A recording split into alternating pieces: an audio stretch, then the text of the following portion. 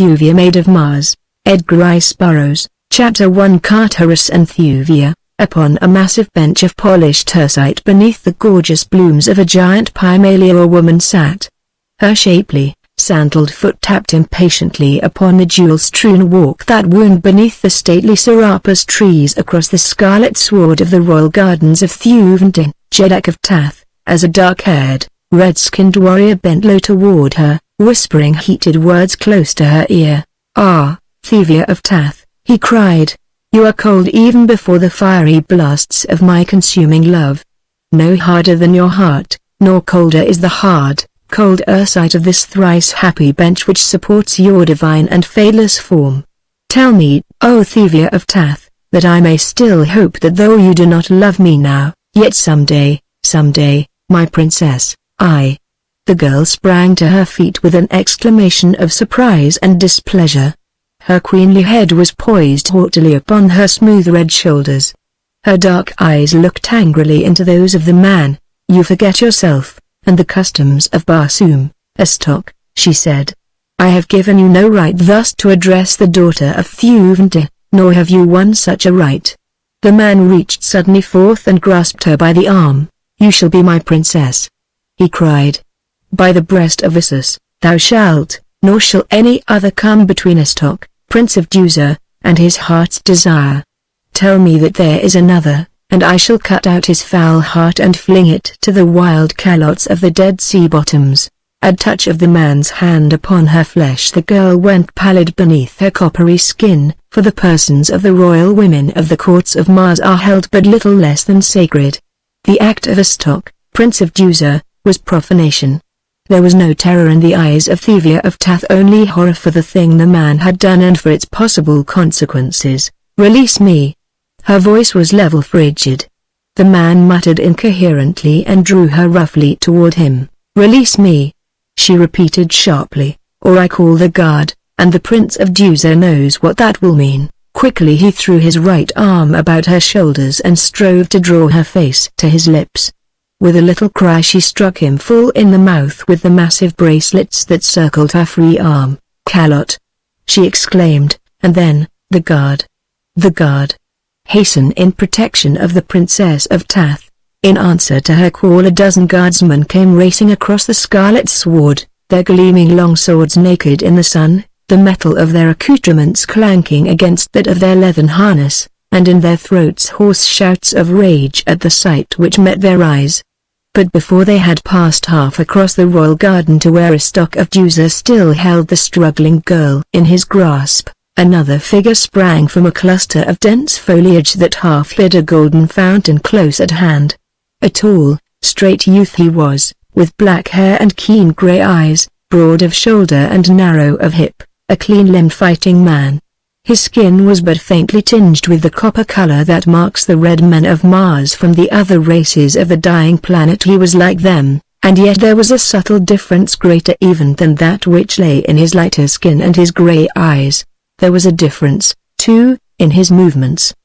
He came on in great leaps that carried him so swiftly over the ground that the speed of the guardsman was as nothing by comparison. Estok still clutched Thuvia's wrist as the young warrior confronted him. The newcomer wasted no time and he spoke but a single word, "Calot." He snapped, and then his clenched fist landed beneath the other's chin, lifting him high into the air and depositing him in a crumpled heap within the center of the pimalia bush beside the earthside bench. Her champion turned toward the girl. "Caw, Thuvia of Tath," he cried. "It seems that fate timed my visit well. Caw, Carterus of Helium." The princess returned the young man's greeting, and what less could one expect of the son of such a sire? He bowed his acknowledgement of the compliment to his father, John Carter, warlord of Mars. And then the guardsmen, panting from their charge, came up just as the Prince of Duzur, bleeding at the mouth, and with drawn sword, crawled from the entanglement of the pimalia. Estok would have leapt to mortal combat with the son of Dejathoris, but the guardsmen pressed about him, preventing, though it was clearly evident that naught would have better pleased Carterus of Helium. "But say the word, Thuvia of Tath," he begged, "and naught will give me greater pleasure than meeting to this fellow the punishment he has earned." "It cannot be," Carteris, she replied.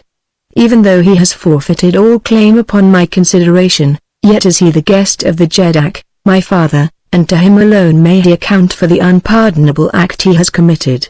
As you say, Thuvia, replied the Heliumite. But afterward he shall account to Carteris, Prince of Helium, for this affront to the daughter of my father's friend. As he spoke, though, there burned in his eyes a fire that proclaimed a nearer, dearer cause for his championship of this glorious daughter of Barsoom. The maid's cheek darkened beneath the satin of her transparent skin, and the eyes of Astok, Prince of Duzur, darkened, too, as he read that which passed unspoken between the two in the royal gardens of the Jeddak. And thou to me, he snapped at Carteris, answering the young man's challenge. The guards still surrounded Astok. It was a difficult position for the young officer who commanded it. His prisoner was the son of a mighty Jeddak. He was the guest of Thuvia until but now an honored guest upon whom every royal dignity had been showered. To arrest him forcibly could mean naught else than war, and yet he had done that which in the eyes of the Teth warrior merited death. The young man hesitated. He looked toward his princess. She, too, guessed all that hung upon the action of the coming moment. For many years Duzur and Teth had been at peace with each other. Their great merchant ships plied back and forth between the larger cities of the two nations. Even now, far above the gold-shot scarlet dome of the Jeddak's palace, she could see the huge bulk of a giant freighter taking its majestic way through the thin Barsoomian air toward the west and Duzur.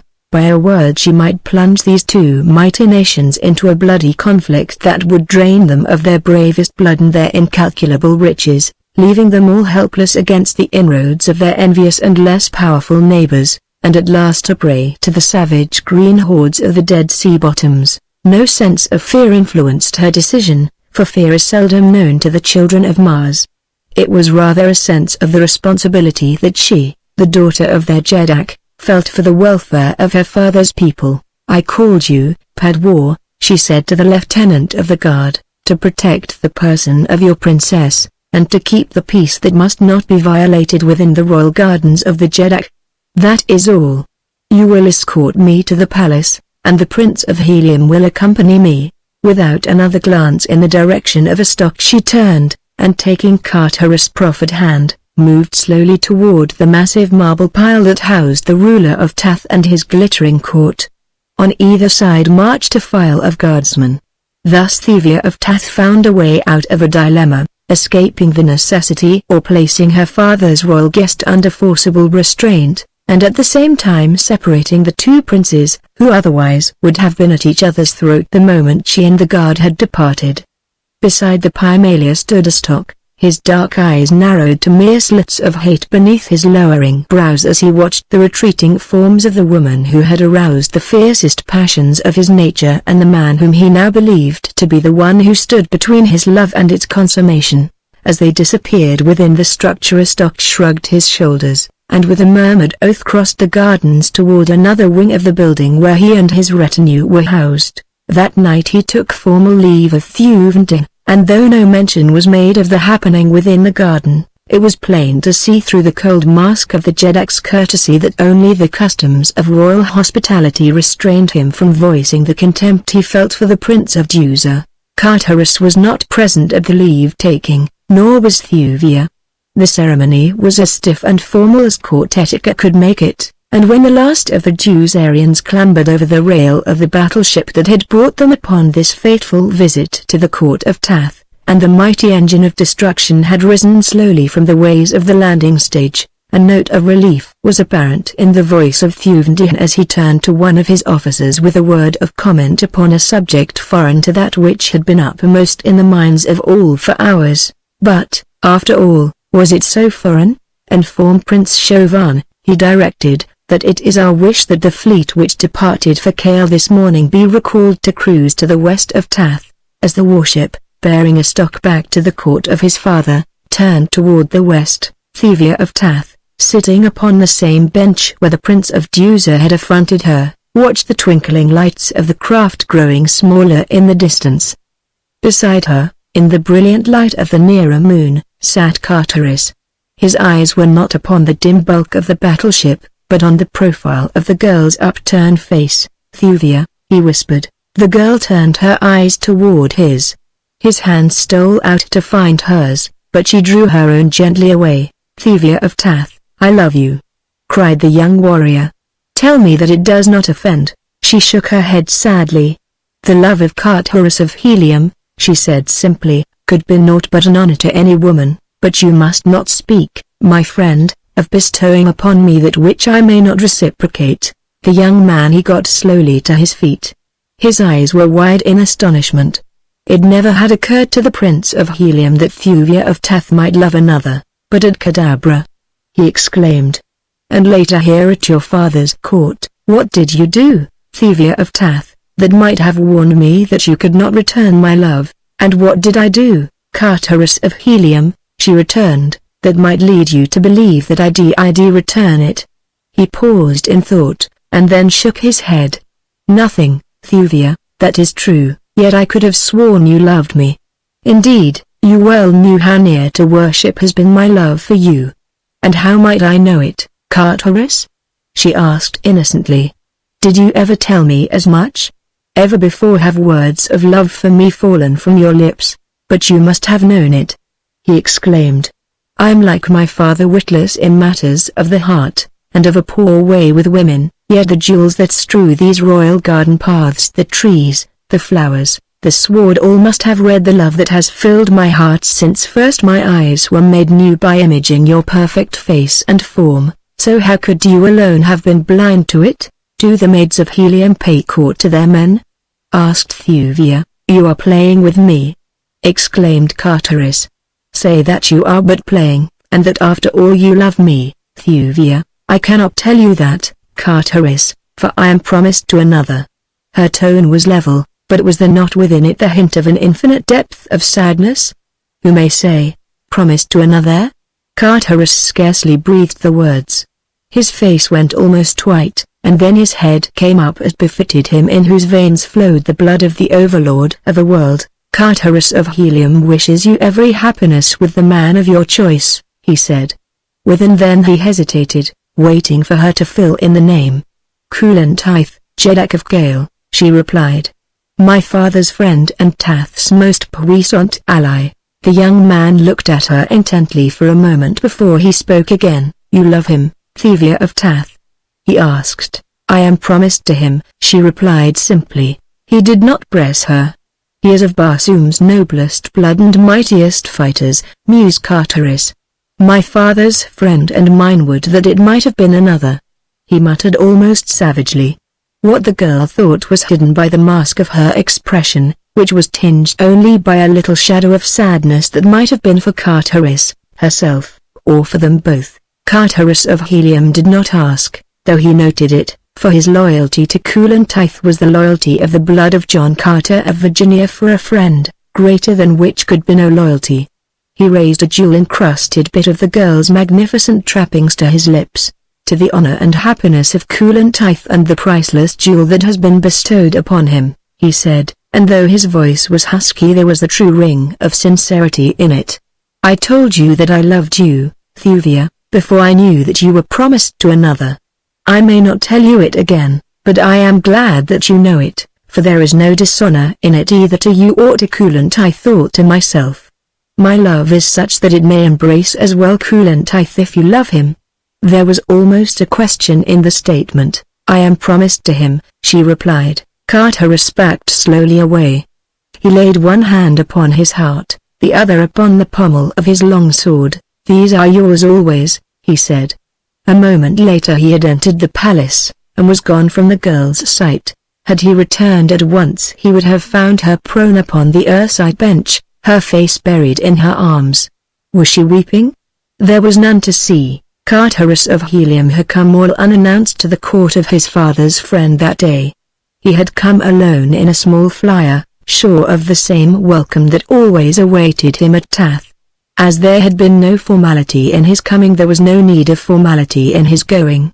To Thuvia he explained that he had been but testing an invention of his own with which his flyer was equipped, a clever improvement of the ordinary Martian air compass, which, when set for a certain destination, will remain constantly fixed thereon, making it only necessary to keep a vessel's prow always in the direction of the compass needle to reach any given point upon Barsoom by the shortest route. Carteret improvement upon this consisted of an auxiliary device which steered the craft mechanically in the direction of the compass, and upon arrival directly over the point for which the compass was set, brought the craft to a standstill and lowered it, also automatically, to the ground. You readily discern the advantages of this invention.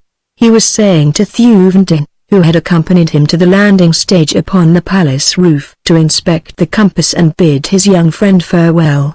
A dozen officers of the court with several body servants were grouped behind the Jeddak and his guest, eager listeners to the conversation, so eager on the part of one of the servants that he was twice rebuked by a noble for his forwardness in pushing himself ahead of his betters to view the intricate mechanism of the wonderful controlling destination compass, as the thing was called.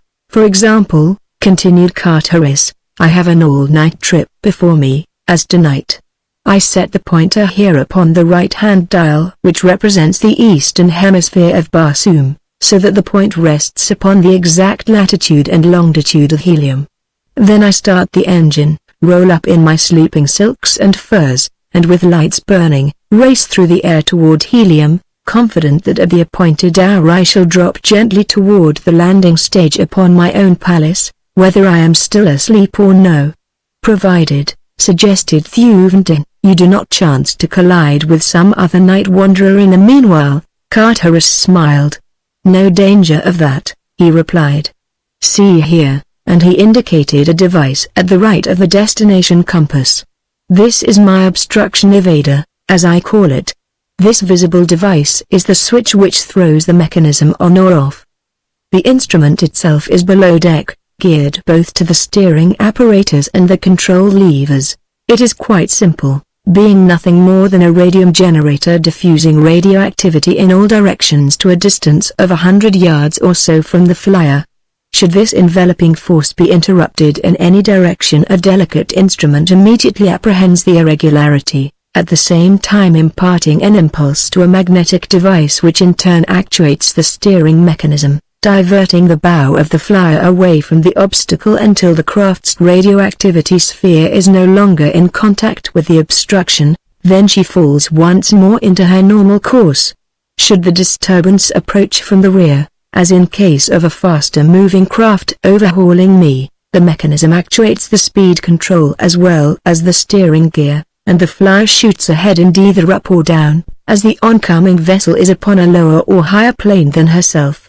In aggravated cases, that is when the obstructions are many, or of such a nature as to deflect the bow more than 45 degrees in any direction, or when the craft has reached its destination and dropped her within 100 yards of the ground, the mechanism brings her to a full stop, at the same time sounding a loud alarm which will instantly awaken the pilot.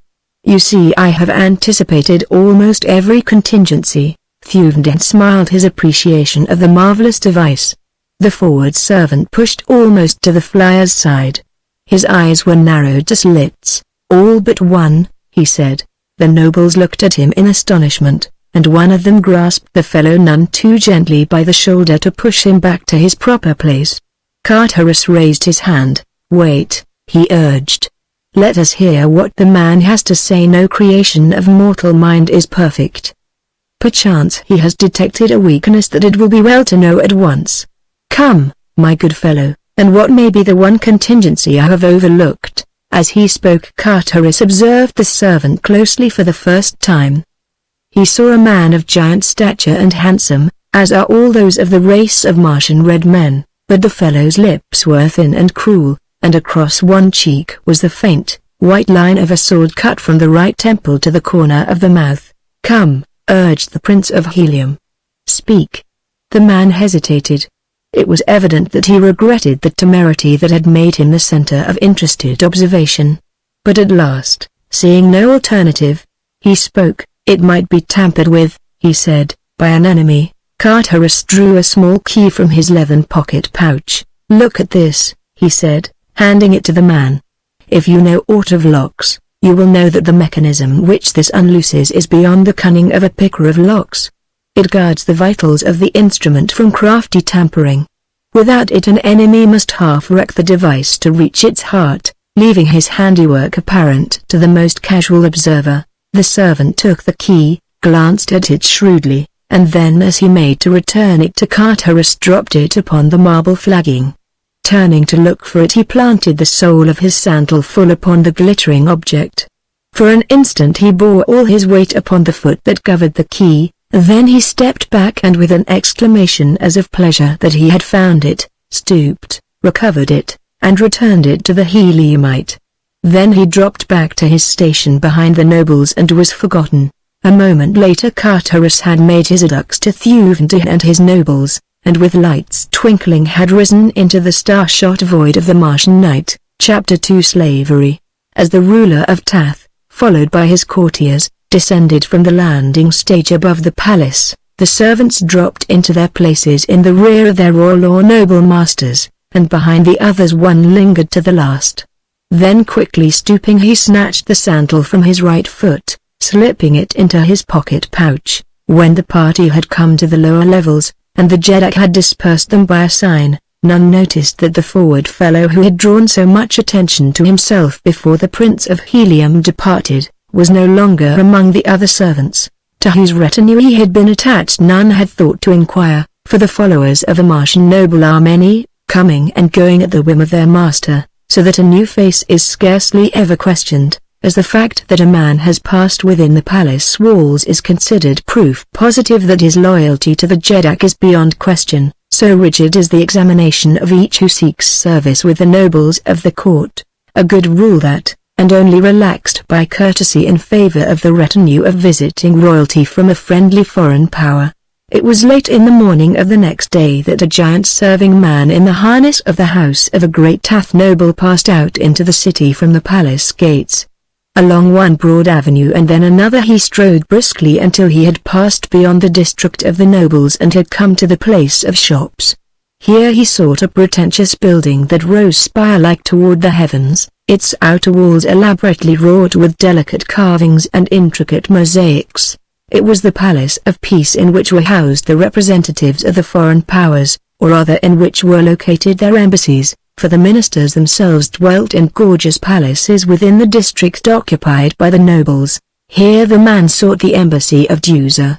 A clerk arose questioningly as he entered, and at his request to have a word with the minister asked his credentials. The visitor slipped a plain metal armlet from above his elbow, and pointing to an inscription upon its inner surface, whispered a word or two to the clerk. The latter's eyes went wide, and his attitude turned at once to one of deference. He bowed the stranger to a seat, and hastened to an inner room with the armlet in his hand.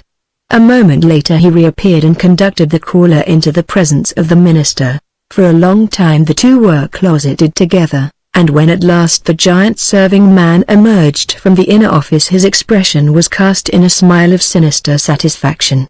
From the Palace of Peace he hurried directly to the palace of the Dusarian minister. That night two swift flyers left the same palace top. One sped its rapid course toward Helium, the other, Thuvia of Tath, strolled in the gardens of her father's palace, as was her nightly custom before retiring.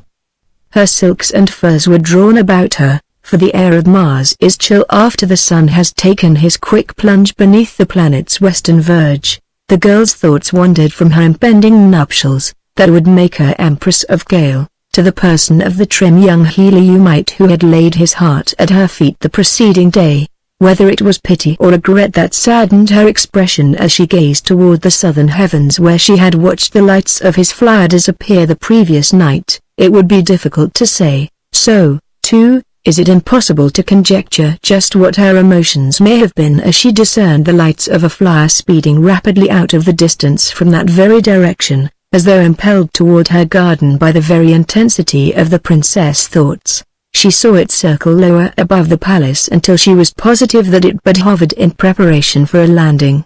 Presently the powerful rays of its searchlight shot downward from the bow. They fell upon the landing stage for a brief instant, revealing the figures of the Tathian guard, picking into brilliant points of fire the gems upon their gorgeous harnesses. Then the blazing eye swept onward across the burnished domes and graceful minarets, down into court and park and garden to pause at last upon the earthside bench and the girl standing there beside it, her face upturned full toward the flyer. For but an instant the searchlight halted upon Thuvia of Tath, then it was extinguished as suddenly as it had come to life.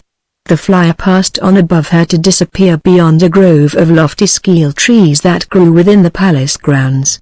The girl stood for some time as it had left her, except that her head was bent and her eyes downcast in thought. Who but Carterus could it have been? She tried to feel anger that he should have returned thus, spying upon her, but she found it difficult to be angry with the young prince of Helium. What mad caprice could have induced him so to transgress the etiquette of nations? For lesser things great powers had gone to war. The princess in her was shocked and angered, but what of the girl? And the guard, what of them? Evidently they, too, had been so much surprised by the unprecedented action of the stranger that they had not even challenged, but that they had no thought to let the thing go unnoticed was quickly evidenced by the scurrying of motors upon the landing stage and the quick shooting airward of a long-lined patrol boat. Thuvia watched it dart swiftly eastward. So, too, did other eyes watch. Within the dense shadows of the skeel grove, in a wide avenue beneath the o'erspreading foliage, a flyer hung a dozen feet above the ground. From its deck keen eyes watched the far-fanning searchlight of the patrol boat. No light shone from the enshadowed craft. Upon its deck was the silence of the tomb. Its crew of a half-dozen red warriors watched the lights of the patrol boat diminishing in the distance. "The intellects of our ancestors are with us tonight," said one in a low tone. "No plan ever carried better," returned another. They did precisely as the prince foretold. He who had first spoken turned toward the man who squatted before the control board. "Now," he whispered. There was no other order given. Every man upon the craft had evidently been well schooled in each detail of that night's work. Silently the dark hull crept beneath the cathedral arches of the dark and silent grove. Thuvia of Tath, gazing toward the east, saw the black blot against the blackness of the trees as the craft topped the buttressed garden wall. She saw the dim bulk incline gently downward toward the scarlet sward of the garden. She knew that men came not thus with honorable intent. Yet she did not cry aloud to alarm the nearby guardsmen, nor did she flee to the safety of the palace. "Why?" I can see her shrug her shapely shoulders in reply as she voices the age-old, universal answer of the woman, "Because." Scarce had the flyer touched the ground when 4 men leapt from its deck. They ran forward toward the girl. Still she made no sign of alarm, standing as though hypnotized. Or could it have been as one who awaited a welcome visitor? Not until they were quite close to her did she move. Then the nearer moon, rising above the surrounding foliage, touched their faces, lighting all with the brilliancy of her silver rays. Thuvia of Tath saw only strangers, warriors in the harness of Deusa. Now she took fright, but too late. Before she could voice but a single cry, rough hands seized her. A heavy silken scarf was wound about her head. She was lifted in strong arms and borne to the deck of the flyer. There was the sudden whirl of propellers, the rushing of air against her body, and, from far beneath the shouting and the challenge from the guard, racing toward the south another flyer sped toward Helium. In its cabin a tall red man bent over the soft sole of an upturned sandal. With delicate instruments he measured the faint imprint of a small object which appeared there. Upon a pad beside him was the outline of a key, and here he noted the results of his measurements. A smile played upon his lips as he completed his task and turned to one who waited at the opposite side of the table. "The man is a genius," he remarked. "Only a genius could have evolved such a lock as this is designed to spring. Here, take the sketch, lyric, and give all thine own genius full and unfettered freedom in reproducing it in metal." The warrior artificer bowed. "Man builds naught," he said, "that man may not destroy." Then he left the cabin with the sketch. As dawn broke upon the lofty towers which mark the twin cities of Helium, the scarlet tower of one and the yellow tower of its sister, a flyer floated lazily out of the north. Upon its bow was emblazoned the sneer of a lesser noble of a far city of the empire of Helium. Its leisurely approach and the evident confidence with which it moved across the city aroused no suspicion in the minds of the sleepy guard.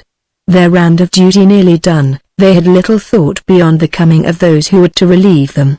Peace reigned throughout Helium. Stagnant, emasculating peace. Helium had no enemies. There was naught to fear. Without haste the nearest air patrol swung sluggishly about and approached the stranger. At easy speaking distance the officer upon her deck hailed the incoming craft.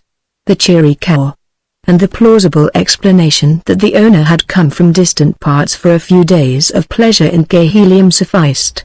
The air patrol boat sheered off, passing again upon its way. The stranger continued toward a public landing stage, where she dropped into the ways and came to rest. At about the same time a warrior entered her cabin. "It is done, Vasco," he said, handing a small metal key to the tall noble who had just risen from his sleeping silks and furs. "Good," exclaimed the latter.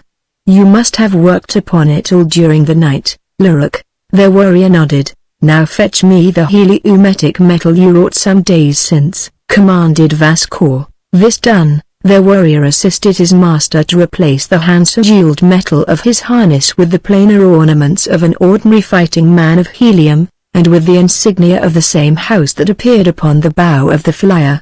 Vasco breakfasted on board. Then he emerged upon the aerial dock, entered an elevator, and was borne quickly to the street below, where he was soon engulfed by the early morning throng of workers hastening to their daily duties.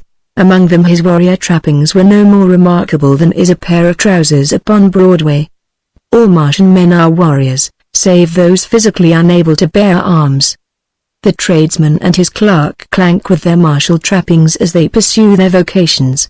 The schoolboy, coming into the world, as he does, almost adult from the snowy shell that has encompassed his development for 5 long years, knows so little of life without a sword at his hip that he would feel the same discomfiture at going abroad unarmed that an earthboy would experience in walking the streets knickerbockerless. Vasco's destination lay in Greater Helium, which lies some 75 miles across the level plain from Lesser Helium. He had landed at the latter city because the air patrol is less suspicious and alert than that above the larger metropolis where lies the palace of the Jeddak. As he moved with the throng in the park-like canyon of the thoroughfare, the life of an awakening Martian city was in evidence about him. Houses, raised high upon their slender metal columns for the night, were dropping gently toward the ground. Among the flowers upon the scarlet sward which lies about the buildings children were already playing, and comely women laughing and chatting with their neighbors as they culled gorgeous blossoms for the vases within doors. The pleasant caw of the Barsoomian greeting fell continually upon the ears of the stranger as friends and neighbors took up the duties of a new day. The district in which he had landed was residential, a district of merchants of the more prosperous sort. Everywhere were evidences of luxury and wealth. Slaves appeared upon every housetop with gorgeous silks and costly furs, laying them in the sun for airing. Jewel-encrusted women lolled even thus early upon the carved balconies before their sleeping apartments. Later in the day they would repair to the roofs when the slaves had arranged couches and pitched silken canopies to shade them from the sun. Strains of inspiring music broke pleasantly from open windows, for the Martians have solved the problem of attuning the nerves pleasantly to the sudden transition from sleep to waking that proves so difficult a thing for most Earth folk. Above him raced the long, light passenger flyers, plying, each in its proper plane, between the numerous landing stages for internal passenger traffic. Landing stages that tower high into the heavens are for the great international passenger liners. Freighters have other landing stages at various lower levels, to within a couple of 100 feet of the ground, nor dare any flyer rise or drop from one plane to another except in certain restricted districts where horizontal traffic is forbidden. Along the close-cropped sward which paves the avenue, ground flyers were moving in continuous lines in opposite directions.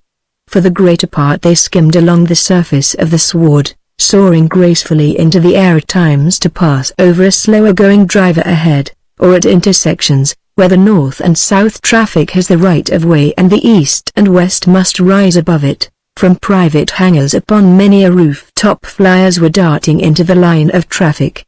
Gay farewells and parting admonitions mingled with the whirring of motors and the subdued noises of the city. Yet with all the swift movement and the countless thousands rushing hither and thither, the predominant suggestion was that of luxurious ease and soft noiselessness.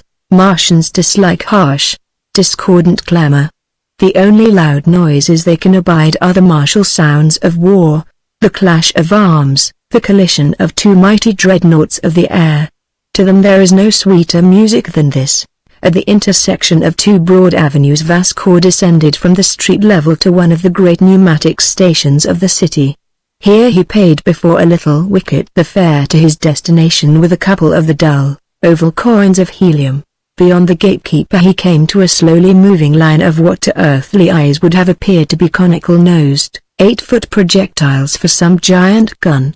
In slow procession the things moved in single file along a groove track.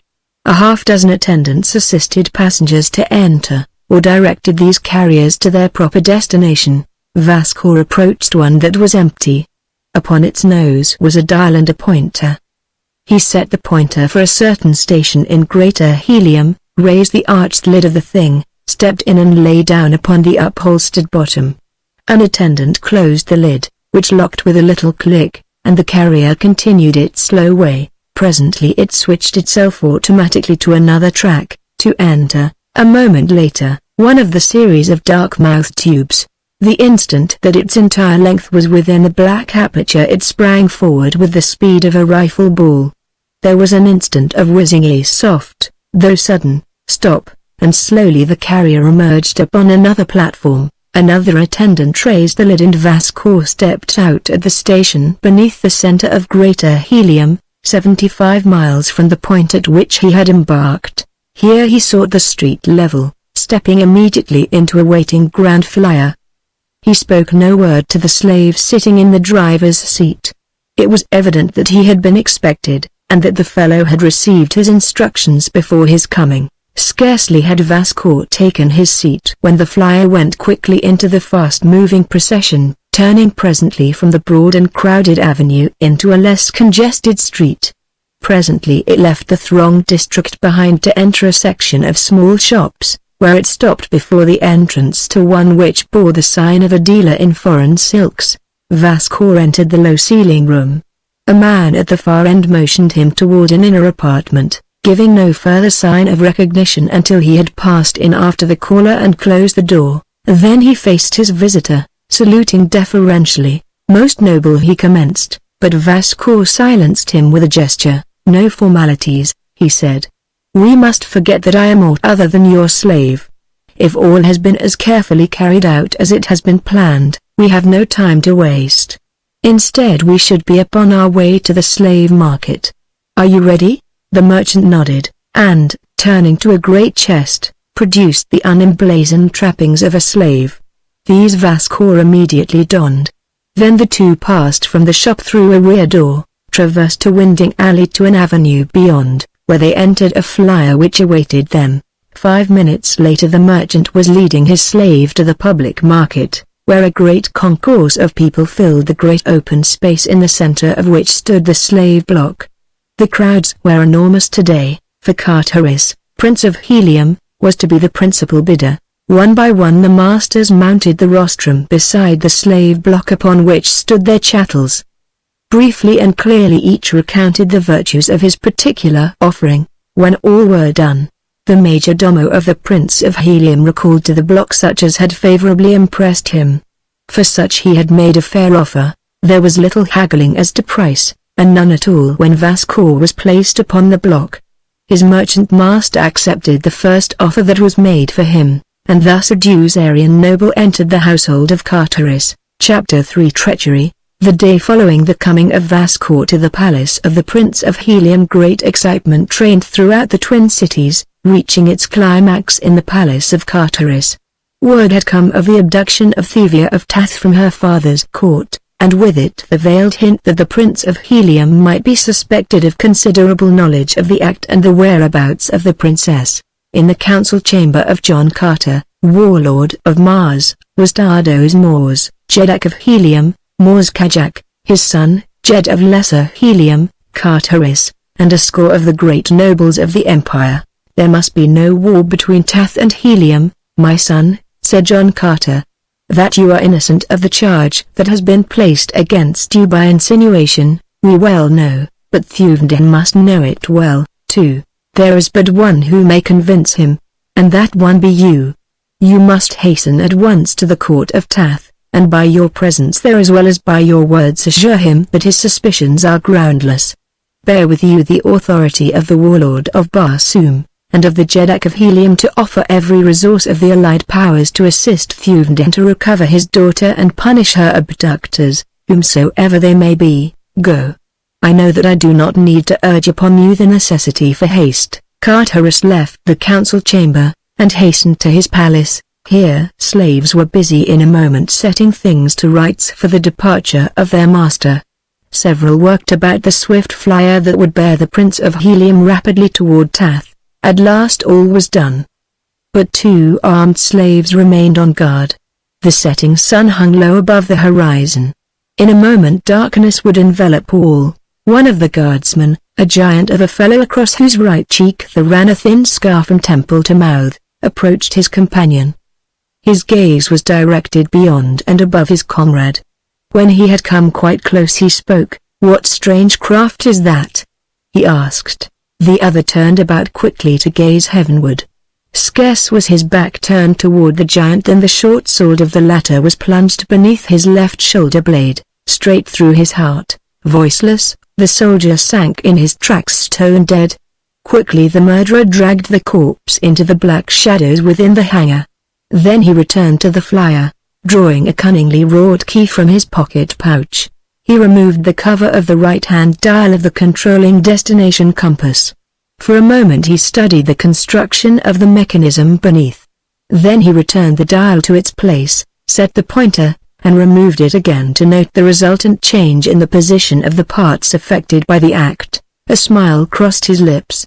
With a pair of cutters he snipped off the projection which extended through the dial from the external pointer. Now the latter might be moved to any point upon the dial without affecting the mechanism below. In other words, the Eastern Hemisphere dial was useless. Now he turned his attention to the Western dial. This he set upon a certain point. Afterward he removed the cover of this dial also, and with keen tool cut the steel finger from the underside of the pointer. As quickly as possible he replaced the second dial cover, and resumed his place on guard. To all intents and purposes the compass was as efficient as before, but, as a matter of fact, the moving of the pointers upon the dials resulted now in no corresponding shift of the mechanism beneath, and the device was set, immovably, upon a destination of the slave's own choosing. Presently came Carteris, accompanied by but a handful of his gentlemen. He cast but a casual glance upon the single slave who stood guard. The fellow's thin, cruel lips, and the sword cut that ran from temple to mouth aroused the suggestion of an unpleasant memory within him. He wondered where Sarantal had found the man. Then the matter faded from his thoughts, and in another moment the Prince of Helium was laughing and chatting with his companions, though below the surface his heart was cold with dread. For what contingencies confronted Thuvia of Tath he could not even guess. First to his mind, naturally, had sprung the thought that a stock of Deuza had stolen the fair Tathian, but almost simultaneously with the report of the abduction had come news of the great fates at Deuza in honor of the return of the Jeddak's son to the court of his father. It could not have been he, thought Carteris, for on the very night that Thuvia was taken a stock had been in Deuza, and yet he entered the flyer, exchanging casual remarks with his companions as he unlocked the mechanism of the compass and set the pointer upon the capital city of Tath. With a word of farewell he touched the button which controlled the repulsive rays, and as the flyer rose lightly into the air, the engine purred in answer to the touch of his finger upon a second button. The propellers whirred as his hand drew back the speed lever, and Carteris, Prince of Helium, was off into the gorgeous Martian night beneath the hurtling moons and the million stars. Scarce had the flyer found its speed ere the man, wrapping his sleeping silks and furs about him, stretched at full length upon the narrow deck to sleep. But sleep did not come at once at his bidding. Instead, his thoughts ran riot in his brain, driving sleep away. He recalled the words of Thuvia of Tath, words that had half assured him that she loved him. For when he had asked her if she loved Kulantith, She had answered only that she was promised to him. Now he saw that her reply was open to more than a single construction. It might, of course, mean that she did not love Coolantith, and so, by inference, be taken to mean that she loved another. But what assurance was there that the other was Carteris of Helium? The more he thought upon it, the more positive he became that not only was there no assurance in her words that she loved him, but none either in any act of hers. No, the fact was, she did not love him. She loved another. She had not been abducted, she had fled willingly with her lover. With such pleasant thoughts filling him alternately with despair and rage, Carteris at last dropped into the sleep of utter mental exhaustion. The breaking of the sudden dawn found him still asleep. His flyer was rushing swiftly above a barren, ochre plain, the world-old bottom of a long-dead Martian sea. In the distance rose low hills. Toward these the craft was headed. As it approached them, a great promontory might have been seen from its deck, stretching out into what had once been a mighty ocean, and circling back once more to enclose the forgotten harbor of a forgotten city, which still stretched back from its deserted quays, an imposing pile of wondrous architecture of a long-dead past. The countless dismal windows, vacant and forlorn, stared, sightless, from their marble walls, the whole sad city taking on the semblance of scattered mounds of dead men's sun-bleached skulls, the casements having the appearance of eyeless sockets, the portals, grinning jaws.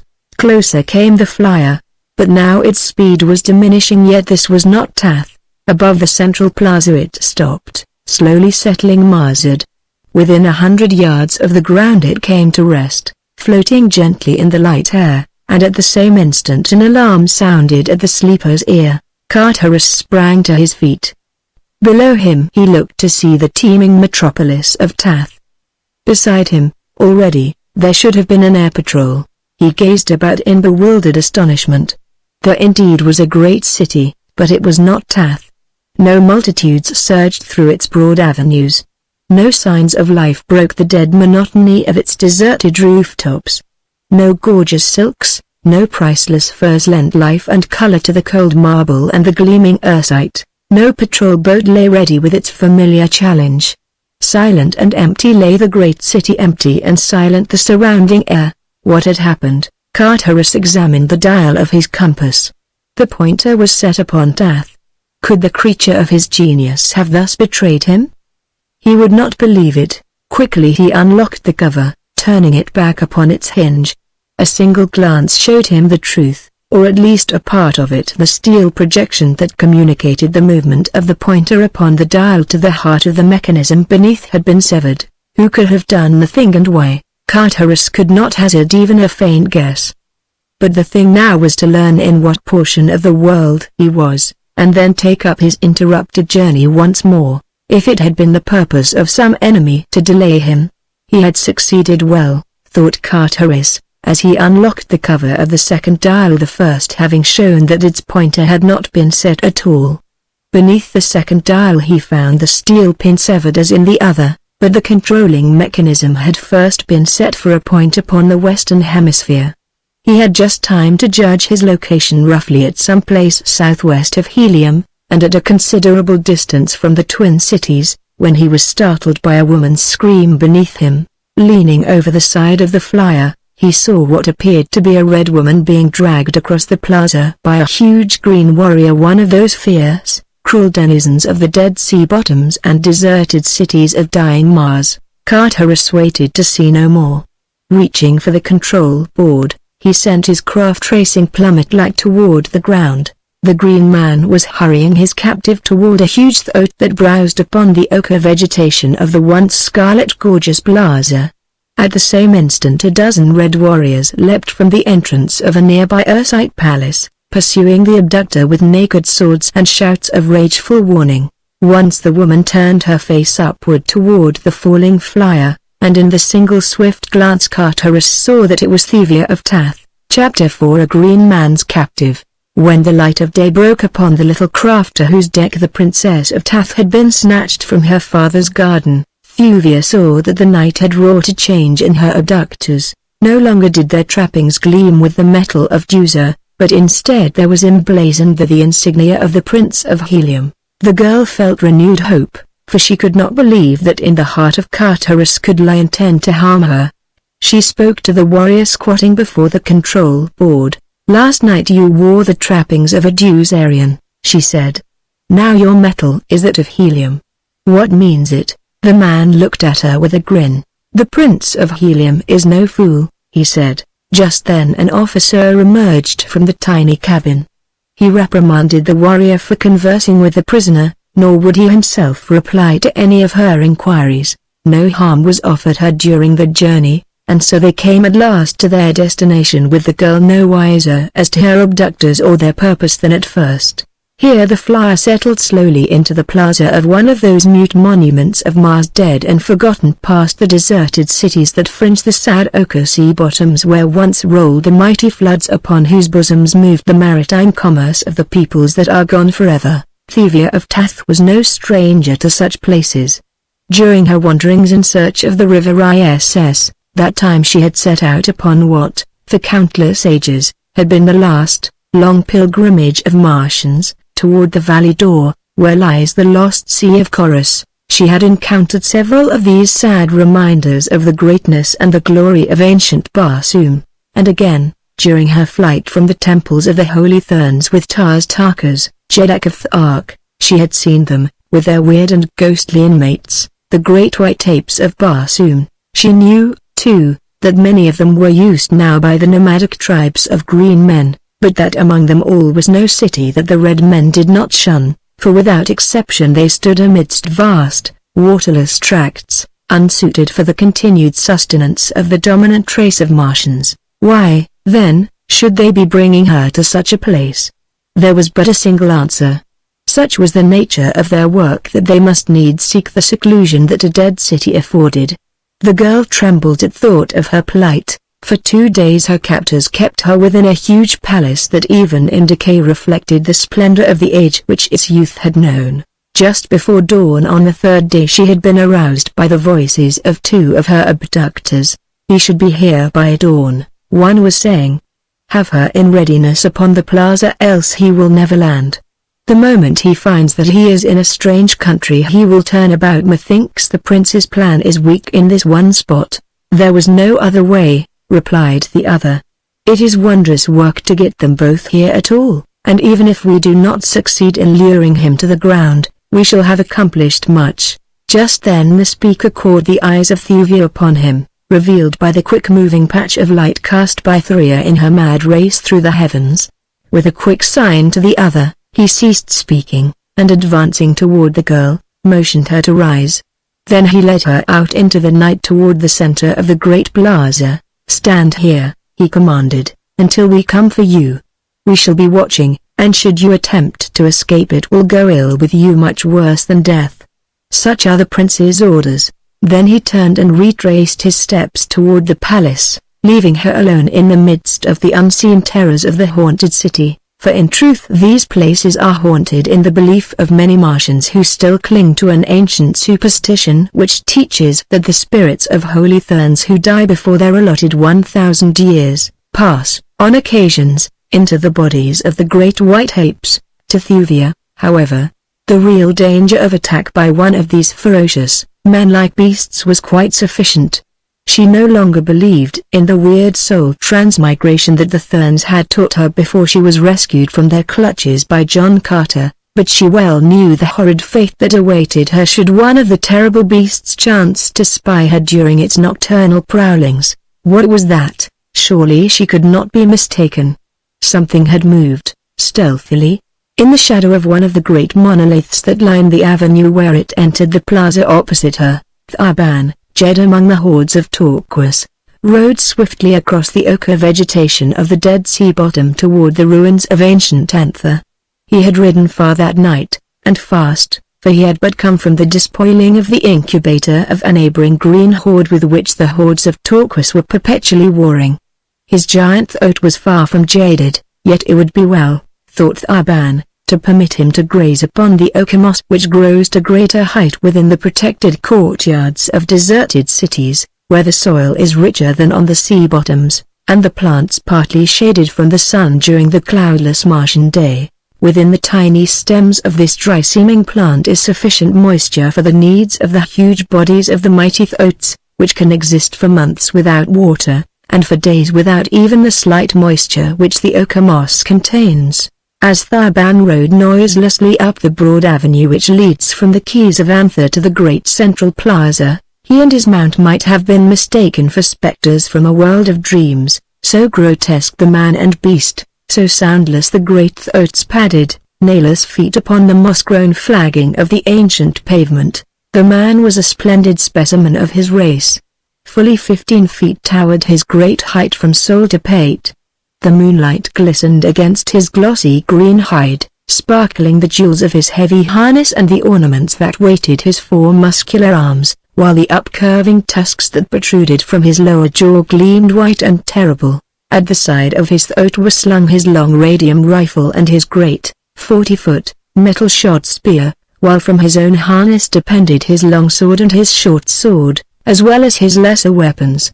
His protruding eyes and antennae-like ears were turning constantly hither and thither, for Thurban was yet in the country of the enemy, and, too, there was always the menace of the great white apes, which, John Carter was wont to say, are the only creatures that can arouse in the breasts of these fierce denizens of the Dead Sea bottoms even the remotest semblance of fear. As the rider neared the plaza, he reined suddenly in. His slender, tubular ears pointed rigidly forward. An unwonted sound had reached them. Voices. And where there were voices, outside of Torquas, there, too, were enemies. All the world of Wide Barsoom contained naught but enemies for the fierce Torquasians. Thurban dismounted. Keeping in the shadows of the great monoliths that lined the avenue of quays of sleeping Anther, he approached the plaza. Directly behind him, as a hound at heel, came the slate-grey oat, his white belly shadowed by his barrel, his vivid yellow feet merging into the yellow of the moss beneath them. In the center of the plaza Thurban saw the figure of a red woman. A red warrior was conversing with her. Now the man turned and retraced his steps toward the palace at the opposite side of the plaza.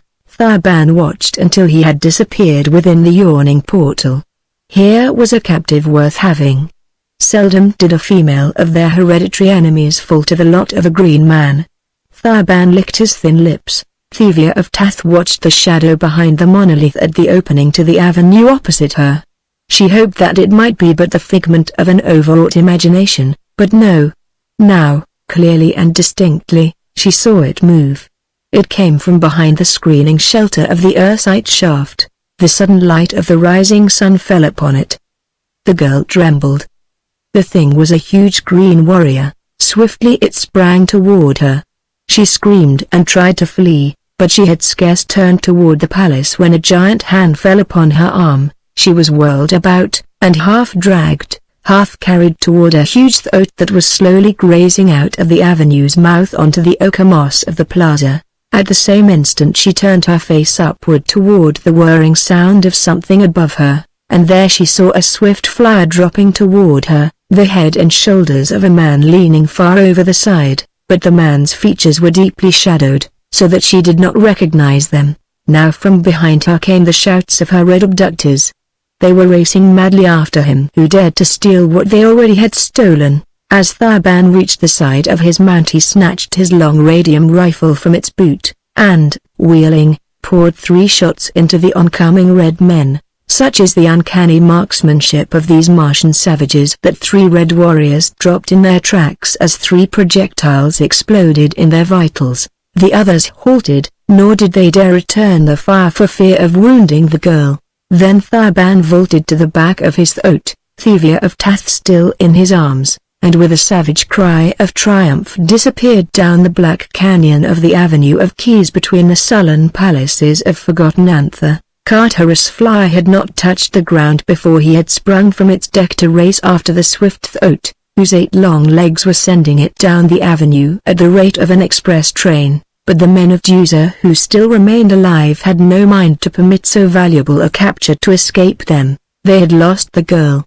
That would be a difficult thing to explain to Istok, but some leniency might be expected could they carry the Prince of Helium to their master instead. So the three who remained set upon Carteris with their long swords, crying to him to surrender, but they might as successfully have cried aloud to Thuvia to cease her mad hurtling through the Barsoomian sky, for Carteris of Helium was a true son of the warlord of Mars and his incomparable Digithoris. Carteris' longsword had been already in his hand as he leapt from the deck of the flyer, so the instant that he realized the menace of the three red warriors, he wheeled to face them, meeting their onslaught as only John Carter himself might have done. So swift his sword, so mighty and agile his half-earthly muscles, that one of his opponents was down, crimsoning the oaken moss with his life-blood, when he had scarce made a single pass at Carteris.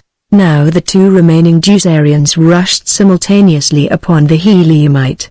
Three long swords clashed and sparkled in the moonlight, until the great white apes, roused from their slumbers, crept to the lowering windows of the dead city to view the bloody scene beneath them.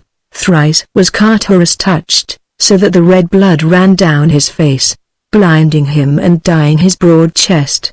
With his free hand he wiped the gore from his eyes, and with the fighting smile of his father touching his lips, leapt upon his antagonists with renewed fury. A single cut of his heavy sword severed the head of one of them, and then the other, backing away clear of that point of death, turned and fled toward the palace at his back. Carteris made no step to pursue. He had other concern than the meeting of even well-deserved punishment to strange men who masqueraded in the metal of his own house, for he had seen that these men were tricked out in the insignia that marked his personal followers. Turning quickly toward his flyer, he was soon rising from the plaza in pursuit of Tharban. The red warrior whom he had put to flight turned in the entrance to the palace, and, seeing Carteris' intent, snatched a rifle from those that he and his fellows had left leaning against the wall as they had rushed out with drawn swords to prevent the theft of their prisoner. Few red men are good shots, for the sword is their chosen weapon, so now as the Dusarian drew bead upon the rising flyer, and touched the button upon his rifle's stock, it was more to chance than proficiency that he owed the partial success of his aim. The projectile grazed the flyer's side, the opaque coating breaking sufficiently to permit daylight to strike in upon the powder file within the bullet's nose. There was a sharp explosion. Carteris felt his craft reel drunkenly beneath him, and the engine stopped. The momentum the airboat had gained carried her on over the city toward the sea bottom beyond. The red warrior in the plaza fired several more shots, none of which scored. Then a lofty minaret shut the drifting quarry from his view. In the distance before him Carteris could see the green warrior bearing Thuvia of Tathaway upon his mighty throat. The direction of his flight was toward the northwest of Anther, where lay a mountainous country little known to red men. The Heliumite now gave his attention to his injured craft. A close examination revealed the face that one of the buoyancy tanks had been punctured, but the engine itself was uninjured. A splinter from the projectile had damaged one of the control levers beyond the possibility of repair outside a machine shop, but after considerable tinkering, Carteris was able to propel his wounded flyer at low speed, a rate which could not approach the rapid gait of the Thoat, whose 8 long, powerful legs carried it over the ochre vegetation of the Dead Sea bottom at terrific speed. The Prince of Helium chafed and fretted at the slowness of his pursuit, yet he was thankful that the damage was no worse, for now he could at least move more rapidly than on foot. But even this meager satisfaction was soon to be denied him, for presently the flyer commenced to sag toward the port and by the bow. The damage to the buoyancy tanks had evidently been more grievous than he had at first believed. All the balance of that long day Carteris scrawled erratically through the still air, the bow of the flyer sinking lower and lower, and the list to port becoming more and more alarming, until at last, near dark, he was floating almost bow down, his harness buckled to a heavy deck ring to keep him from being precipitated to the ground below. His forward movement was now confined to a slow drifting with the gentle breeze that blew out of the southeast, and when this died down with the setting of the sun, he let the flyer sink gently to the mossy carpet beneath. Far before him loomed the mountains toward which the Green Man had been fleeing when last he had seen him, and with dogged resolution the son of John Carter, endowed with the indomitable will of his mighty sire, took up the pursuit on foot. All that night he forged ahead until, with the dawning of a new day, he entered the low foothills that guard the approach to the fastness of the mountains of Turquoise. Rugged, granitic walls towered before him.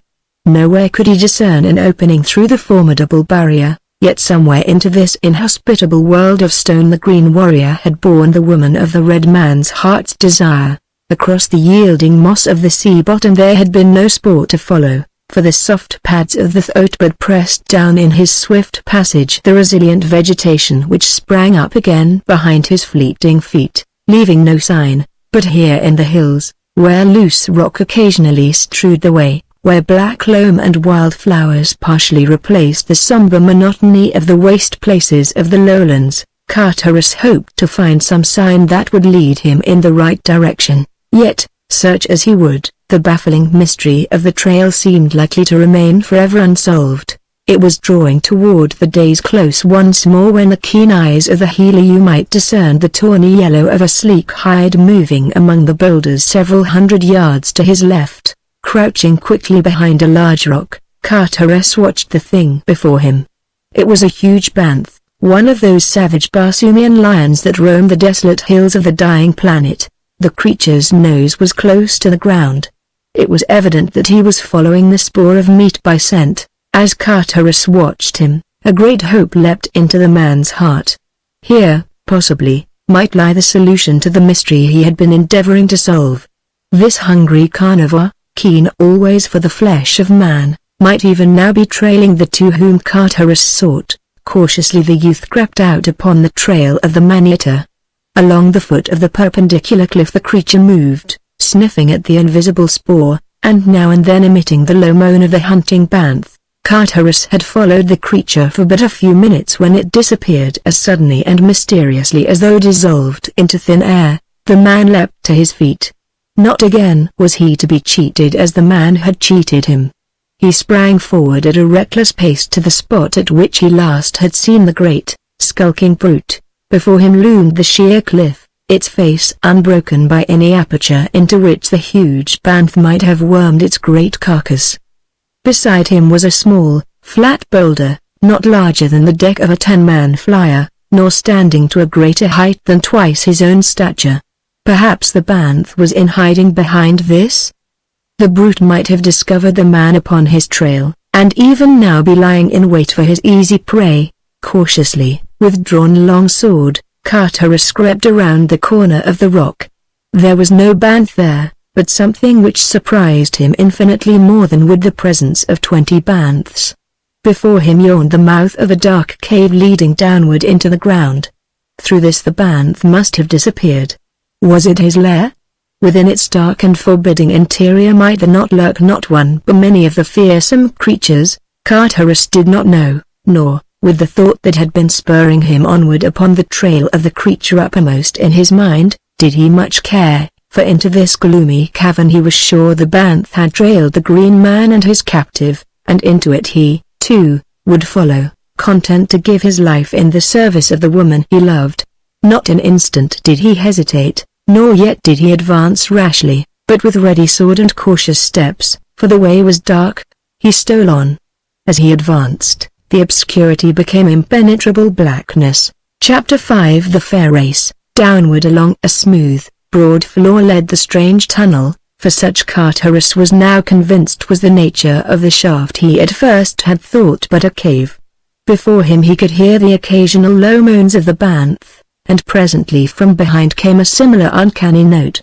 Another banth had entered the passageway on his trail. His position was anything but pleasant.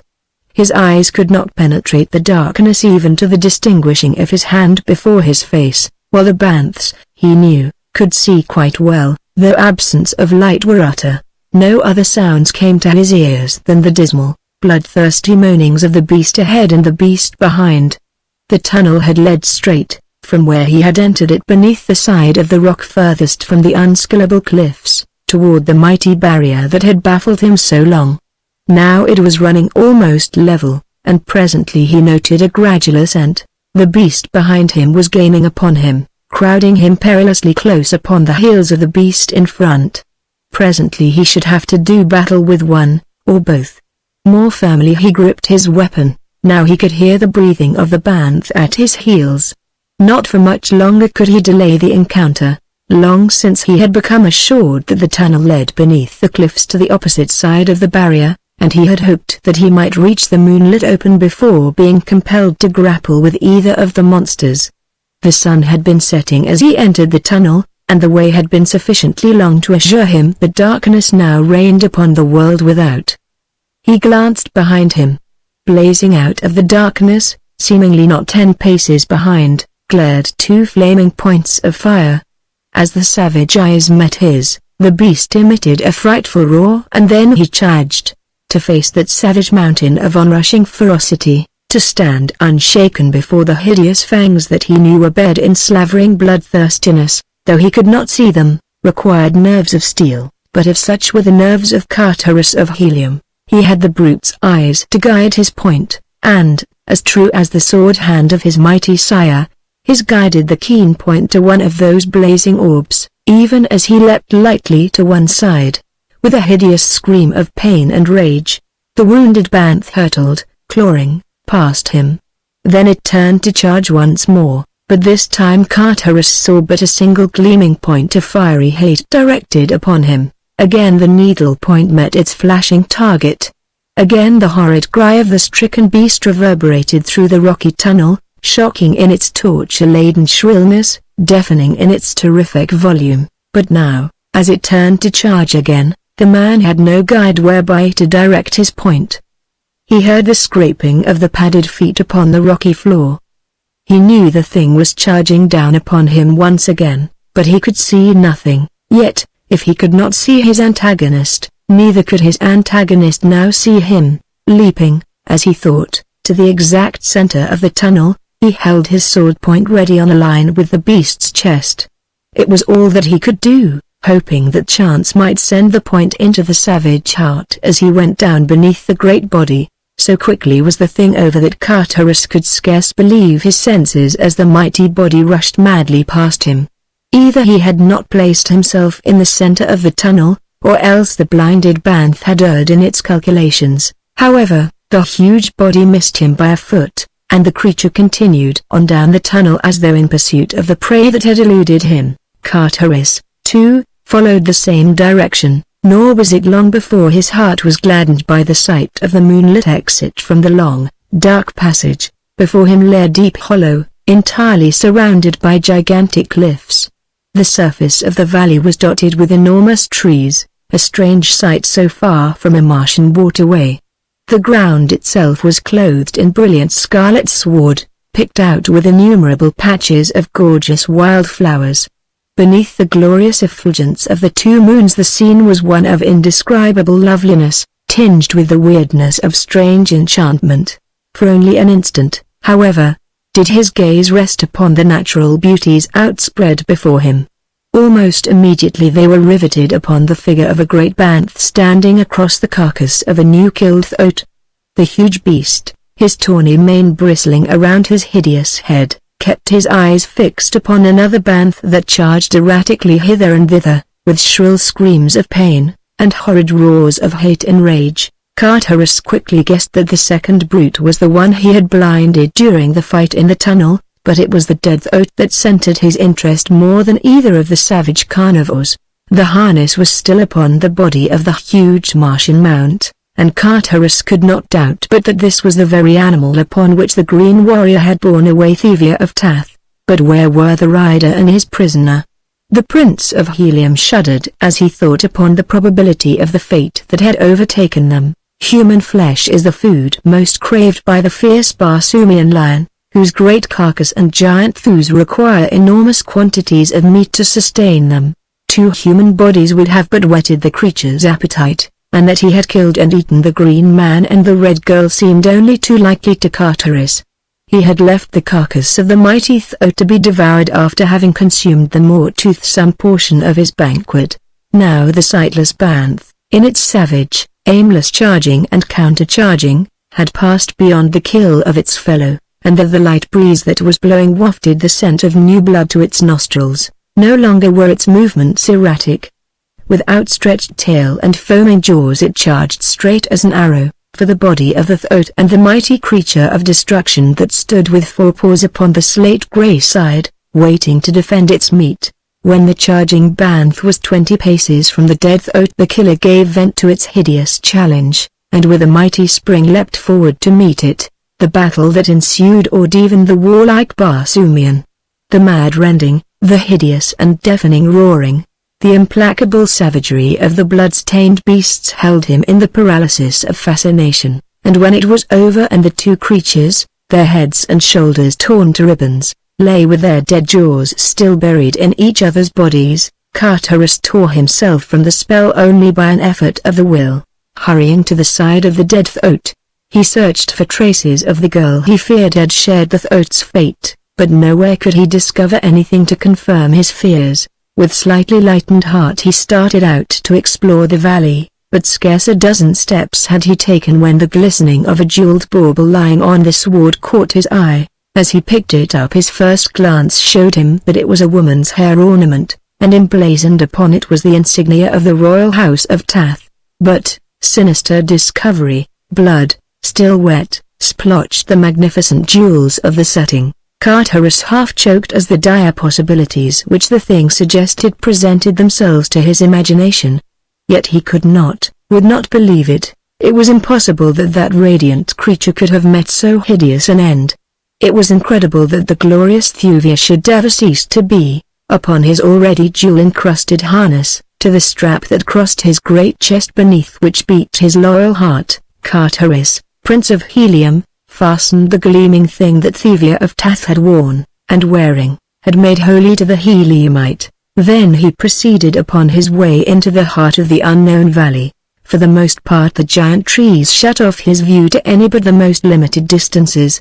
Occasionally he caught glimpses of the towering hills that bounded the valley upon every side, and though they stood out clear beneath the light of the two moons, he knew that they were far off, and that the extent of the valley was immense. For half the night he continued his search, until presently he was brought to a sudden halt by the distant sound of squealing throats. Guided by the noise of these habitually angry beasts, he stole forward through the trees until at last he came upon a level, treeless plain, in the center of which a mighty city reared its burnished domes and vividly colored towers. About the walled city the red man saw a huge encampment of the green warriors of the Dead Sea Bottoms, and as he let his eyes rove carefully over the city he realized that here was no deserted metropolis of a dead past. But what city could it be? His studies had taught him that in this little explored portion of Barsoom the fierce tribe of Caucasian green men ruled supreme, and that as yet no red man had succeeded in piercing to the heart of their domain to return again to the world of civilization.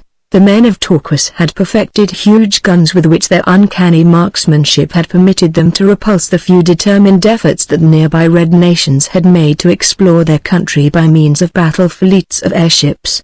That he was within the boundary of Torquas, Carteret was sure, but that there existed such a wondrous city he never had dreamed, nor had the chronicles of the past even hinted at such a possibility, for the Torquasians were known to live, as did the other green men of Mars, within the deserted cities that dotted the dying planet, nor ever had any green horde built so much as a single edifice, other than the low-walled incubators where their young are hatched by the sun's heat.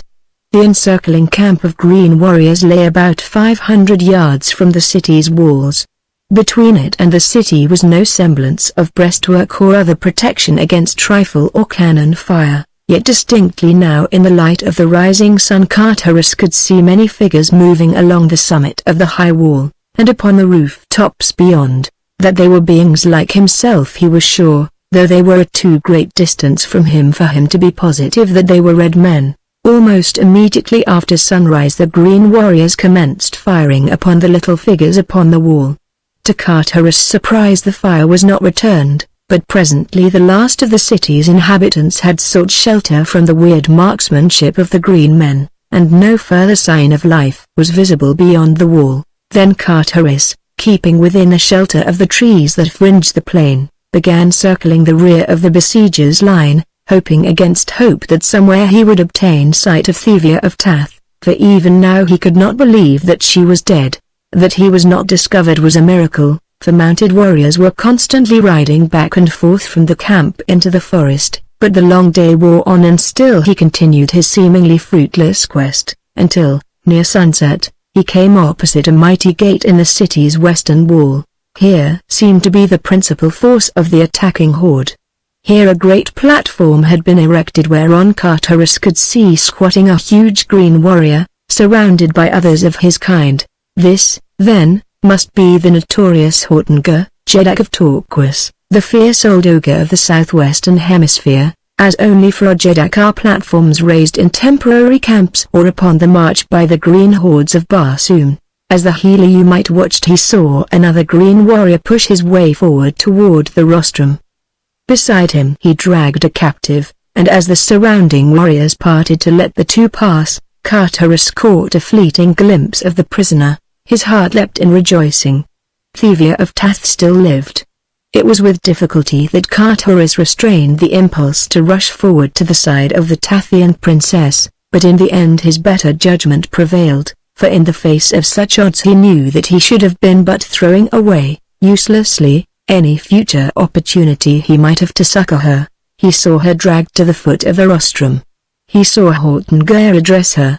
He could not hear the creature's words, nor Thuvia's reply, but it must have angered the green monster, for Carterus saw him leap toward the prisoner, striking her a cruel blow across the face with his metal-banded arm. Then the son of John Carter, Jeddak of Jeddaks, warlord of Barsoom, went mad. The old, blood-red haze through which his sire had glared at countless foes, floated before his eyes. His half-earthly muscles, responding quickly to his will, sent him in enormous leaps and bounds toward the green monster that had struck the woman he loved. The Torquasians were not looking in the direction of the forest. All eyes had been upon the figures of the girl and their Jeddak, and loud was the hideous laughter that rang out in appreciation of the wit of the Green Emperor's reply to his prisoner's appeal for liberty. Carterus had covered about half the distance between the forest and the green warriors, when a new factor succeeded in still further directing the attention of the latter from him. Upon a high tower within the beleaguered city a man appeared. From his upturned mouth there issued a series of frightful shrieks, uncanny shrieks that swept, shrill and terrifying, across the city's walls, over the heads of the besiegers, and out across the forest to the uttermost confines of the valley. Once, twice, thrice the fearsome sound smote upon the ears of the listening green men, and then far, far off across the broad woods came sharp and clear from the distance an answering shriek. It was but the first. From every point rose similar savage cries, until the world seemed to tremble to their reverberations. The green warriors looked nervously this way and that. They knew not fear, as earthmen may know it, but in the face of the unusual their wonted self-assurance deserted them. And then the great gate in the city wall opposite the platform of Hortinger swung suddenly wide. From it issued as strange a sight as Carterus ever had witnessed, though at the moment he had time to cast but a single fleeting glance at the tall bowmen emerging through the portal behind their long, oval shields, to note their flowing auburn hair, and to realize that the growling things at their side were fierce Barsoomian lions. Then he was in the midst of the astonished Torquasians. With drawn longsword he was among them, and to Thuvia of Tath, whose startled eyes were the first to fall upon him, it seemed that she was looking upon John Carter himself. So strangely similar to the fighting of the father was that of the son. Even to the famous fighting smile of the Virginian was the resemblance true. And the sword arm. Ah, the subtleness of it, and the speed. All about was turmoil and confusion. Green warriors were leaping to the backs of their restive, squealing throats. Calots were growling out their savage gutturals, whining to be at the throats of the oncoming foemen. Tharban and another by the side of the rostrum had been the first to note the coming of Carterus, and it was with them he battled for possession of the Red Girl, while the others hastened to meet the host advancing from the beleaguered city. Carterus sought both to defend Thuvia of Tath and reach the side of the hideous Hortinger that he might avenge the blow the creature had struck the girl. He succeeded in reaching the rostrum, over the dead bodies of two warriors who had turned to join Tharban and his companion in repulsing this adventurous red man, just as Hortinger was about to leap from it to the back of his throat. The attention of the green warriors turned principally upon the bowmen advancing upon them from the city, and upon the savage banths that paced beside them, cruel beasts of war, infinitely more terrible than their own savage calots. As Carterus leapt to the rostrum, he drew Thuvia up beside him, and then he turned upon the departing Jeddak with an angry challenge and sword thrust. As the Heliumite's point pricked his green hide, Edgar turned upon his adversary with a smile, but at the same instant 2 of his chieftains called to him to hasten, for the charge of the first-skinned inhabitants of the city was developing into a more serious matter than the Torquasians had anticipated. Instead of remaining to battle with the Red Man, Edgar promised him his attention after he had disposed of the presumptuous citizens of the walled city, and, leaping astride his thoat, galloped off to meet the rapidly advancing bowmen. The other warriors quickly followed their Jeddak, leaving Thuvia and Carterus alone upon the platform. Between them and the city raged a terrific battle. The fair-skinned warriors, armed only with their long bows and a kind of short-handled war-axe, were almost helpless beneath the savage mounted green men at close quarters, but at a distance their sharp arrows did fully as much execution as the radium projectiles of the green men. But if the warriors themselves were outclassed, not so their savage companions, the fierce banths. Scarce had the 2 lines come together when hundreds of these appalling creatures had leapt among the Torquasians, dragging warriors from their throats, dragging down the huge throats themselves, and bringing consternation to all before them. The numbers of the citizenry, too, was to their advantage, for it seemed that scarce a warrior fell but his place was taken by a score more. In such a constant stream did they pour from the city's great gate, and so it came, what with the ferocity of the banths and the numbers of the bowmen, that at last the Torquasians fell back, until presently the platform upon which stood Carterus and Thuvia lay directly in the center of the fight. That neither was struck by a bullet or an arrow seemed a miracle to both. But at last the tide had rolled completely past them, so that they were alone between the fighters and the city, except for the dying and the dead, and a score or so of growling banths, less well-trained than their fellows, who prowled among the corpses seeking meat. To Carterus the strangest part of the battle had been the terrific toll taken by the bowmen with their relatively puny weapons. Nowhere that he could see was there a single wounded green man, but the corpses of their dead lay thick upon the field of battle. Death seemed to follow instantly the slightest pinprick of a bowman's arrow, nor apparently did one ever miss its goal. There could be but one explanation: the missiles were poison-tipped. Presently the sounds of conflict died in the distant forest. Quiet reigned, broken only by the growling of the devouring banths. Carterus turned toward Thuvia of Tath. As yet neither had spoken. "Where are we, Thuvia?" he asked. The girl looked at him questioningly. His very presence had seemed to proclaim a guilty knowledge of her abduction. How else might he have known the destination of the flyer that brought her? Who should know better than the Prince of Helium? She asked in return. Did he not come hither of his own free will? From Anther I came voluntarily upon the trail of the green man who had stolen you, Thuvia, he replied, but from the time I left Helium until I awoke above Anther I thought myself bound for Tath. It had been intimated that I had guilty knowledge of your abduction, he explained simply, and I was hastening to the Jeddak, your father, to convince him of the falsity of the charge, and to give my service to your recovery. Before I left Helium someone tampered with my compass, so that it bore me to Anther instead of to Tath. That is all. You believe me? But the warriors who stole me from the garden, she exclaimed. After we arrived at Anther they wore the metal of the Prince of Helium. When they took me they were trapped in Deucerian harness. There seemed but a single explanation. Whoever dared the outrage wished to put the onus upon another, should he be detected in the act, but once safely away from Tath he felt safe in having his minions return to their own harness. You believe that I did this thing, Thuvia? He asked. Ah, Carterus, she replied sadly, I did not wish to believe it, but when everything pointed to you even then I would not believe it. I did not do it, Thuvia, he said. But let me be entirely honest with you. As much as I love your father, as much as I respect Kulantith, to whom you are betrothed, as well as I know the frightful consequences that must have followed such an act of mine, hurling into war, as it would, three of the greatest nations of Barsoom yet. Notwithstanding all this, I should not have hesitated to take you thus, Thuvia of Tath, had you even hinted that it would not have displeased you. But you did nothing of the kind, and so I am here, not in my own service, but in yours, and in the service of the man to whom you are promised, to save you for him, if it lies within the power of man to do so, he concluded, almost bitterly. Thuvia of Tath looked into his face for several moments. Her breast was rising and falling as though to some resistless emotion. She half took a step toward him. Her lips parted as though to speak swiftly and impetuously, and then she conquered whatever had moved her.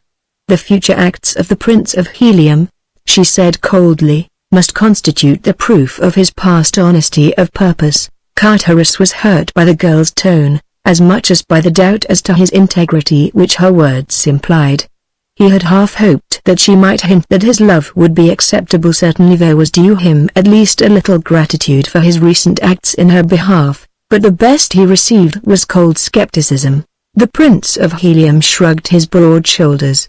The girl noted it, and the little smile that touched his lips, so that it became her turn to be hurt. Of course she had not meant to hurt him.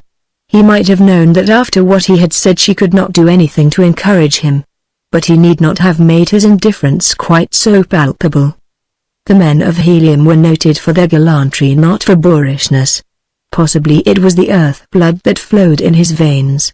How could she know that the shrug was but Carteris' way of attempting, by physical effort, to cast blighting sorrow from his heart, or that the smile upon his lips was the fighting smile of his father with which the son gave outward evidence of the determination he had reached to submerge his own great love in his efforts to save Thuvia of Tath for another, because he believed that she loved this other.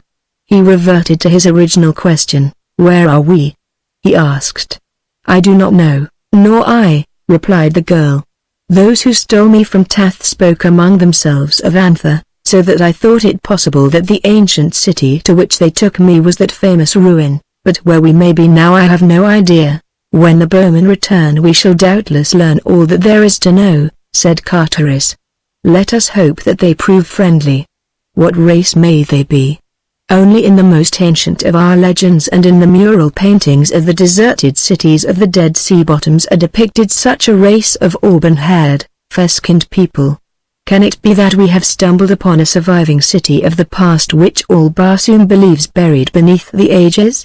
Thuvia was looking toward the forest into which the green men and the pursuing bowmen had disappeared. From a great distance came the hideous cries of banths, and an occasional shot. "It is strange that they do not return," said the girl. "One would expect to see the wounded limping or being carried back to the city," replied Carteris, with a puzzled frown. "But how about the wounded nearer the city? Have they carried them within?" Both turned their eyes toward the field between them and the walled city, where the fighting had been most furious. There were the banths, still growling about their hideous feast. Carteris looked at Thuvia in astonishment. Then he pointed toward the field. "Where are they?" he whispered. "What has become of their dead and wounded?" Chapter 6 The Jeddak of Lothar. The girl looked her incredulity. "They lay in piles," she murmured. "There were thousands of them but a minute ago, and now," continued Carteris, "there remain but the banths and the carcasses of the green men. They must have sent forth and carried the dead bowmen away while we were talking," said the girl. "It is impossible," replied Carteris. "Thousands of dead lay there upon the field but a moment since. It would have required many hours to have removed them. The thing is uncanny. I had hoped," said Thuvia, "that we might find an asylum with these fair-skinned people. Notwithstanding their valor upon the field of battle, they did not strike me as a ferocious or warlike people.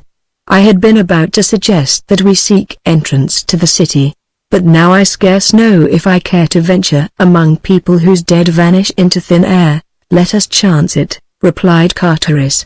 "We can be no worse off within their walls than without. Here we may fall prey to the banths or the no less fierce Torquasians. There, at least, we shall find beings molded after our own images. All that causes me to hesitate," he added, is the danger of taking you past so many banths. A single sword would scarce prevail were even a couple of them to charge simultaneously. Do not fear on that score, replied the girl, smiling. The banths will not harm us. As she spoke she descended from the platform, and with Carterus at her side stepped fearlessly out upon the bloody field in the direction of the walled city of mystery. They had advanced but a short distance when a banth, looking up from its gory feast, descried them. With an angry roar the beast walked quickly in their direction, and at the sound of its voice a score of others followed its example. Carterus drew his long sword. The girl stole a quick glance at his face. She saw the smile upon his lips, and it was as wine to sick nerves, for even upon wall-like Barsoom where all men are brave, woman reacts quickly to quiet indifference to danger to daredeviltry that is without bombast. You may return your sword, she said. I told you that the banths would not harm us. Look. And as she spoke she stepped quickly toward the nearest animal. Carterus would have leapt after her to protect her, but with a gesture she motioned him back. He heard her calling to the banths in a low, sing-song voice that was half purr. Instantly the great heads went up and all the wicked eyes were riveted upon the figure of the girl. Then, stealthily, they commenced moving toward her. She had stopped now and was standing waiting them. One, closer to her than the others, hesitated. She spoke to him imperiously, as a master might speak to a refractory hound. The great carnivore let its head droop, and with tail between its legs came slinking to the girl's feet, and after it came the others until she was entirely surrounded by the savage man-eaters. Turning she led them to where Carterus stood. They growled a little as they neared the man, but a few sharp words of command put them in their places. How do you do it? Exclaimed Carterus. Your father once asked me that same question in the galleries of the Golden Cliffs within the Ots Mountains, beneath the temples of the Therns. I could not answer him, nor can I answer you.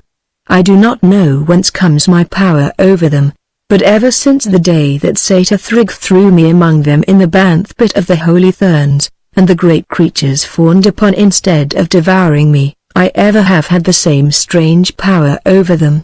They come at my call and do my bidding, even as the faithful Wooler does the bidding of your mighty sire. With a word the girl dispersed the fierce pack.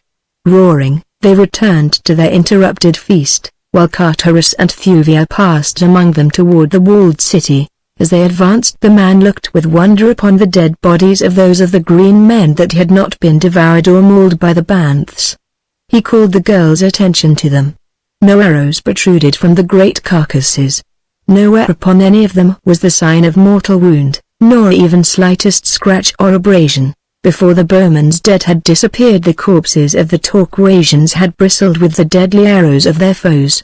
Where had the slender messengers of death departed?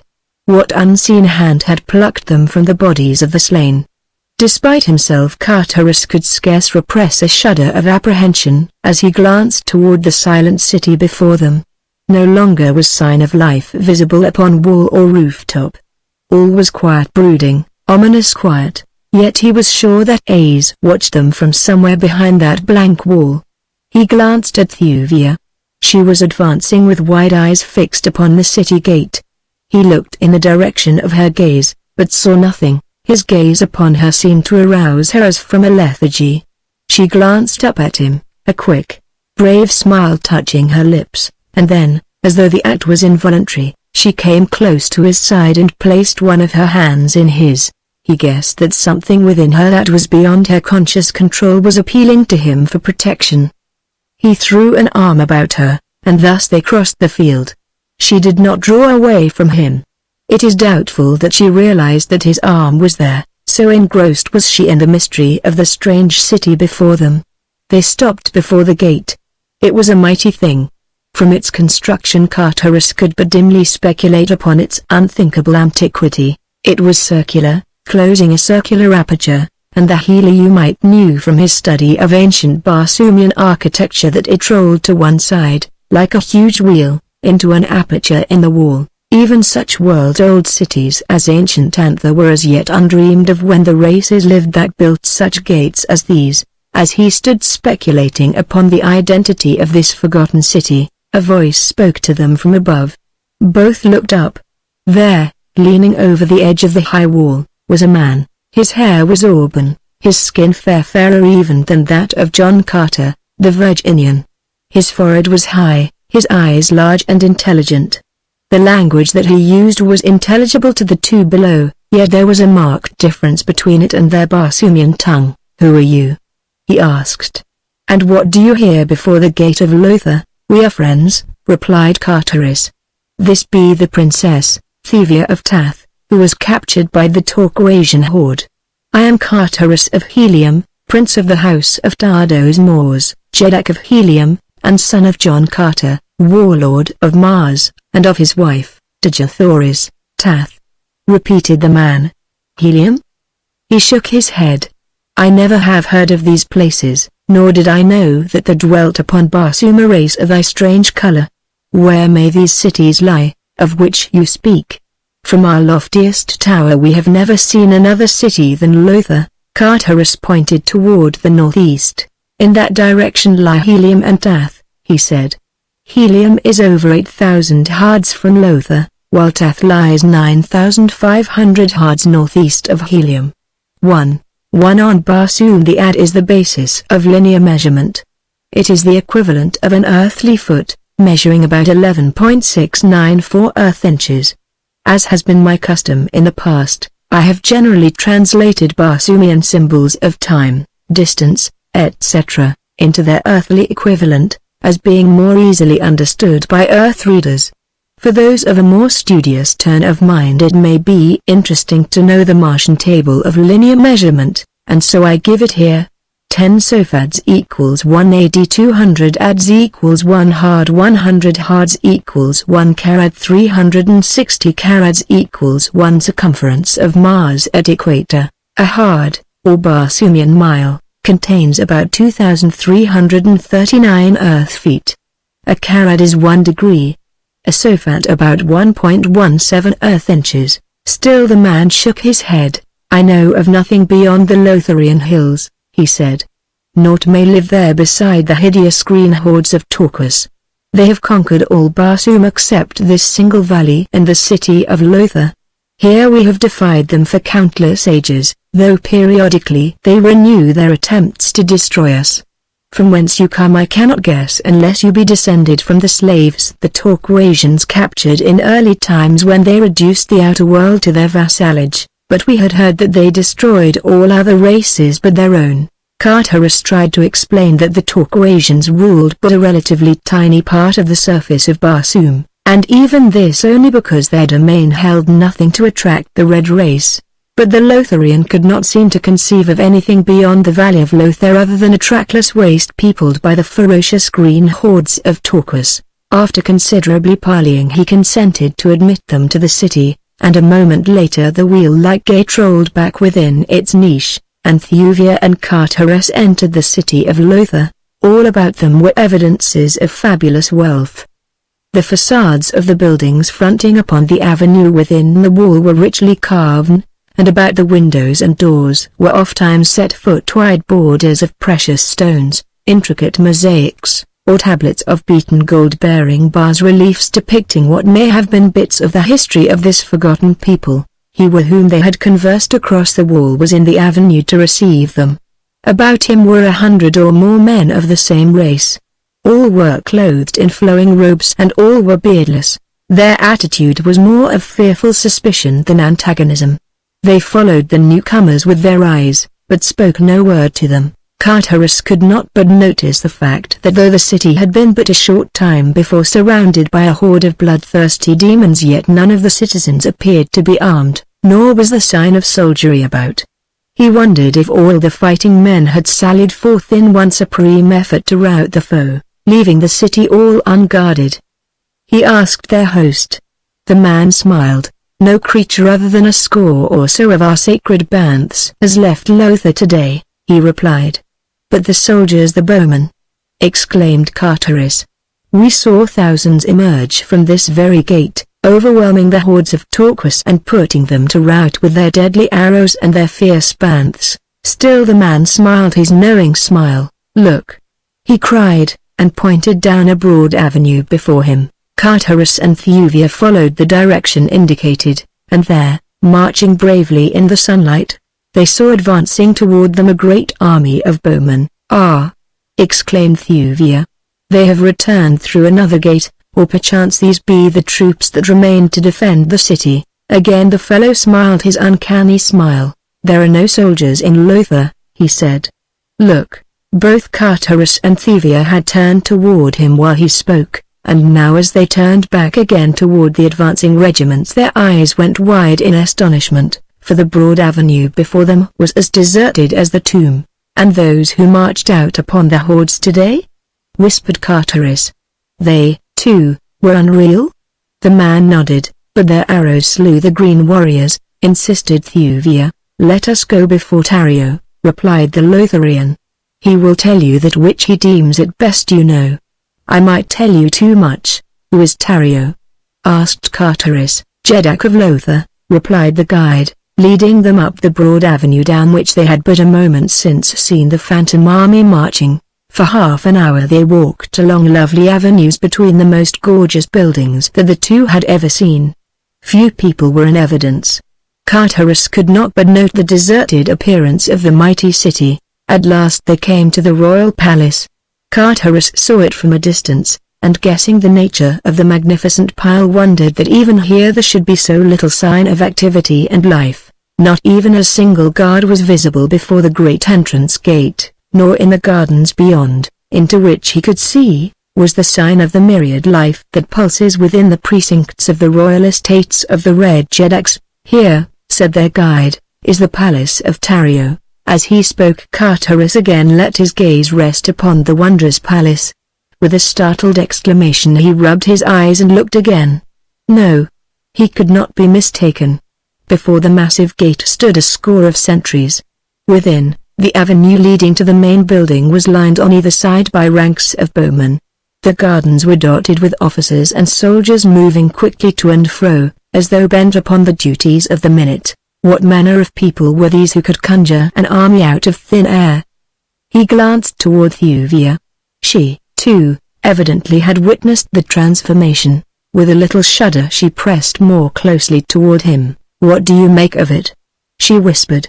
"It is most uncanny. I cannot account for it," replied Carteris. "Unless we have gone mad." Carteris turned quickly toward the Lotharian. The fellow was smiling broadly. "I thought that you just said that there were no soldiers in Lothar," said the Heliumite, with a gesture toward the guardsmen. "What are these?" asked Tario, replied the other. "We shall soon be before him." Nor was it long before they entered a lofty chamber at one end of which a man reclined upon a rich couch that stood upon a high dais. As the trio approached, the man turned dreamy eyes sleepily upon them. 20 feet from the dais their conductor halted, and, whispering to Thuvia and Carteris to follow his example, threw himself headlong to the floor. Then rising to hands and knees, he commenced crawling toward the foot of the throne, swinging his head to and fro and wriggling his body as you have seen a hound do when approaching its master. Thuvia glanced quickly toward Carteris. He was standing erect, with high-held head and arms folded across his broad chest. A haughty smile curved his lips. The man upon the dais was eyeing him intently, and Carteris of Helium was looking straight in the other's face. "Who be these, Jaff?" asked the man of him who crawled upon his belly along the floor. "O Tario, most glorious Jeddak," replied Jaff, "these be strangers who came with the hordes of Torquus to our gates, saying that they were prisoners of the Green Men. They tell strange tales of cities far beyond Lothar." "Arise, Jaff," commanded Tario, "and ask these two why they show not to Tario the respect that is his due." Jaff arose and faced the strangers. At sight of their erect positions his face went livid. He leapt toward them. "Creatures!" he screamed. "Down! Down upon your bellies before the last of the Jeddaks of Barsoom." Chapter 7 The Phantom Bowman. As Jaff leapt toward him Carteris laid his hand upon the hilt of his long sword. The Lotharian halted. The great apartment was empty save for the four at the dais, Yet as Jaff stepped back from the menace of the Heliumite's threatening attitude, the latter found himself surrounded by a score of bowmen. From whence had they sprung? Both Carteris and Thuvia looked their astonishment. Now the former's sword leapt from its scabbard, and at the same instant the bowmen drew back their slim shafts. Tario had half raised himself upon one elbow. For the first time he saw the full figure of Thuvia, who had been concealed behind the person of Carteris. "Enough!" cried the Jeddak, raising a protesting hand, but at that very instant the sword of the Heliumite cut viciously at its nearest antagonist. As the keen edge reached its goal, Carteris let the point fall to the floor. As with wide eyes he stepped backward in consternation, throwing the back of his left hand across his brow. His steel had cut but empty ere his antagonist had vanished. There were no bowmen in the room. "It is evident that these are strangers," said Tario to Jaff. "Let us first determine that they knowingly affronted us before we take measures for punishment." Then he turned to Carteris. But ever his gaze wandered to the perfect lines of Thuvia's glorious figure, which the harness of a Barsumian princess accentuated rather than concealed. "Who are you?" he asked, "who knows not the etiquette of the court of the last of Jeddaks?" "I am Carteris, Prince of Helium," replied the Heliumite. "And this is Thuvia, Princess of Tath. In the courts of our fathers men do not prostrate themselves before royalty. Not since the firstborn tore their immortal goddess limb from limb have men crawled upon their bellies to any throne upon Barsum. Now think you that the daughter of one mighty Jeddak and the son of another would so humiliate themselves?" Tario looked at Carteris for a long time. At last he spoke. "There is no other Jeddak upon Barsum than Tario," he said. "There is no other race than that of Lothar, unless the hordes of Torquus may be dignified by such an appellation. Lotharians are white, your skins are red. There are no women left upon Barsum. Your companion is a woman." He half rose from the couch, leaning far forward and pointing an accusing finger at Carteris. "You are a lie!" he shrieked. "You are both lies, and you dare to come before Tario, last and mightiest of the Jeddaks of Barsum, and assert your reality. Someone shall pay well for this, Jaff, and unless I mistake it is yourself who has dared thus flippantly to trifle with the good nature of your Jeddak. Remove the man. Leave the woman. We shall see if both be lies. And later, Jaff, you shall suffer for your temerity. There be few of us left, but Kamal must be fed. Go." Carteris could see that Jaff trembled as he prostrated himself once more before his ruler, and then, rising, turned toward the Prince of Helium. "Come," he said, "and leave the Princess of Tath here alone?" cried Carteris. Jaff brushed closely past him, whispering, "Follow me. He cannot harm her, except to kill, and that he can do whether you remain or not. We had best go now, trust me." Carteris did not understand, but something in the urgency of the other's tone assured him, and so he turned away, but not without a glance toward Thuvia in which he attempted to make her understand that it was in her own interest that he left her. For answer she turned her back full upon him, but not without first throwing him such a look of contempt that brought the scarlet to his cheek. Then he hesitated, but Jaff seized him by the wrist. "Come," he whispered, "or he will have the bowman upon you, and this time there will be no escape. Did you not see how futile is your steel against thin air?" Carteris turned unwillingly to follow. As the two left the room he turned to his companion. "If I may not kill thin air," he asked, "how, then, shall I fear that thin air may kill me?" "You saw the Torquasians fall before the bowmen?" asked Jaff. Carteris nodded. "So would you fall before them, and without one single chance for self-defense or revenge." As they talked, Jaff led Carteris to a small room in one of the numerous towers of the palace. Here were couches, and Jaff bid the Heliumite be seated. For several minutes the Lotharian eyed his prisoner, for such Carteris now realized himself to be. "I am half convinced that you are real," he said at last. Carteris laughed. "Of course I am real," he said. "What caused you to doubt it? Can you not see me, feel me?" "So may I see and feel the bowman," replied Jaff, "and yet we all know that they, at least, are not real." Carterus showed by the expression of his face his puzzlement at each new reference to the mysterious bowmen, the vanishing soldiery of Lothar. "What, then, may they be?" he asked. "You really do not know?" asked Jeff. Carterus shook his head negatively. "I can almost believe that you have told us the truth and that you are really from another part of Barsoom, or from another world. But tell me, in your own country have you no bowmen to strike terror to the hearts of the green hordesmen as they slay in company with the fierce banths of war?" "We have soldiers," replied Carterus. "We of the red race are all soldiers, but we have no bowmen to defend us, such as yours. We defend ourselves. You go out and get killed by your enemies," cried Jeff incredulously. "Certainly," replied Carterus. "How do the Lotharians?" "You have seen," replied the other. "We send out our deathless archers, deathless because they are lifeless, existing only in the imaginations of our enemies. It is really our giant minds that defend us, sending out legions of imaginary warriors to materialize before the mind's eye of the foe. They see them, they see their bows drawn back, they see their slender arrows speed with unerring precision toward their hearts.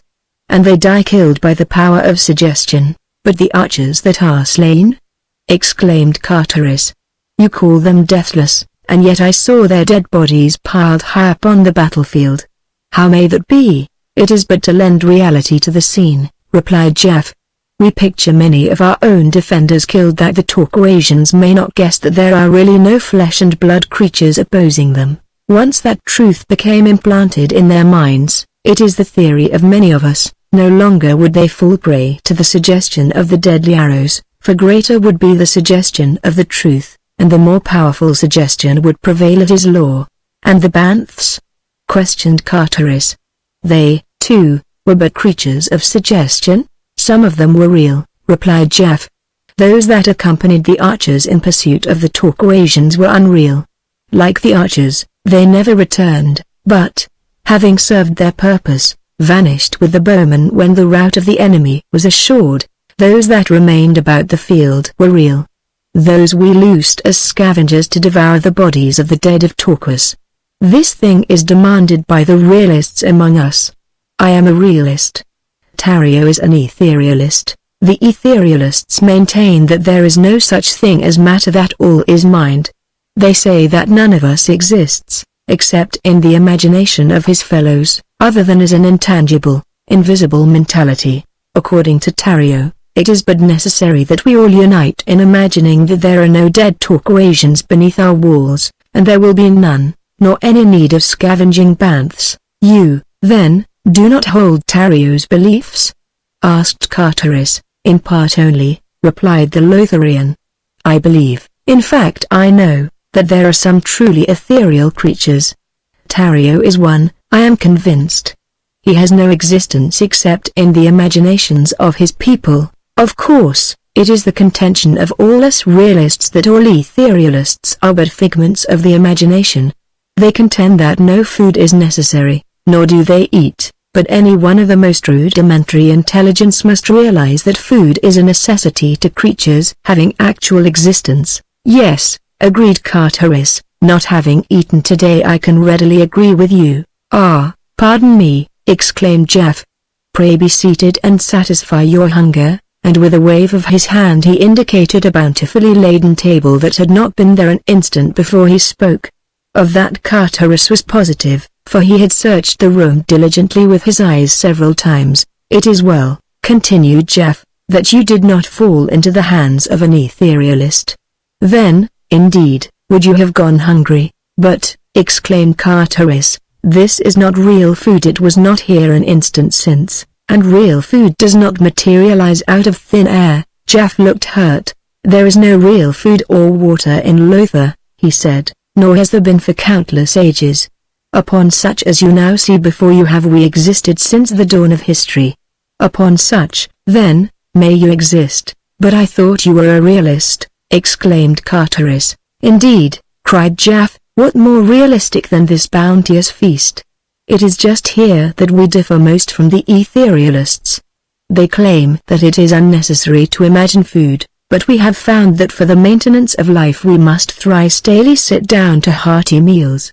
The food that one eats is supposed to undergo certain chemical changes during the process of digestion and assimilation, the result, of course, being the rebuilding of wasted tissue. Now we all know that mind is all, though we may differ in the interpretation of its various manifestations. Thuvia maintains that there is no such thing as substance, all being created from the substanceless matter of the brain. We realists, however, know better. We know that mind has the power to maintain substance even though it may not be able to create substance. The latter is still an open question. And so we know that in order to maintain our physical bodies we must cause all our organs properly to function. This we accomplish by materializing food thoughts, and by partaking of the food thus created. We chew, we swallow, we digest. All our organs function precisely as if we had partaken of material food. And what is the result? What must be the result? The chemical changes take place through both direct and indirect suggestion, and we live and thrive. Carter eyed the food before him. It seemed real enough. He lifted a morsel to his lips. There was substance indeed. And flavor as well. Yes, even his palate was deceived. Jeff watched him, smiling, as he ate. Is it not entirely satisfying? He asked. I must admit that it is, replied Carter. But tell me, how does Thuvia live, and the other etherealists who maintain that food is unnecessary? Jeff scratched his head. That is a question we often discuss, he replied. It is the strongest evidence we have of the non-existence of the etherealists, but who may know other than Kamal? Who is Kamal? Asked Carter. I heard your Jeddak speak of him. Jeff bent low toward the ear of the Heliumite, looking fearfully about before he spoke. Kamal is the essence, he whispered. Even the etherealists admit that mind itself must have substance in order to transmit to imaginings the appearance of substance. For if there really was no such thing as substance it could not be suggested. What never has been cannot be imagined. Do you follow me? I am groping, replied Carter dryly. So the essence must be substance, continued Jeff. Kamal is the essence of the all, as it were. He is maintained by substance. He eats. He eats the real. To be explicit, he eats the realists. That is Thuvia's work. He says that inasmuch as we maintain that we alone are real we should, to be consistent, admit that we alone are proper food for Kamal. Sometimes, as today, we find other food for him. He is very fond of talkations. And Kamal is a man? Asked Carter. He is all, I told you, replied Jeff. I know not how to explain him in words that you will understand. He is the beginning and the end. All life emanates from Kamal, since the substance which feeds the brain with imaginings radiates from the body of Kamal. Should Kamal cease to eat, all life upon Barsoom would cease to be.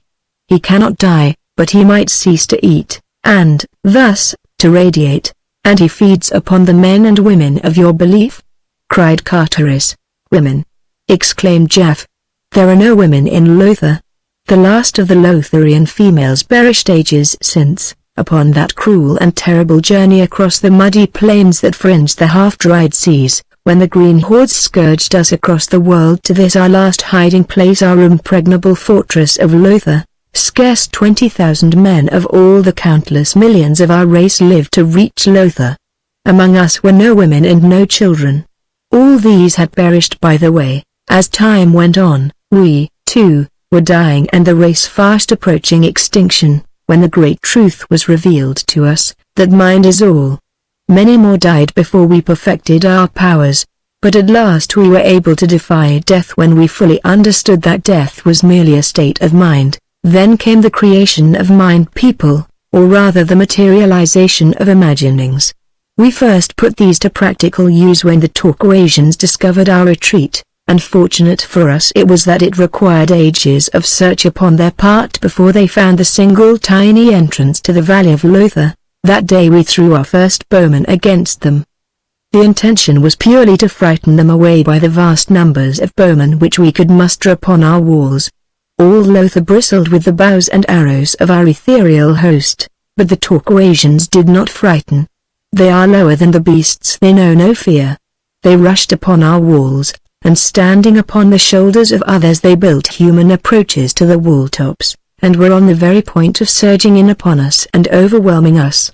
Not an arrow had been discharged by our bowmen. We did but cause them to run to and fro along the wall top, screaming taunts and threats at the enemy. Presently I thought to attempt the great thing.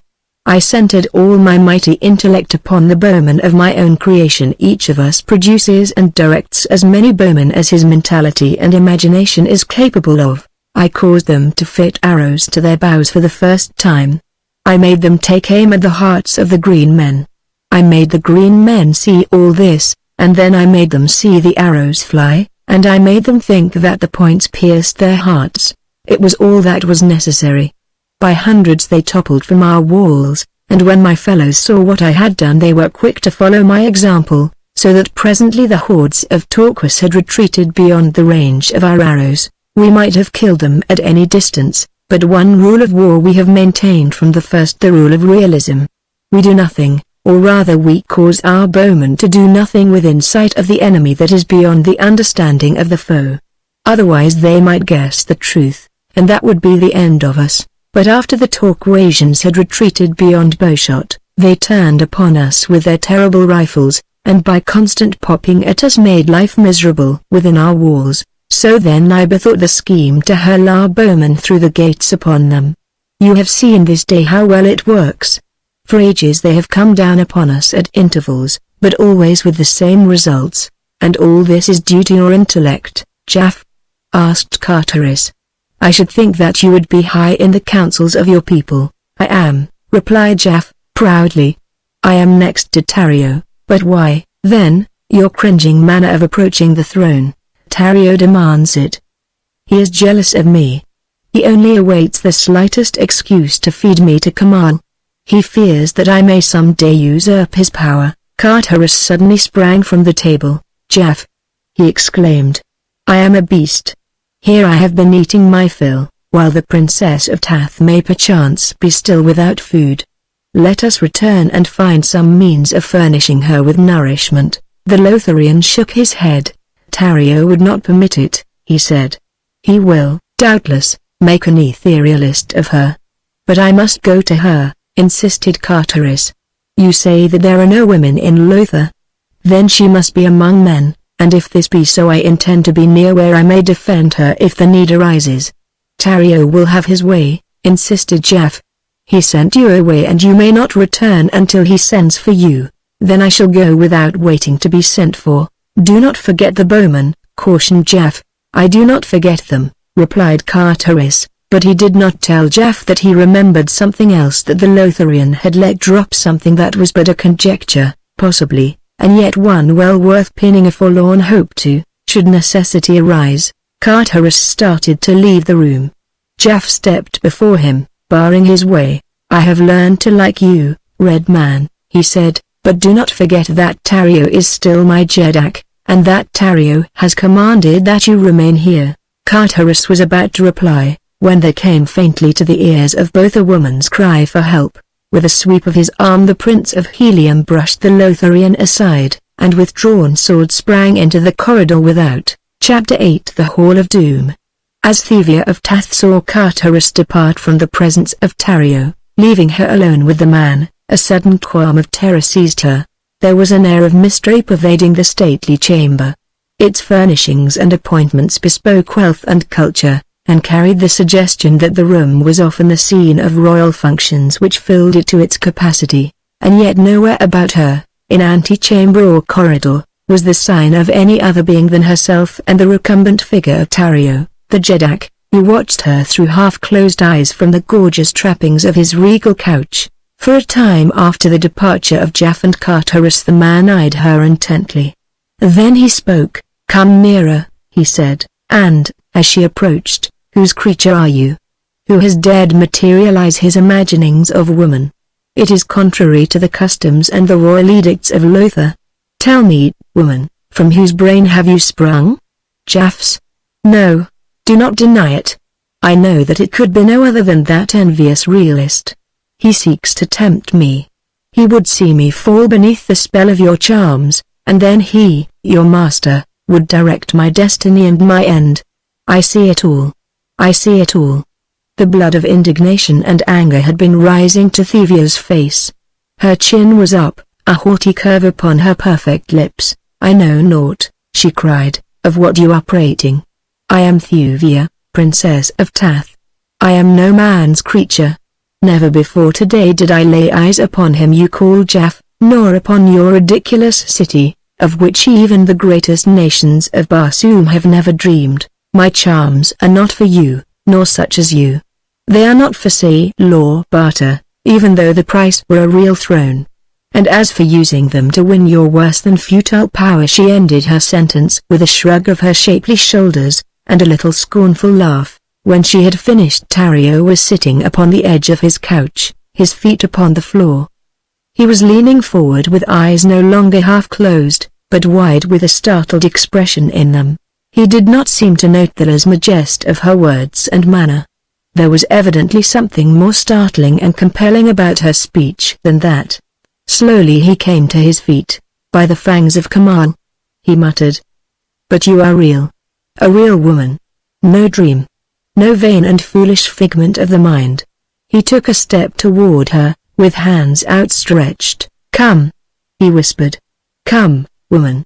For countless ages have I dreamed that someday you would come. And now that you are here I can scarce believe the testimony of my eyes. Even now, knowing that you are real, I still half dread that you may be a lie." Thuvia shrank back. She thought the man mad. Her hand stole to the jeweled hilt of her dagger. The man saw the move, and stopped. A cunning expression entered his eyes. Then they became at once dreamy and penetrating as they fairly bored into the girl's brain. Thuvia suddenly felt a change coming over her. What the cause of it she did not guess. But somehow the man before her began to assume a new relationship within her heart. No longer was he a strange and mysterious enemy, but an old and trusted friend. Her hand slipped from the dagger's hilt. Tario came closer. He spoke gentle, friendly words, and she answered him in a voice that seemed hers and yet another's. He was beside her now. His hand was up her shoulder. His eyes were down bent toward hers. She looked up into his face. His gaze seemed to bore straight through her to some hidden spring of sentiment within her. Her lips parted in sudden awe and wonder at the strange revealment of her inner self that was being laid bare before her consciousness. She had known Tario forever. He was more than friend to her. She moved a little closer to him. In one swift flood of light she knew the truth. She loved Tario, Jeddak of Lothar. She had always loved him. The man, seeing the success of his strategy, could not restrain a faint smile of satisfaction. Whether there was something in the expression of his face, or whether from Cartaurus of helium in a far chamber of the palace came a more powerful suggestion, who may say? But something there was that suddenly dispelled the strange, hypnotic influence of the man, as though a mask had been torn from her eyes. Thuvia suddenly saw Tario as she had formerly seen him, and, accustomed as she was to the strange manifestations of highly developed mentality which are common upon Barsoom, she quickly guessed enough of the truth to know that she was in grave danger. Quickly she took a step backward, tearing herself from his grasp. But the momentary contact had aroused within Tario all the long-buried passions of his loveless existence. With a muffled cry he sprang upon her, throwing his arms about her and attempting to drag her lips to his. "Woman," he cried. "Lovely woman. Tario would make you queen of Lothar. Listen to me. Listen to the love of the last Jeddaks of Barsoom." Thuvia struggled to free herself from his embrace. "Stop, creature," she cried. "Stop. I do not love you. Stop, or I shall scream for help." Tario laughed in her face. "Scream for help," he mimicked. "And who within the halls of Lothar is there who might come in answer to your call? Who would dare enter the presence of Tario, unsummoned?" "There is one," she replied, "who would come, and, coming, dare to cut you down upon your own throne, if he thought that you had offered affront to Thuvia of Tath." "Who, Jaff?" asked Tario. "Not Jaff, nor any other soft-skinned Lotharian," she replied, "but a real man, a real warrior Cartaurus of helium." Again the man laughed at her. "You forget the bowman," he reminded her. "What could your Red Warrior accomplish against my fearless legions?" Again he caught her roughly to him, dragging her towards his couch. "If you will not be my queen," he said, "you shall be my slave." "Neither!" cried the girl. As she spoke the single word there was a quick move of her right hand. Tario, releasing her, staggered back, both hands pressed to his side. At the same instant the room filled with bowmen, and then the Jeddak of Lothar sank senseless to the marble floor.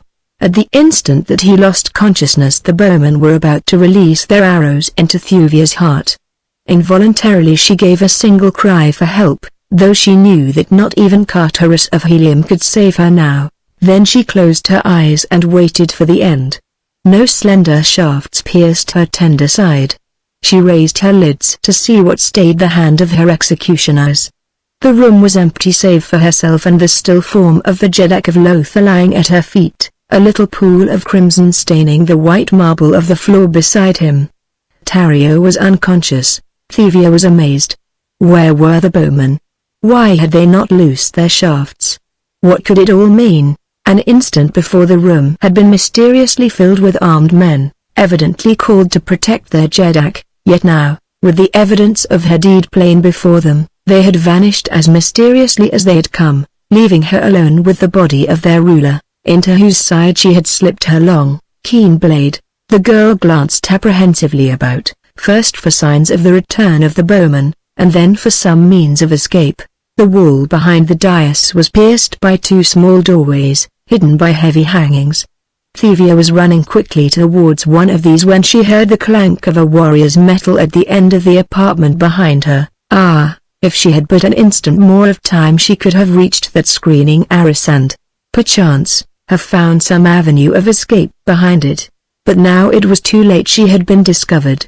With a feeling that was akin to apathy she turned to meet her fate, and there, before her, running swiftly across the broad chamber to her side, was Carterus, his naked longsword gleaming in his hand. For days she had doubted his intentions of the Heliumite. She had thought him a party to her abduction.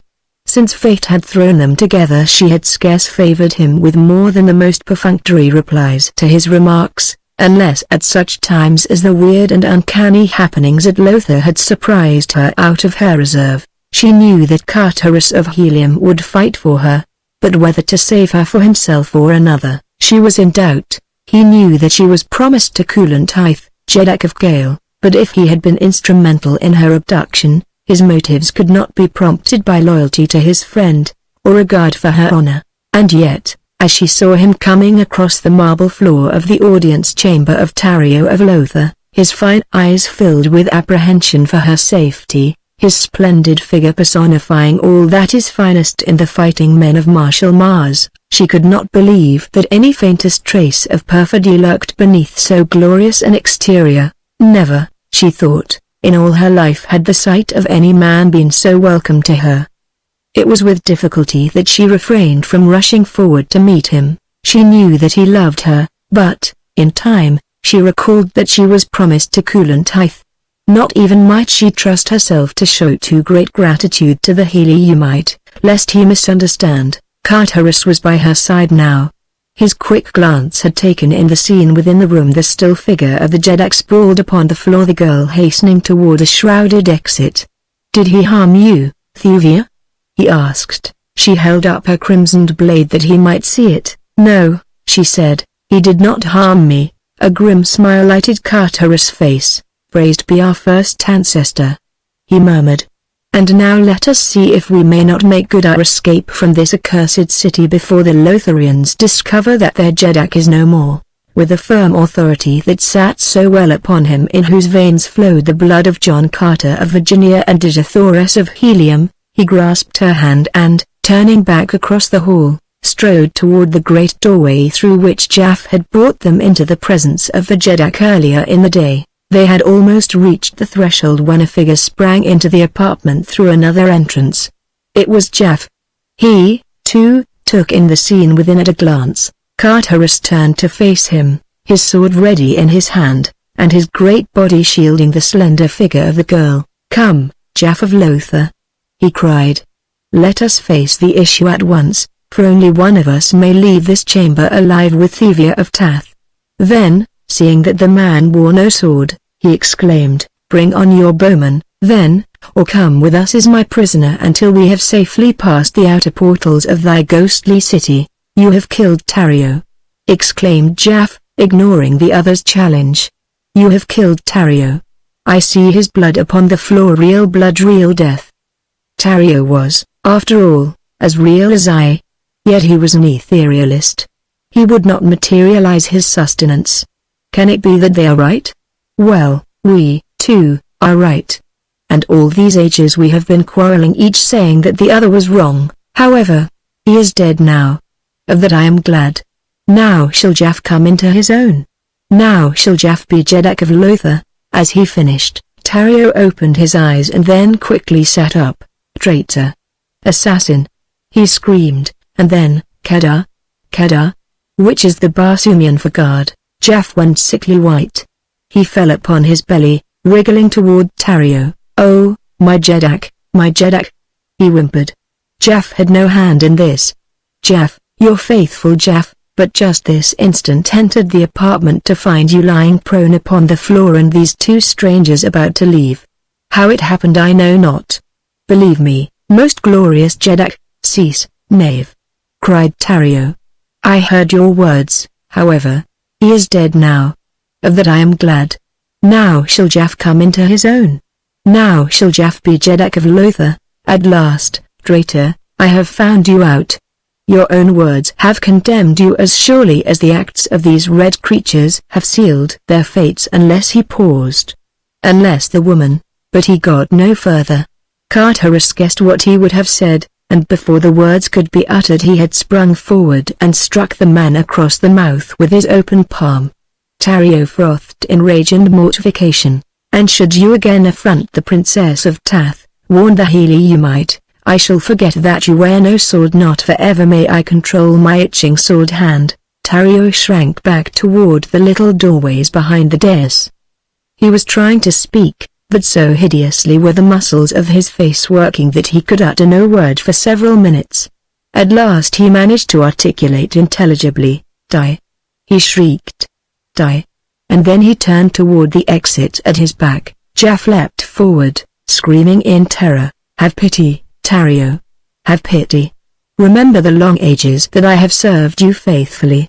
Remember all that I have done for Lothar. Do not condemn me now to the death hideous. Save me! Save me!" But Tario only laughed a mocking laugh and continued to back toward the hangings that hid the little doorway. Jaff turned toward Carteris. "Stop him!" he screamed. "Stop him! If you love life, let him not leave this room." And as he spoke he leapt in pursuit of his Jeddak. Carteris followed Jaff's example, but the last of the Jeddaks of Barsoom was too quick for them. By the time they reached the arras behind which he had disappeared, they found a heavy stone door blocking their further progress. Jaff sank to the floor in a spasm of terror. "Come, man!" cried Carteris. "We are not dead yet. Let us hasten to the avenues and make an attempt to leave the city. We are still alive, and while we live we may yet endeavor to direct our own destinies. Of what avail, to sink spineless to the floor? Come, be a man." Jaff but shook his head. "Did you not hear him call the gods?" he moaned. "Ah, if we could have but intercepted him. Then there might have been hope, but, alas, he was too quick for us." "Well, well," exclaimed Carteris impatiently. "What if he did call the guards? There will be time enough to worry about that after they come. At present I see no indication that they have any idea of overexerting themselves to obey their Jeddak's summons." Jaff shook his head mournfully. "You do not understand," he said. "The guards have already come and gone. They have done their work and we are lost.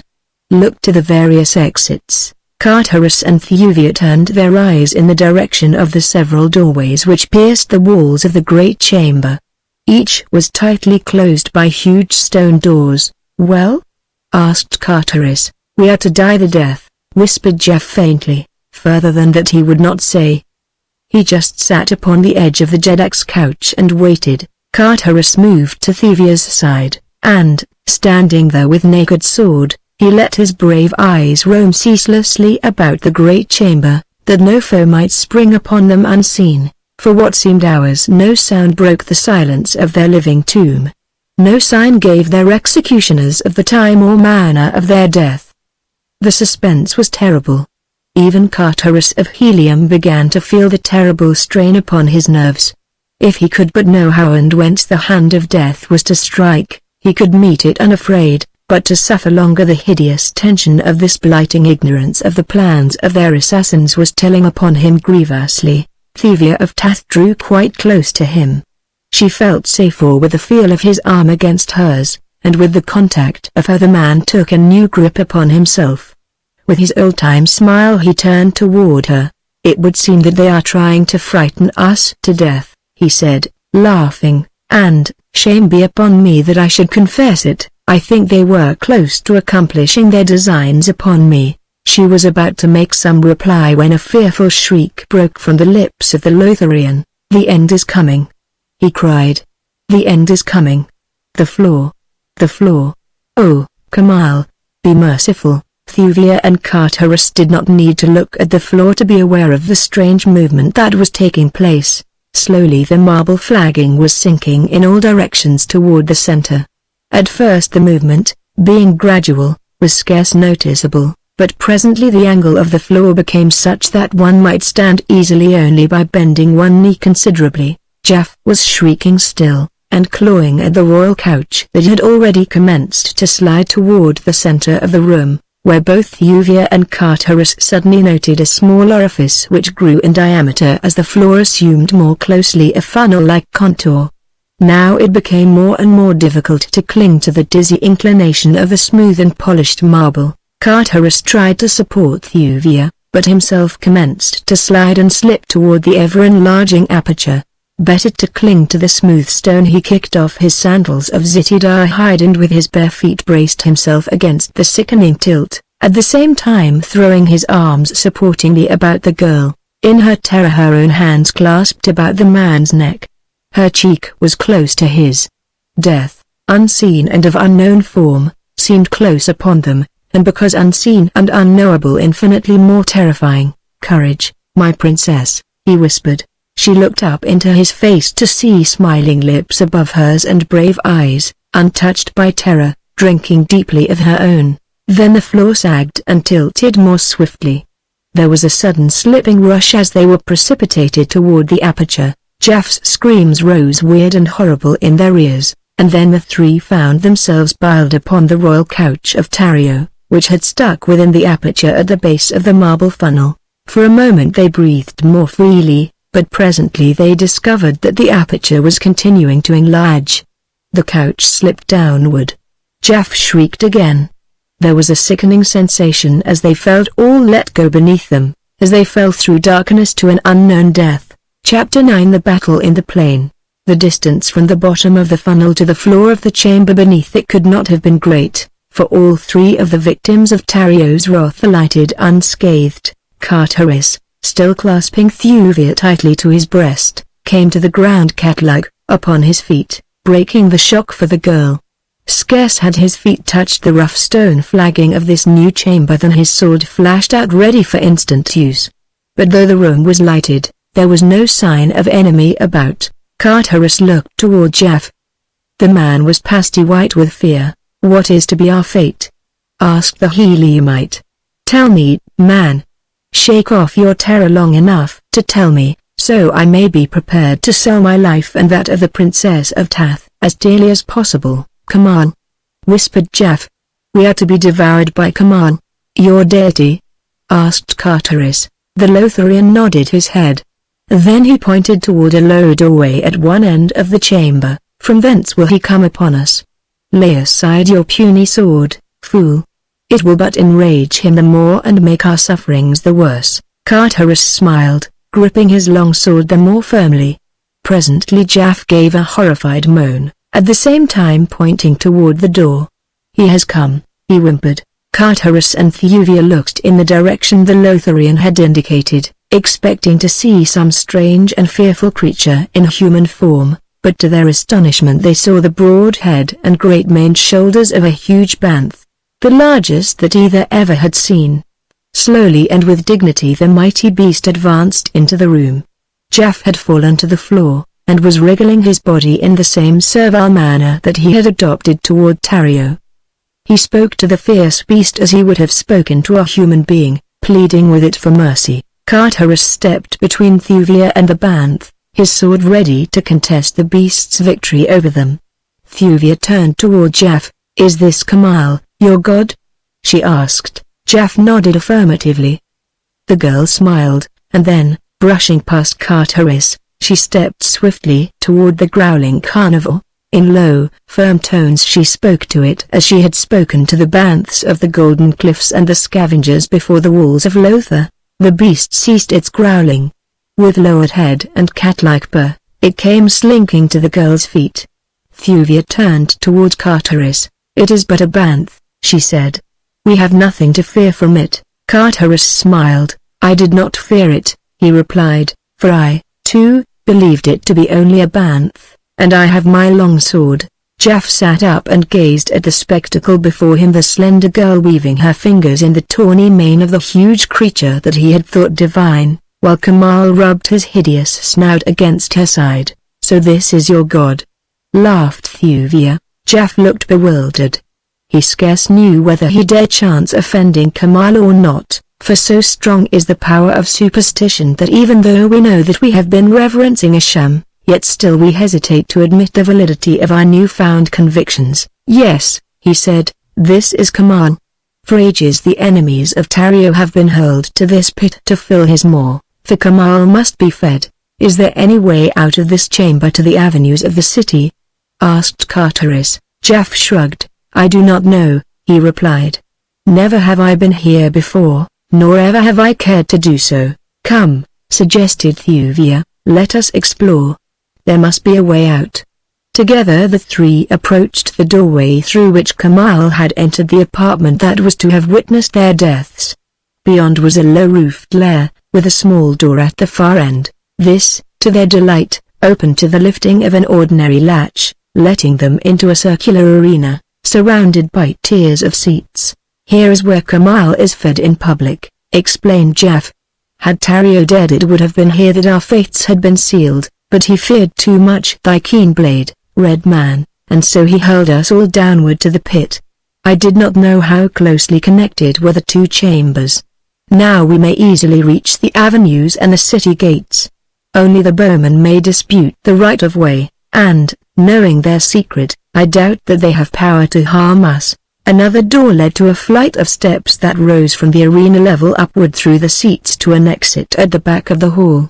Beyond this was a straight, broad corridor, running directly through the palace to the gardens at the side. No one appeared to question them as they advanced, mighty Kamal pacing by the girl's side. "Where are the people of the palace, the Jedak's retinue?" asked Carterus. "Even in the city streets as we came through I scarce saw sign of a human being, yet all about are evidences of a mighty population." Jeff sighed. "Poor Lothar," he said. "It is indeed a city of ghosts. There are scarce 1,000 of us left, who once were numbered in the millions. Our great city is peopled by the creatures of our own imaginings. For our own needs we do not take the trouble to materialize these peoples of our brain, yet they are apparent to us. Even now I see great throngs lining the avenue, hastening to and froing the round of their duties. I see women and children laughing on the balconies. These we are forbidden to materialize, but yet I see them, they are here. But why not?" he mused. "No longer need I fear Tario, he has done his worst, and failed. Why not indeed? Stay, friends," he continued. "Would you see Lothar in all her glory?" Carterus and Thuvia nodded their assent, more out of courtesy than because they fully grasped the import of his mutterings. Jeff gazed at them penetratingly for an instant, then, with a wave of his hand, cried, "Look!" The sight that met them was awe-inspiring. Where before there had been naught but deserted pavements and scarlet swords, yawning windows and tenantless doors, now swarmed a countless multitude of happy, laughing people. "It is the past," said Jeff in a low voice. They do not see us, they but live the old dead past of ancient Lothar the dead and grumbled Lothar of antiquity, which stood upon the shore of Throxus, mightiest of the 5 oceans. See those fine, upstanding men swinging along the broad avenue? See the young girls and the women smile upon them? See the men greet them with love and respect? Those be seafarers coming up from their ships which lie at the quays at the city's edge. Brave men, they are, but the glory of Lothar has faded. See their weapons. They alone bore arms, for they crossed the 5 seas to strange places where dangers were. With their passing past the martial spirit of the Lotharians, leaving, as the ages rolled by, a race of spineless cowards. We hated war, and so we trained not our youth in warlike ways. Thus followed our undoing, for when the seas dried and the green hordes encroached upon us we could do naught but flee. But we remember the seafaring bowmen of the days of our glory. It is the memory of these which we hurl upon our enemies. As Jaff ceased speaking, the picture faded, and once more, the 3 took up their way toward the distant gates, along deserted avenues. Twice they sighted Lotharians of flesh and blood. At sight of them and the huge band which they must have recognized as Kamal, the citizens turned and fled. They will carry word of our flight to Tario, cried Jaff, and soon he will send his bowmen after us. Let us hope that our theory is correct, and that their shafts are powerless against minds cognizant of their unreality. Otherwise we are doomed. Explain, Red Man, to the woman the truths that I have explained to you, that she may meet the arrows with a stronger counter-suggestion of immunity. Cartharus did as Jaff bid him, but they came to the great gate without sign of pursuit developing. Here Jaff set in motion the mechanism that rolled the huge, wheel-like gate aside, and a moment later the 3, accompanied by the band, stepped out into the plain before Lothar. Scarce had they covered 100 yards when the sound of many men shouting arose behind them. As they turned they saw a company of bowmen debouching upon the plain from the gate through which they had but just passed. Upon the wall above the gate were a number of Lotharians, among whom Jaff recognized Tario. The Jeddak stood glaring at them, evidently concentrating all the forces of his trained mind upon them. That he was making a supreme effort to render his imaginary creatures deadly was apparent. Jaff turned white, and commenced to tremble. At the crucial moment he appeared to lose the courage of his conviction. The great band turned back toward the advancing bowmen and growled. Cartharus placed himself between Thuvia and the enemy and, facing them, awaited the outcome of their charge. Suddenly an inspiration came to Cartharus. Hurl your own bowmen against Tario's. He cried to Jaff. Let us see a materialized battle between 2 mentalities. The suggestion seemed to hearten the Lotharian, and in another moment the 3 stood behind solid ranks of huge bowmen who hurled taunts and menaces at the advancing company emerging from the walled city. Jaff was a new man the moment his battalions stood between him and Tario. One could almost have sworn the man believed these creatures of his strange hypnotic power to be real flesh and blood. With hoarse battle cries they charged the bowmen of Tario. Barbed shafts flew thick and fast. Men fell, and the ground was red with gore. Cartharus and Thuvia had difficulty in reconciling the reality of it all with their knowledge of the truth. They saw Utan after Utan march from the gate in perfect step to reinforce the outnumbered company which Tario had first sent forth to arrest them. They saw Jaff's forces grow correspondingly until all about them rolled a sea of fighting, cursing warriors, and the dead lay in heaps about the field. Jaff and Tario seemed to have forgotten all else beside the struggling bowmen that surged to and fro, filling the broad field between the forest and the city. The wood loomed close behind Thuvia and Cartharus. The latter cast a glance toward Jaff. Come, he whispered to the girl. Let them fight out their empty battle. Neither, evidently, has power to harm the other. They are like 2 controversialists hurling words at one another. While they are engaged we may as well be devoting our energies to an attempt to find the passage through the cliffs to the plain beyond. As he spoke, Jaff, turning from the battle for an instant, caught his words. He saw the girl move to accompany the Heliumite. A cunning look leapt to the Lotharian's eyes. The thing that lay beyond that look had been deep in his heart since first he had laid eyes upon Thuvia of Tath. He had not recognized it, however, until now that she seemed about to pass out of his existence. He centered his mind upon the Heliumite and the girl for an instant. Carterus saw Thuvia of Tath step forward with outstretched hand. He was surprised at this sudden softening toward him, and it was with a full heart that he let his fingers close upon hers, as together they turned away from forgotten Lothar, into the woods, and bent their steps toward the distant mountains. As the Lotharian had turned toward them, Thuvia had been surprised to hear Carterus suddenly voice a new plan. "Remain here with Jaff," she had heard him say, "while I go to search for the passage through the cliffs." She had dropped back in surprise and disappointment, for she knew that there was no reason why she should not have accompanied him. Certainly she should have been safer with him than left here alone with the Lotharian, and Jaff watched the two and smiled his cunning smile. When Carterus had disappeared within the wood, Thuvia seated herself apathetically upon the scarlet sward to watch the seemingly interminable struggles of the bowmen. The long afternoon dragged its weary way toward darkness, and still the imaginary legions charged and retreated. The sun was about to set when Tario commenced to withdraw his troops slowly toward the city. His plan for cessation of hostilities through the night evidently met with Jaff's entire approval, for he caused his forces to form themselves in orderly U-turns and a march just within the edge of the wood, where they were soon busily engaged in preparing their evening meal, and spreading down their sleeping silks and furs for the night. Thuvia could scarce repress a smile as she noted the scrupulous care with which Jaff's imaginary men attended to each tiny detail of deportment as truly as if they had been real flesh and blood. Sentries were posted between the camp and the city. Officers clanked hither and thither issuing commands and seeing to it that they were properly carried out. Thuvia turned toward Jaff. "Why is it," she asked, "that you observe such careful nicety in the regulation of your creatures when Tario knows quite as well as you that they are but figments of your brain? Why not permit them simply to dissolve into thin air until you again require their futile service?" "You do not understand them," replied Jaff. "While they exist they are real. I do but call them into being now, and in a way direct their general actions. But thereafter, until I dissolve them, they are as actual as you or I. Their officers command them, under my guidance. I am the general, that is all.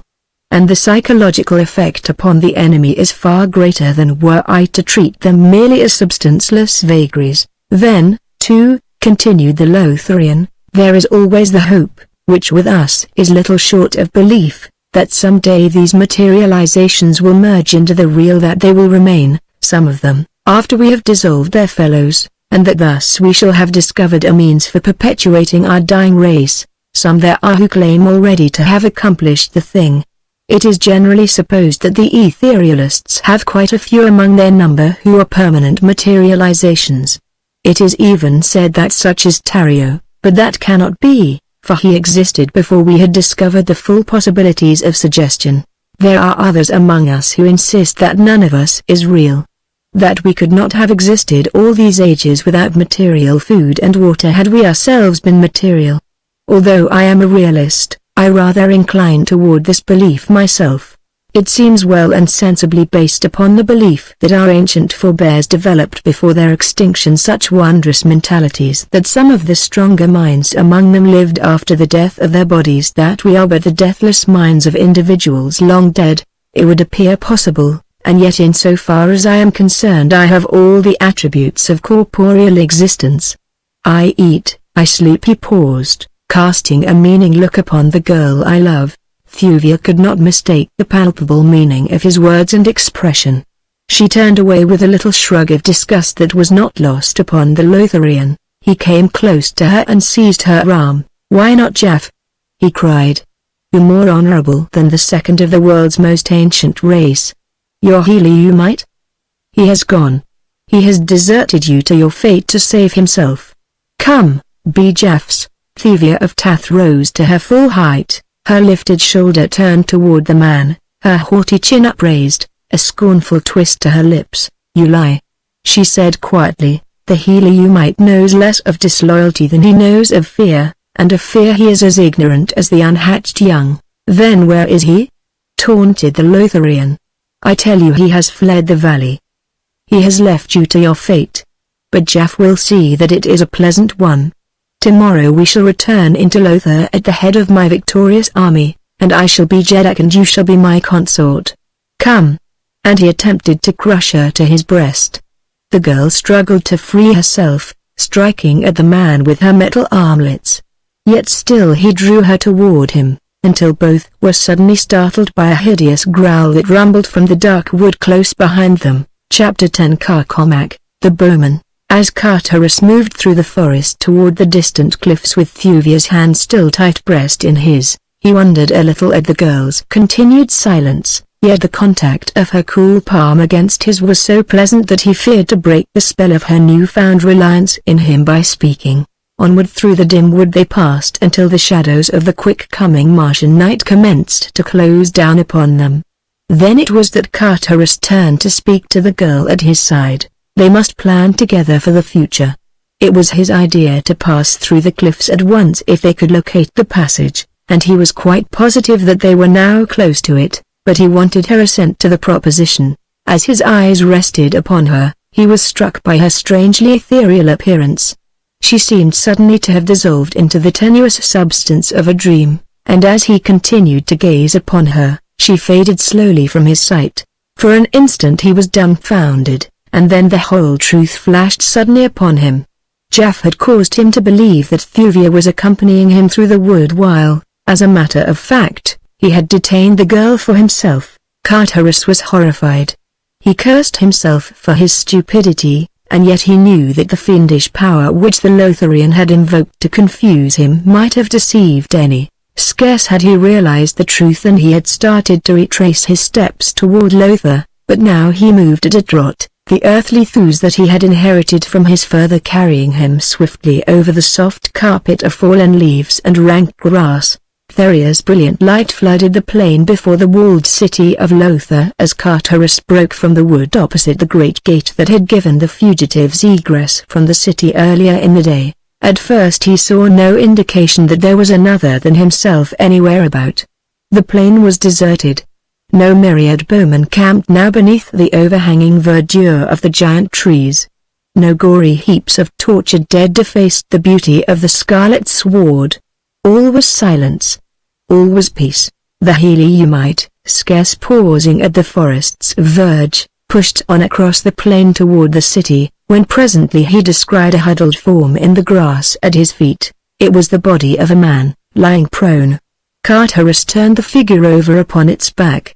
It was Jeff, but torn and mangled almost beyond recognition. The prince bent low to note if any spark of life remained, and as he did so the lids raised and dull, suffering eyes looked up into his.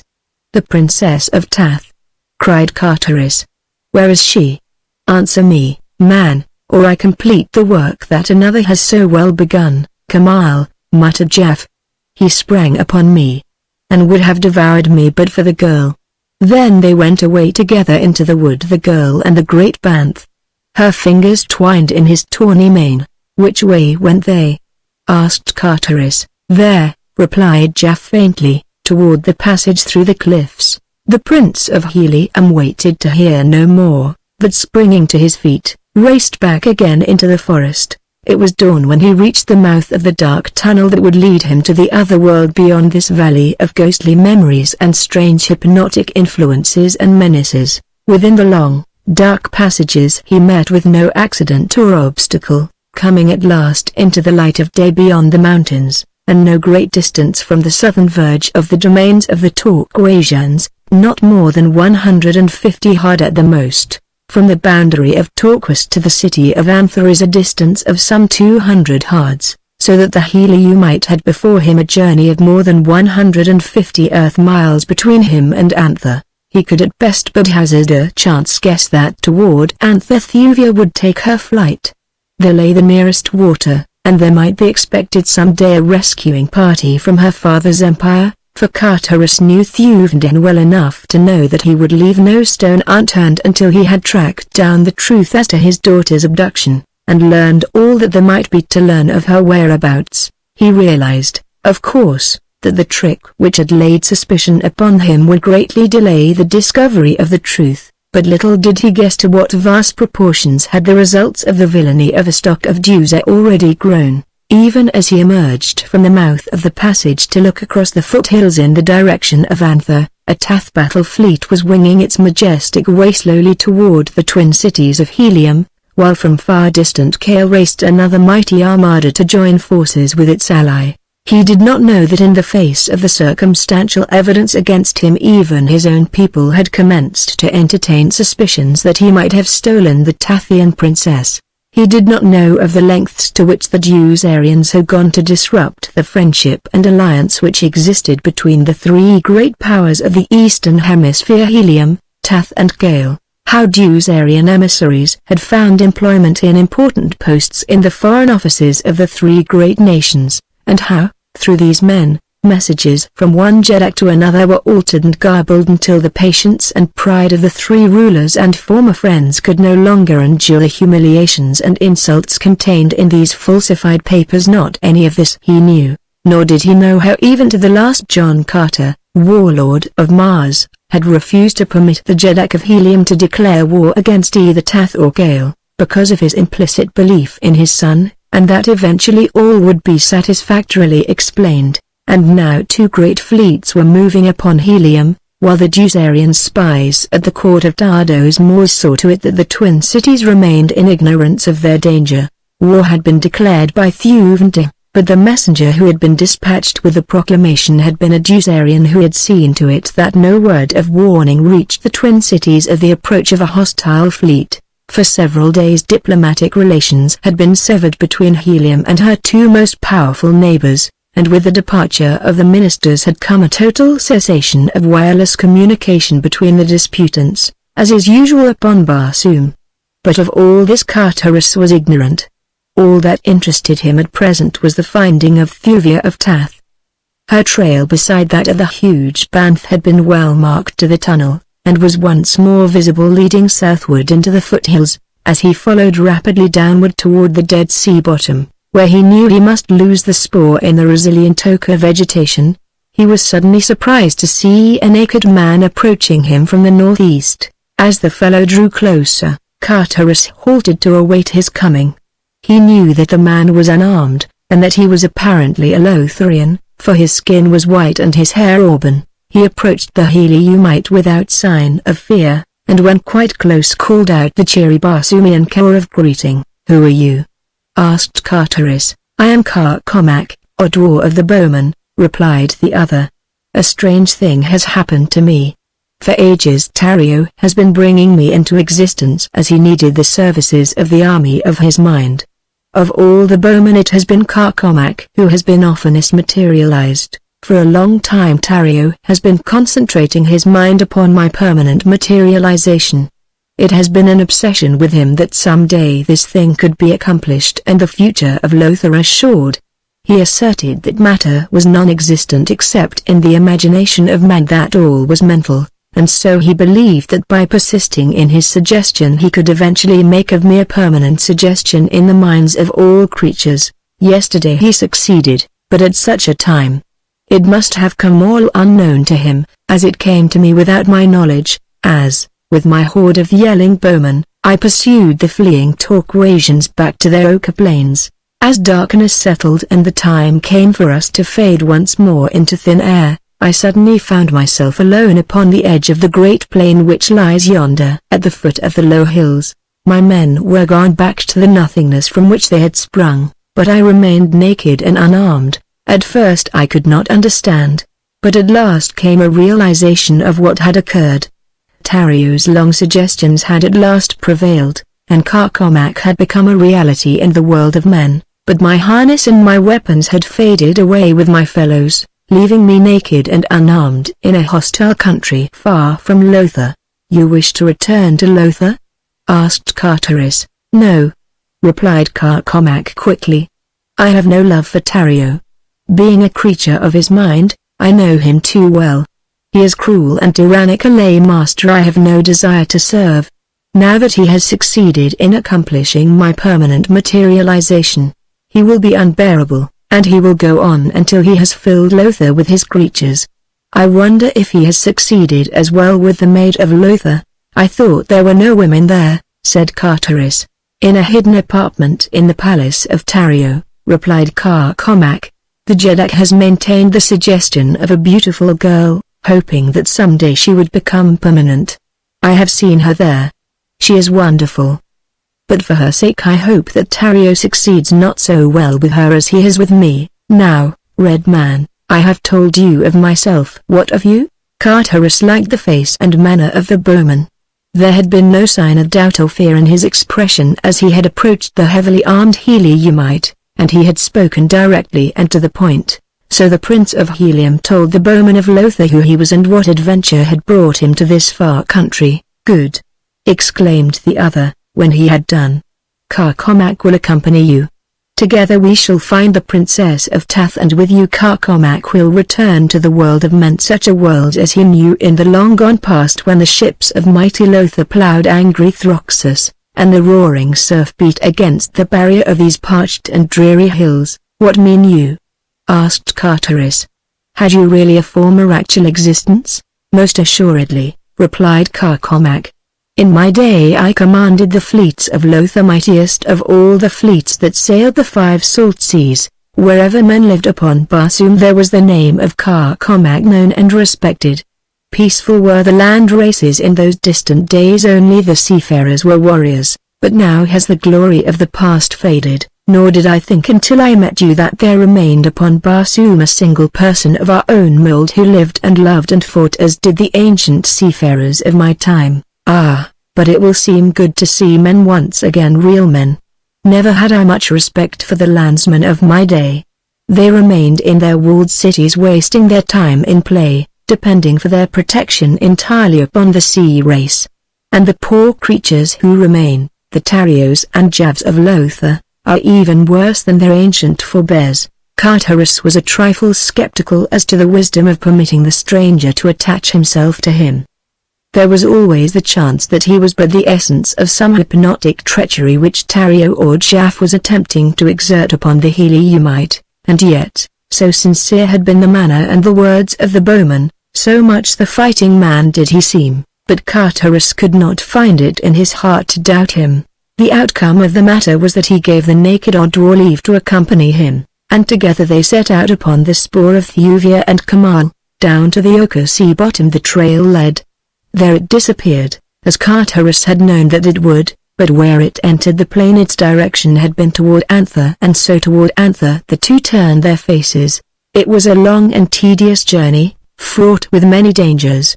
The bowman could not travel at the pace set by Carteris, whose muscles carried him with great rapidity over the face of the small planet, the force of gravity of which exerts so much less retarding power than that of the earth. 50 miles a day is a fair average for a Barsoomian, but the son of John Carter might easily have covered 100 or more miles had he cared to desert his new-found comrade. All the way they were in constant danger of discovery by roving bands of Torquasians, and especially was this true before they reached the boundary of Torquas. Good fortune was with them, however, and although they sighted 2 detachments of the savage green men, they were not themselves seen, and so they came, upon the morning of the 3rd day, within sight of the glistening domes of distant Anther.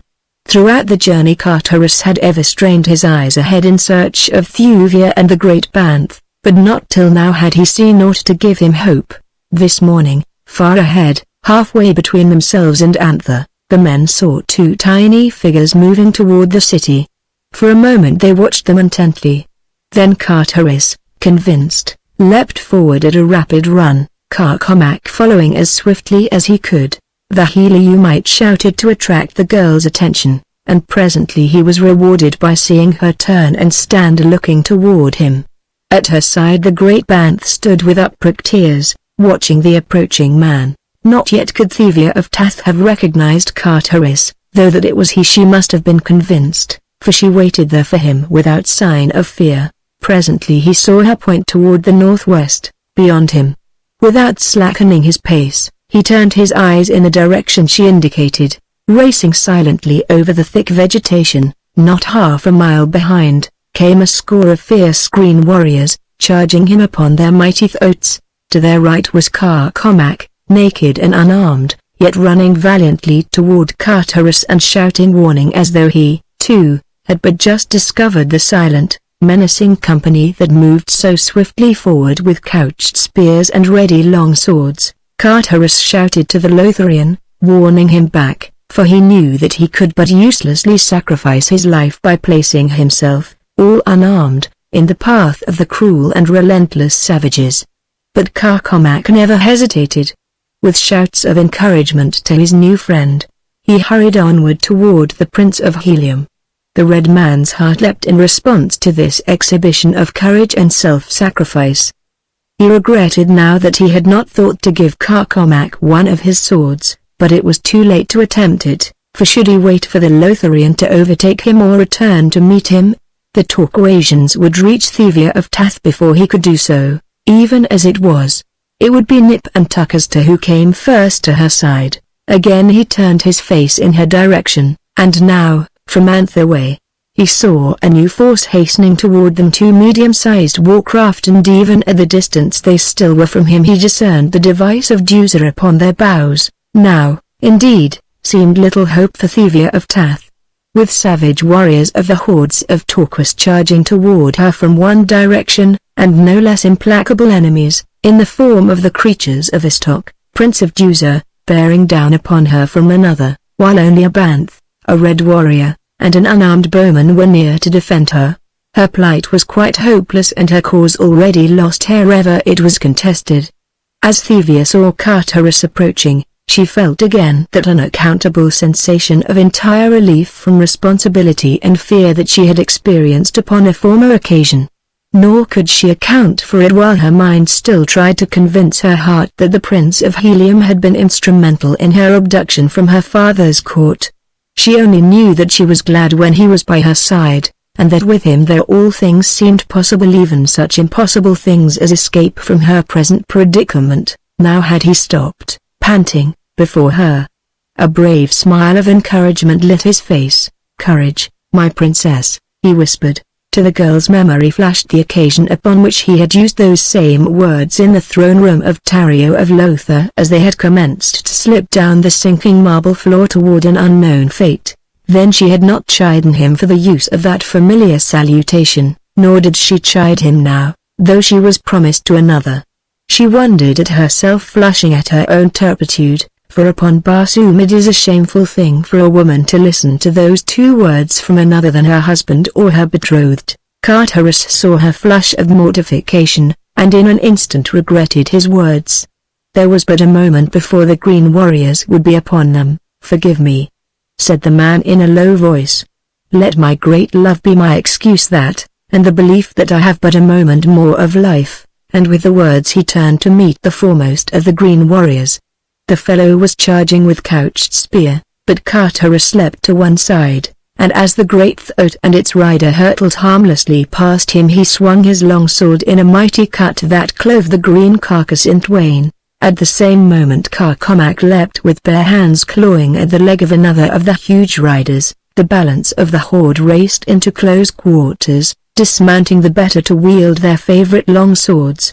The Deucerian flyers touched the soft carpet of the ochre-clad sea bottom, disgorging 50 fighting men from their bowels, and into the swirling sea of cutting, slashing swords sprang Kamal, the great Banth. Chapter 11. Green Men and White Apes. A Torquasian sword smote a glancing blow across the forehead of Carterus. He had a fleeting vision of soft arms about his neck, and warm lips close to his before he lost consciousness. How long he lay there senseless he could not guess, but when he opened his eyes again he was alone, except for the bodies of the dead green men and Deucerians, and the carcass of a great Banth that lay half across his own. Thuvia was gone, nor was the body of Carcomac among the dead. Weak from loss of blood, Carterus made his way slowly toward Anther, reaching its outskirts at dark. He wanted water more than any other thing, and so he kept on up a broad avenue toward the great central plaza, where he knew the precious fluid was to be found in a half-ruined building opposite the great palace of the ancient Jeddak, who once had ruled this mighty city.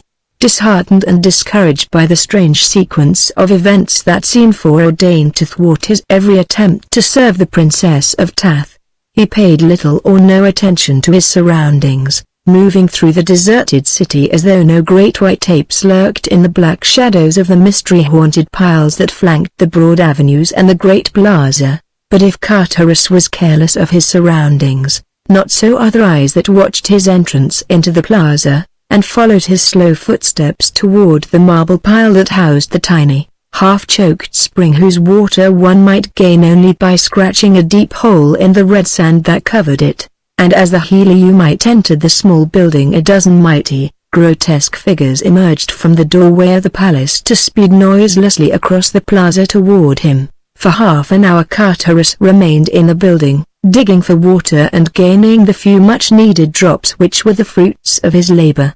Then he rose and slowly left the structure.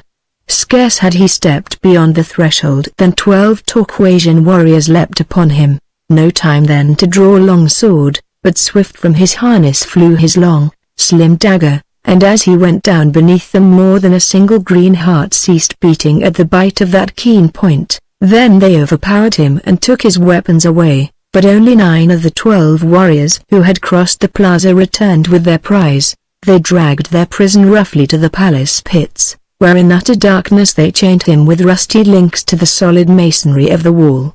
"Tomorrow Thaban will speak with you," they said. "Now he sleeps.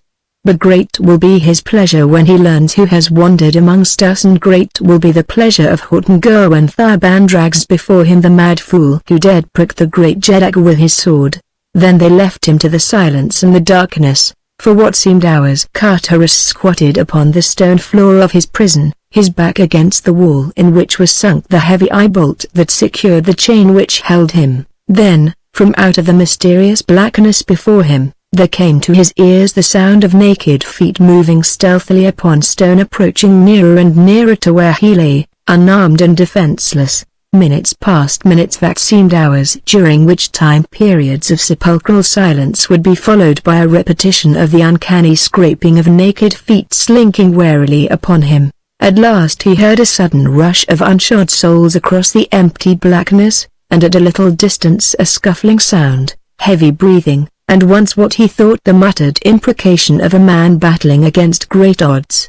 Then the clanging of a chain, and a noise as of the snapping back against stone of a broken link. Again came silence. But for a moment only. Now he heard once more the soft feet approaching him. He thought that he discerned wicked eyes gleaming fearfully at him through the darkness. He knew that he could hear the heavy breathing of powerful lungs. Then came the rush of many feet toward him, and the things were upon him. Hands terminating in man-like fingers clutched at his throat and arms and legs. Hairy bodies strained and struggled against his own smooth hide as he battled in grim silence against these horrid men in the darkness of the pits of ancient Anther. Food like some giant god was Carterus of Helium, yet in the clutches of these unseen creatures of the pit's Stygian night he was helpless as a frail woman, yet he battled on, striking futile blows against great, hispid breasts he could not see, feeling thick, squat throats beneath his fingers, the drool of saliva upon his cheek, and hot, foul breath in his nostrils. Fangs, too, mighty fangs, he knew were close, and why they did not sink into his flesh he could not guess. At last he became aware of the mighty surging of a number of his antagonists back and forth upon the great chain that held him, and presently came the same sound that he had heard at a little distance from him a short time before he had been attacked. His chain had parted and the broken end snapped back against the stone wall. Now he was seized upon either side and dragged at a rapid pace through the dark corridors toward what fate he could not even guess. At first he had thought his foes might be of the tribe of Torquus, but their hairy bodies belied that belief. Now he was at last quite sure of their identity, though why they had not killed and devoured him at once he could not imagine. After half an hour or more of rapid racing through the underground passages that are a distinguishing feature of all Barsumian cities, modern as well as ancient, his captors suddenly emerged into the moonlight of a courtyard, far from the central plaza. Immediately Carterus saw that he was in the power of a tribe of the Great White Apes of Barsum. All that had caused him doubt before as to the identity of his attackers was the hairiness of their breasts, for the white apes are entirely hairless except for a great shock bristling from their heads. Now he saw the cause of that which had deceived him. Across the chest of each of them were strips of hairy hide, usually of bantha, in imitation of the harness of the green warriors who so often camped at their deserted city. Carteris had read of the existence of tribes of apes that seemed to be progressing slowly toward higher standards of intelligence. Into the hands of such, he realized, he had fallen. But what were their intentions toward him? As he glanced about the courtyard, he saw fully 50 of the hideous beasts, squatting on their haunches, and at a little distance from him another human being, closely guarded. As his eyes met those of his fellow captive, a smile lit the other's face, and, "Cow, red man," burst from his lips. It was Carcomac, the bowman. "Cow!" cried Carteris, in response. "How came you here, and what befell the princess?" "Red men like yourself descended in mighty ships that sailed the air, even as the great ships of my distant day sailed the 5 seas, replied Carcomac. "They fought with the green men of Torquas. They slew Kamal, god of Lothar. I thought they were your friends, and I was glad when finally those of them who survived the battle carried the red girl to one of the ships and sailed away with her into the safety of the high air. Then the green men seized me, and carried me to a great, empty city, where they chained me to a wall in a black pit. Afterward came these and dragged me hither." "And what of you, red man?" Carteris related all that had befallen him, and as the two men talked the great apes squatted about them watching them intently. "What are we to do now?" asked the bowman. "Our case looks rather hopeless," replied Carteris ruefully. "These creatures are born man-eaters. Why they have not already devoured us I cannot imagine there," he whispered. "See? The end is coming." Carcomac looked in the direction Carteris indicated to see a huge ape advancing with a mighty bludgeon. "It is thus they like best to kill their prey," said Carteris. "Must we die without a struggle?" asked Carcomac. "Not I," replied Carteris, "though I know how futile our best defense must be against these mighty brutes." "Oh, for a long sword, or a good bow," added Carcomac, "and a ton of bowmen." At the words Carteris half sprang to his feet, only to be dragged roughly down by his guard. "Carcomac!" he cried. "Why cannot you do what Tario and Jaff did? They had no bowmen other than those of their own creation. You must know the secret of their power. Call forth your own Utan, Carcomac." The Lotharian looked at Carteris in wide-eyed astonishment as the full purport of the suggestion bore in upon his understanding. "Why not?" he murmured. The savage ape bearing the mighty bludgeon was slinking toward Carteris. The Heliumite's fingers were working as he kept his eyes upon his executioner. Carcomac bent his gaze penetratingly upon the apes. The effort of his mind was evidenced in the sweat upon his contracted brows. The creature that was to slay the red man was almost within arm's reach of his prey when Carteris heard a hoarse shout from the opposite side of the courtyard. In common with the squatting apes and the demon with the club, he turned in the direction of the sound, to see a company of sturdy bowmen rushing from the doorway of a nearby building. With screams of rage the apes leapt to their feet to meet the charge. A volley of arrows met them halfway, sending a dozen rolling lifeless to the ground.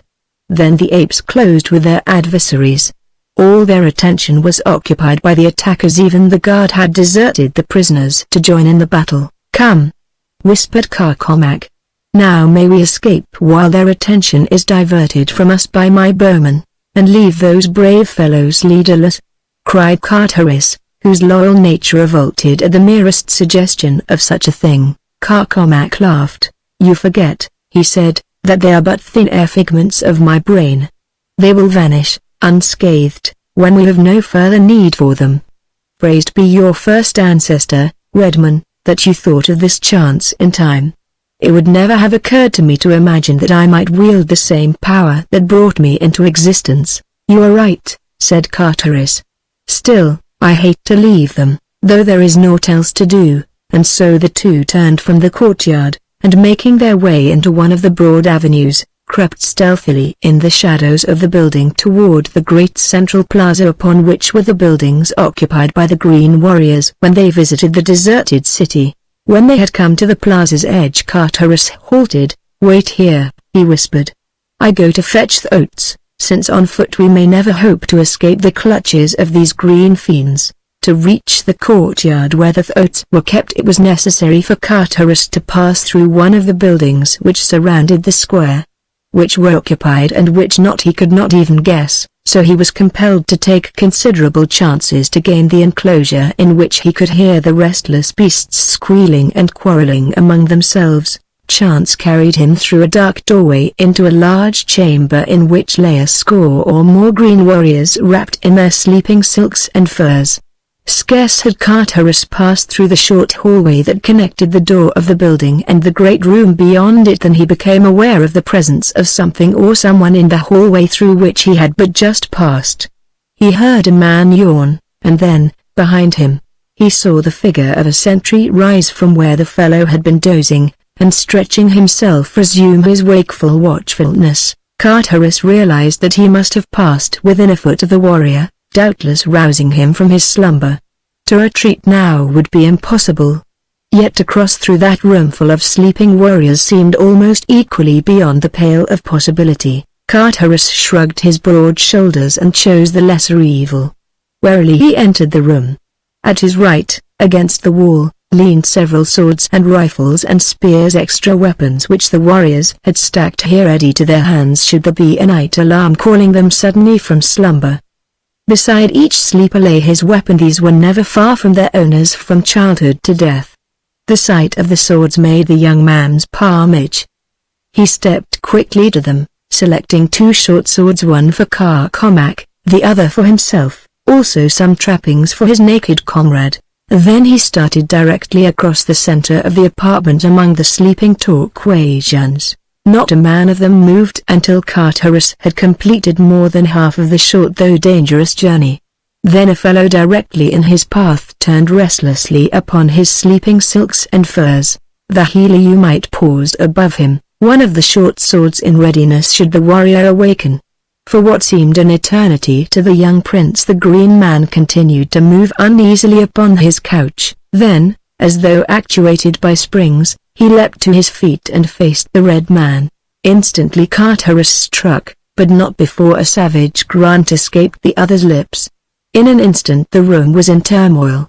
Warriors leapt to their feet, grasping their weapons as they rose, and shouting to one another for an explanation of the disturbance. To Carterus all within the room was plainly visible in the dim light reflected from without, for the further moon stood directly at zenith. But to the eyes of the newly awakened green men, objects as yet had not taken on familiar forms. They but saw vaguely the figures of warriors moving about their apartment. Now one stumbled against the corpse of him whom Carterus had slain.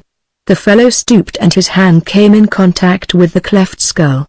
He saw about him the giant figures of other green men, and so he jumped to the only conclusion that was open to him. "The Thirds!" he cried. "The Thirds are upon us. Rise, warriors of Torquas, and drive home your swords within the hearts of Torquas' ancient enemies." Instantly the green men began to fall upon one another with naked swords. Their savage lust of battle was aroused. To fight, to kill, to die with cold steel buried in their vitals. Ah, that to them was nirvana. Carterus was quick to guess their error and take advantage of it. He knew that in the pleasure of killing they might fight on long after they had discovered their mistake, unless their attention was distracted by sight of the real cause of the altercation, and so he lost no time in continuing across the room to the doorway upon the opposite side, which opened into the inner court, where the savage thoats were squealing and fighting among themselves. Once here he had no easy task before him. To catch and mount one of these habitually rageful and intractable beasts was no child's play under the best of conditions, but now, when silence and time were such important considerations, it might well have seemed quite hopeless to a less resourceful and optimistic man than the son of the great warlord. From his father he had learned much concerning the traits of these mighty beasts, and from Tarkas, also, when he had visited that great green Jeddak among his horde at Thark. So now he centered upon the work in hand, all that he had ever learned about them from others and from his own experience, for he, too, had ridden and handled them many times. The temper of the Thoats of Torquus appeared even shorter than their vicious cousins among the Tharks and Warhoons, and for a time it seemed unlikely that he should escape a savage charge on the part of a couple of old bulls that circled, squealing, about him, but at last he managed to get close enough to one of them to touch the beast. With the feel of his hand upon the sleek hide the creature quieted, and in answer to the telepathic command of the red man sank to its knees. In a moment Carterus was upon its back, guiding it toward the great gate that leads from the courtyard through a large building at one end into an avenue beyond. The other bull, still squealing and enraged, followed after his fellow. There was no bridle upon either, for these strange creatures are controlled entirely by suggestion when they are controlled at all. Even in the hands of the giant green men bridle reins would be hopelessly futile against the mad savagery and mastodonic strength of the Thoat, and so they are guided by that strange telepathic power with which the men of Mars have learned to communicate in a crude way with the lower orders of their planet. With difficulty Carterus urged the two beasts to the gate, where, leaning down, he raised the latch. Then the Thoat that he was riding placed his great shoulder to the skeelwood planking, pushed through, and a moment later the man and the two beasts were swinging silently down the avenue to the edge of the plaza, where Carcomac hid. Here Carterus found considerable difficulty in subduing the second Thoat, and as Carcomac had never before ridden one of the beasts, it seemed a most hopeless job. But at last the bowman managed to scramble to the sleek back, and again the two beasts fled softly down the moss-grown avenues toward the open sea bottom beyond the city. All that night and the following day and the second night they rode toward the northeast. No indication of pursuit developed, and at dawn of the second day Carterus saw in the distance the waving ribbon of great trees that marked one of the long Barsumian waterways. Immediately they abandoned their Thoats and approached the cultivated district on foot.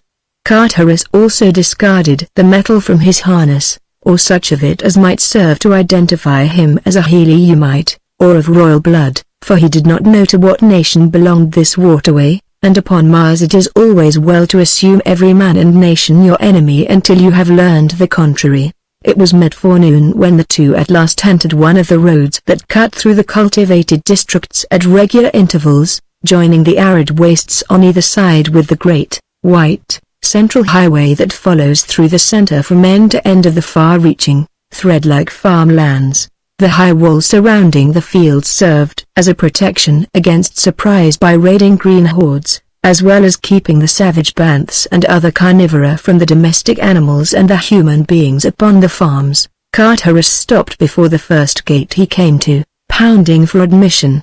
The young man who answered his summons greeted the two hospitably, though he looked with considerable wonder upon the white skin and auburn hair of the bowman. After he had listened for a moment to a partial narration of their escape from the Torquasians, he invited them within, took them to his house and bade the servants prepare food for them.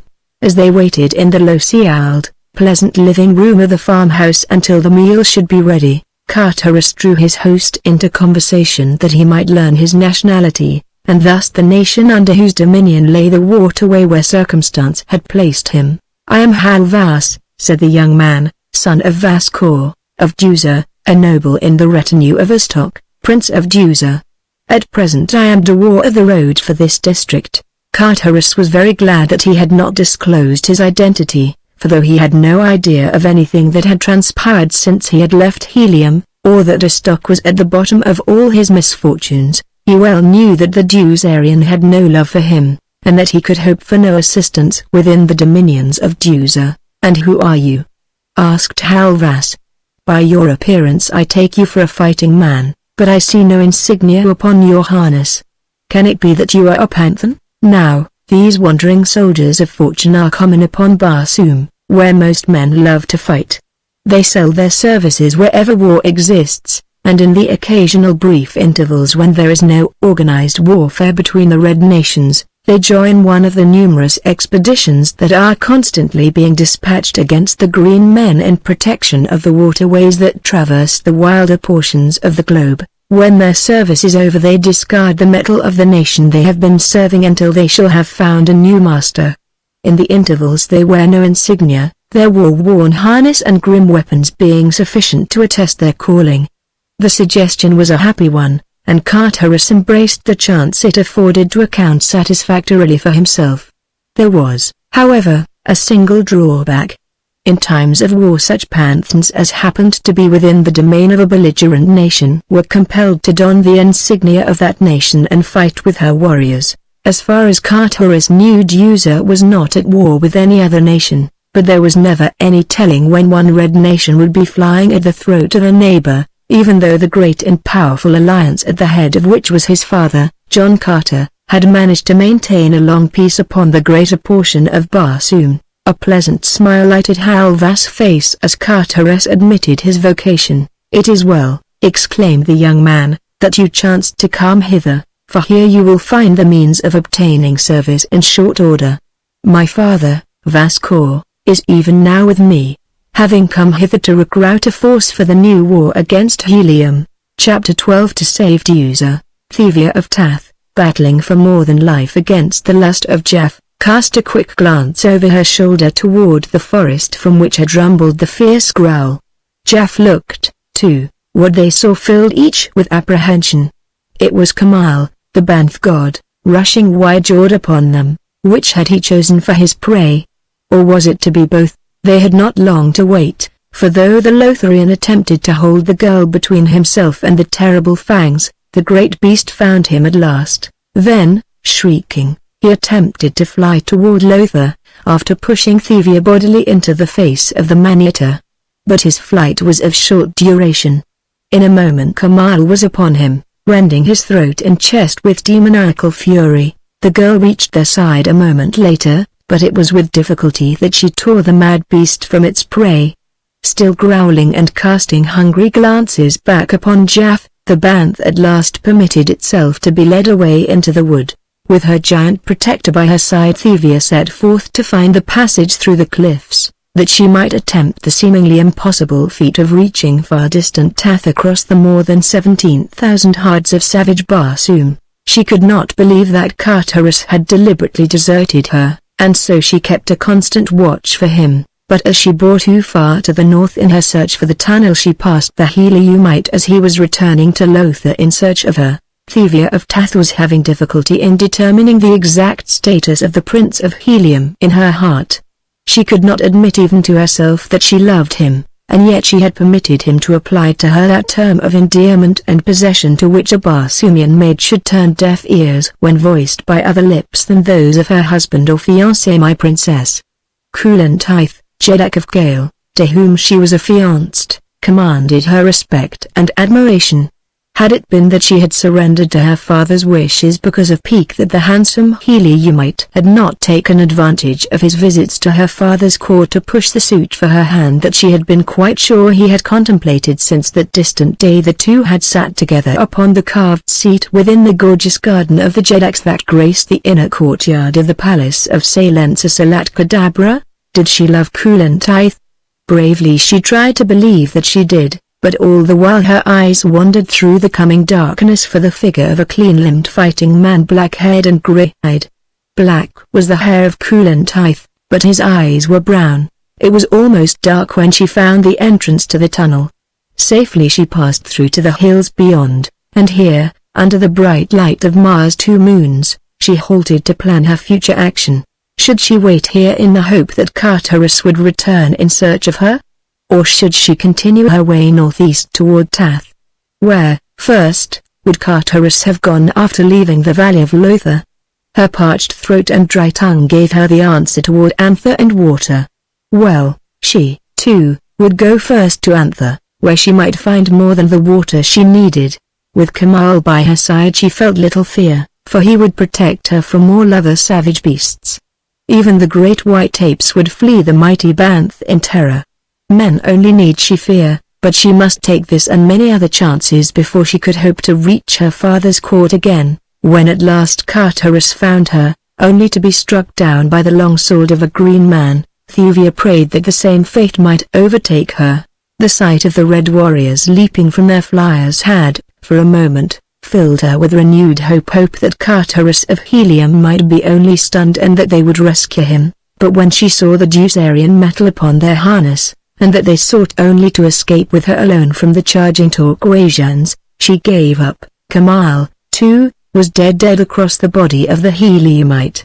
She was, indeed, alone now. There was none to protect her.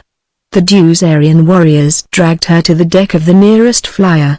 All about them the green warriors surged in an attempt to wrest her from the red. At last those who had not died in the conflict gained the decks of the two craft. The engines throbbed and purred, the propellers whirred. Quickly the swift boats shot heavenward. Thuvia of Tath glanced about her. A man stood near, smiling down into her face. With a gasp of recognition she looked full into his eyes, and then with a little moan of terror and understanding she buried her face in her hands and sank to the polished skeelwood deck.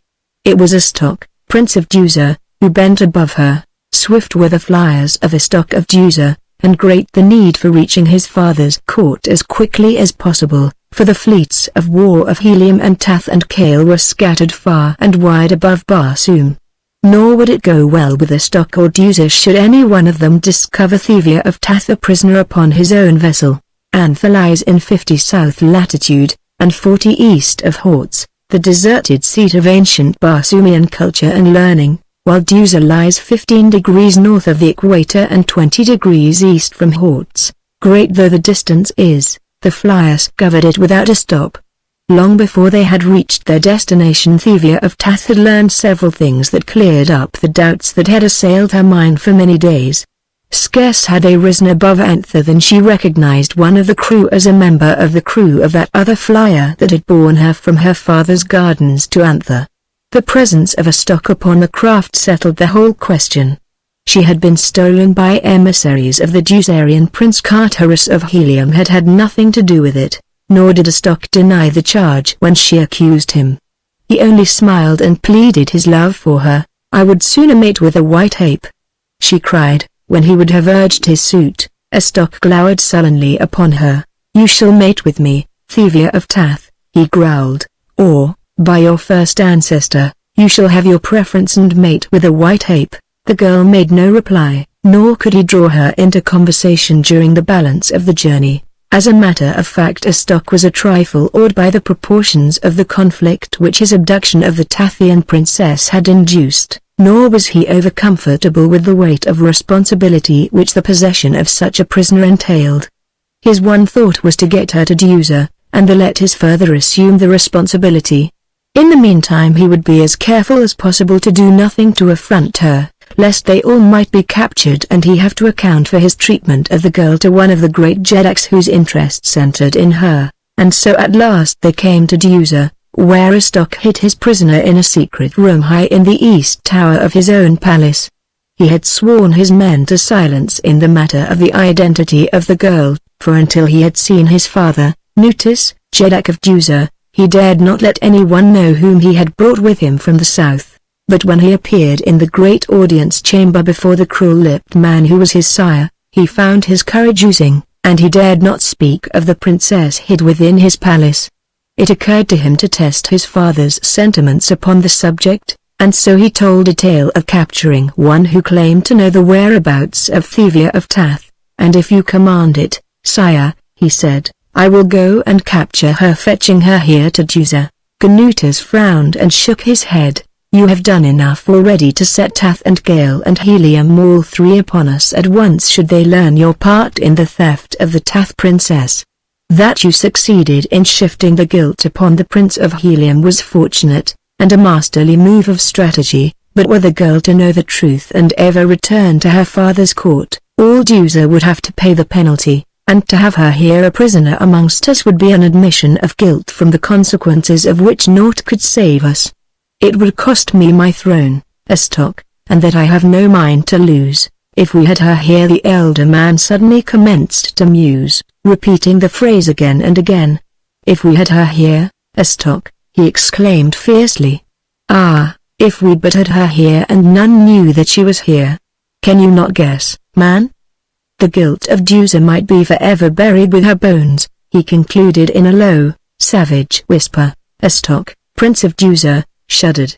Weak he was, yes, and wicked, too, but the suggestion that his father's words implied turned him cold with horror. Cruel to their enemies are the men of Mars, but the word enemies is commonly interpreted to mean men only. Assassination runs riot in the great Barsumian cities, yet to murder a woman is a crime so unthinkable that even the most hardened of the paid assassins would shrink from you in horror should you suggest such a thing to him. Gnutus was apparently oblivious to his son's all too patent terror at his suggestion. Presently he continued. You say that you know where the girl lies hid, since she was stolen from your people at Anther. Should she be found by any one of the three powers, her unsupported story would be sufficient to turn them all against us. There is but one way, Estok, cried the older man. You must return at once to her hiding place and fetch her hither in all secrecy. And, look you here. Return not to Duzur without her, upon pain of death. Estok, Prince of Duzur, well knew his royal father's temper. He knew that in the tyrant's heart there pulsed no single throb of love for any creature. Estok's mother had been a slave woman. Gnutus had never loved her. He had never loved another. In youth he had tried to find a bride at the courts of several of his powerful neighbors, but their women would have none of him. After a dozen daughters of his own nobility had sought self-destruction rather than wed him, he had given up. And then it had been that he had legally wed one of his slaves that he might have a son to stand among the Jeds when Gnutus died and a new Jeddak was chosen. Slowly Estok withdrew from the presence of his father. With white face and shaking limbs he made his way to his own palace. As he crossed the courtyard his glance chanced to wander to the great east tower looming high against the azure of the sky. At sight of it beads of sweat broke out upon his brow. Issus. No other hand than his could be trusted to do the horrid thing. With his own fingers he must crush the life from that perfect throat, or plunge the silent blade into the red heart, her heart. The heart that he had hoped would brim with love for him. But had it done so? He recalled the haughty contempt with which his protestations of love had been received. He went cold and then hot to the memory of it. His compunctions cooled as the self-satisfaction of a near revenge crowded out the finer instincts that had for a moment asserted themselves. The good that he had inherited from the slave woman was once again submerged in the bad blood that had come down to him from his royal sire, as, in the end, it always was. A cold smile supplanted the terror that had dilated his eyes. He turned his steps toward the tower. He would see her before he set out upon the journey that was to blind his father to the fact that the girl was already in Duzur. Quietly he passed in through the secret way, ascending a spiral runway to the apartment in which the Princess of Tath was immured. As he entered the room he saw the girl leaning upon the sill of the east casement, gazing out across the rooftops of Duzur toward distant Tath. He hated Tath. The thought of it filled him with rage. Why not finish her now and have it done with? At the sound of his step she turned quickly toward him. Ah, how beautiful she was! His sudden determination faded beneath the glorious light of her wondrous beauty. He would wait until he had returned from his little journey of deception. Maybe there might be some other way then. Some other hand to strike the blow with that face, with those eyes before him. He could never do it. Of that he was positive. He had always gloried in the cruelty of his nature, but, Issus, he was not that cruel. No, another must be found, one whom he could trust. He was still looking at her as she stood there before him, meeting his gaze steadily and unafraid. He felt the hot passion of his love mounting higher and higher. Why not sue once more? If she would relent, all might yet be well. Even if his father could not be persuaded, they could fly to Tath, laying all the blame of the knavery and intrigue that had thrown four great nations into war, upon the shoulders of Gnutus. And who was there that would doubt the justice of the charge? Thuvia, he said, I come once again, for the last time, to lay my heart at your feet. Tath and Gale and Duzur are battling with helium because of you. Wed me, Thuvia, and all may yet be as it should be. The girl shook her head. Wait, he commanded, before she could speak. Know the truth before you speak words that may seal, not only your own fate, but that of the thousands of warriors who battle because of you. Refuse to wed me willingly, and Deuza would be laid waste should ever the truth be known to Tath and Gale and Helium. They would raze our cities, leaving not one stone upon another. They would scatter our peoples across the face of Barsoom from the frozen north to the frozen south, hunting them down and slaying them, until this great nation remained only as a hated memory in the minds of men. But while they are exterminating the Dusarians, countless thousands of their own warriors must perish, and all because of the stubbornness of a single woman who would not wed the prince who loves her, refuse, Thuvia of Tath, and there remains but a single alternative: no man must ever know your fate. Only a handful of loyal servitors besides my royal father and myself know that you were stolen from the gardens of Thuvia by Astok, Prince of Deuza, or that today you be imprisoned in my palace. Refuse, Thuvia of Tath, and you must die to save Deuza. There is no other way. Nutis, the Jedak, has so decreed. I have spoken. For a long moment the girl let her level gaze rest full upon the face of Astok of Deuza. Then she spoke, and though the words were few, the unimpassioned tone carried unfathomable depths of cold contempt. Better all that you have threatened, she said, than you. Then she turned her back upon him and went to stand once more before the east windows, gazing with sad eyes toward distant Tath. Astok wheeled and left the room, returning after a short interval of time with food and drink. Here, he said, is sustenance until I return again. The next to enter this apartment will be your executioner. Commend yourself to your ancestors, Thuvia of Tath, for within a few days you shall be with them. Then he was gone. Half an hour later he was interviewing an officer high in the navy of Deuza. Whither went Vascour? He asked. He is not at his palace, south, to the great waterway that skirts Torquas, replied the other. His son, Halvas, is dwarf of the road there, and thither has Vascour gone to enlist recruits among the workers on the farms. Good, said Astok, and a half hour more found him rising above Deuza in his swiftest flyer. Chapter 13 Turjan, the Panther. The face of Carterus of Helium gave no token of the emotions that convulsed him inwardly as he heard from the lips of Halvas that Helium was at war with Deuza, and that fate had thrown him into the service of the enemy. That he might utilize this opportunity to the good of Helium scarce sufficed to outweigh the chagrin he felt that he was not fighting in the open at the head of his own loyal troops. To escape the Dusarians might prove an easy matter, and then again it might not.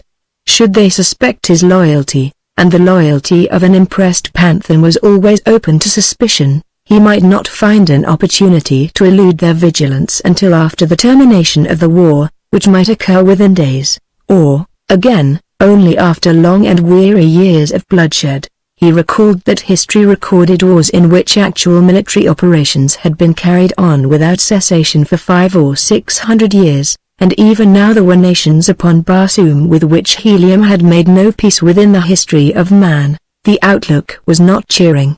He could not guess that within a few hours he would be blessing the fate that had thrown him into the service of Deuza. Ah! exclaimed Halvas. Here is my father now. Kaur. Vascour. Here is one you will be glad to meet. A doughty Panther. He hesitated. Turjan, interjected Carterus, seizing upon the first appellation that occurred to him. As he spoke his eyes crossed quickly to the tall warrior who was entering the room. Where before had he seen that giant figure, the taciturn countenance, and the livid sword cut from temple to mouth? Vascour, repeated Carterus mentally. Vascour. Where had he seen the man before? And then the noble spoke, and like a flash it all came back to Carterus, the forward servant upon the landing stage at Tath, that time that he had been explaining the intricacies of his new compass to Thuvia, the lone slave that had guarded his own hangar that night he had left upon his ill-fated journey for Tath, a journey that had brought him so mysteriously to Farantha. Vascour, he repeated aloud, blessed be your ancestors for this meeting. Nor did the Dusarian guess the wealth of meaning that lay beneath that hackneyed phrase with which a Barsoomian acknowledges an introduction. And blessed be yours, Turjan, replied Vascour. Now came the introduction of Carcomac to Vascour, and as Carterus went through the little ceremony there came to him the only explanation he might make to account for the white skin and auburn hair of the bowman. for he feared that the truth might not be believed and thus suspicion be cast upon them both from the beginning. Carcomac, he explained, is, as you can see, Athen. He has wandered far from his ice-bound southern temples in search of adventure. I came upon him in the pits of Anther, but though I have known him so short a time, I can vouch for his bravery and loyalty. Since the destruction of the fabric of their false religion by John Carter, the majority of the Therns had gladly accepted the new order of things, so that it was now no longer uncommon to see them mingling with the multitudes of red men in any of the great cities of the outer world, so Vascour neither felt nor expressed any great astonishment. All during the interview Carteris watched, cat-like, for some indication that Vascour recognized in the battered panthan the erstwhile gorgeous Prince of Helium, but the sleepless nights, the long days of marching and fighting, the wounds and the dried blood had evidently sufficed to obliterate the last remnant of his likeness to his former self, and then Vascour had seen him but twice in all his life. Little wonder that he did not know him. During the evening Vascour announced that on the morrow they should depart north toward Dusa, picking up recruits at various stations along the way. In a great field behind the house of flour lay a fair-sized cruiser transport that would accommodate many men, yet swift and well-armed also. Here Carteris slept, and Carcomac, too, with the other recruits, under guard of the regular Dusarian warriors that manned the craft. Toward midnight Vascour returned to the vessel from his son's house, repairing at once to his cabin. Carteris, with one of the Dusarians, was on watch. It was with difficulty that the Heliumite repressed a cold smile as the noble passed within a foot of him, within a foot of the long, slim, Heliumitic blade that swung in his harness. How easy it would have been. How easy to avenge the cowardly trick that had been played upon him, to avenge Helium and Tath and Thuvia. But his hand moved not toward the dagger's hilt, for first Vascour must serve a better purpose. He might know where Thuvia of Tath lay hidden now, if it had truly been Dusarians that had spirited her away during the fight before Anther, and then, too, there was the instigator of the entire foul plot. He must pay the penalty, and who better than Vascour could lead the Prince of Helium to a stock of Dusa? Faintly out of the night there came to Carteris's ears the purring of a distant motor. He scanned the heavens. Yes, there it was far in the north, dimly outlined against the dark void of space that stretched illimitably beyond it, the faint suggestion of a flyer passing, unlighted, through the Barsoomian night. Carteris, knowing not whether the craft might be friend or foe of Dusa, gave no sign that he had seen, but turned his eyes in another direction, leaving the matter to the Dusarian who stood watch with him. Presently the fellow discovered the oncoming craft, and sounded the low alarm which brought the balance of the watch and an officer from their sleeping silks and furs upon the deck nearby. The cruiser transport lay without lights, and, resting as she was upon the ground, must have been entirely invisible to the oncoming flyer, which all presently recognized as a small craft. It soon became evident that the stranger intended making a landing, for she was now spiraling slowly above them, dropping lower and lower in each graceful curve. "It is the Thuvia," whispered one of the Dusarian warriors. "I would know her in the blackness of the pits among 10,000 other craft." "Right you are!" exclaimed Vascour, who had come on deck. And then he hailed. "Caw, Thuvia, caw," came presently from above after a brief silence. Then, "What ship?" "Cruiser transport Caucasus, Vascour of Dusa." "Good," came from above. "Is the safe landing alongside?" "Yes, close in to starboard." "Wait, we will show our lights," and a moment later the smaller craft settled close beside the Caucasus, and the lights of the latter were immediately extinguished once more. Several figures could be seen slipping over the side of the Thuvia and advancing toward the Caucasus. Ever suspicious, the Dusarians stood ready to receive the visitors as friends or foes as closer inspection might prove them. Carteris stood quite near the rail, ready to take sides with the newcomers should chance have it that they were Heliumites playing a bold stroke of strategy upon this lone Dusarian ship. He had led like parties himself, and knew that such a contingency was quite possible. But the face of the first man to cross the rail undeceived him with a shock that was not at all unpleasurable. It was the face of Astok, Prince of Deuza. Scarce noticing the others upon the deck of the Caucasus, Astok strode forward to accept Vascor's greeting. Then he summoned the noble below. Their warriors and officers returned to their sleeping silks and furs, and once more the deck was deserted except for the Dusarian warrior and Turjan, the Pantheon, who stood guard. The latter walked quietly to and fro. The former leaned across the rail, wishing for the hour that would bring him relief. He did not see his companion approach the lights of the cabin of Vascor. He did not see him stoop with a close breast to a tiny ventilator. "May the white apes take us all," cried Astok ruefully, "if we are not in as ugly a snarl as you have ever seen. Gnutas thinks that we have her in hiding far away from Deuza. He has bidden me bring her here." He paused. No man should have heard from his lips the thing he was trying to tell. It should have been forever the secret of Gnutas and Astok, for upon it rested the safety of a throne. With that knowledge any man could wrest from the Jeddak of Deuza whatever he listed. But Astok was afraid, and he wanted from this older man the suggestion of an alternative. He went on. "I am to kill her," he whispered, looking fearfully around. "Gnutas merely wishes to see the body that he may know his commands have been executed. I'm now supposed to be gone to the spot where we have her hidden that I may fetch her in secrecy to Deuza.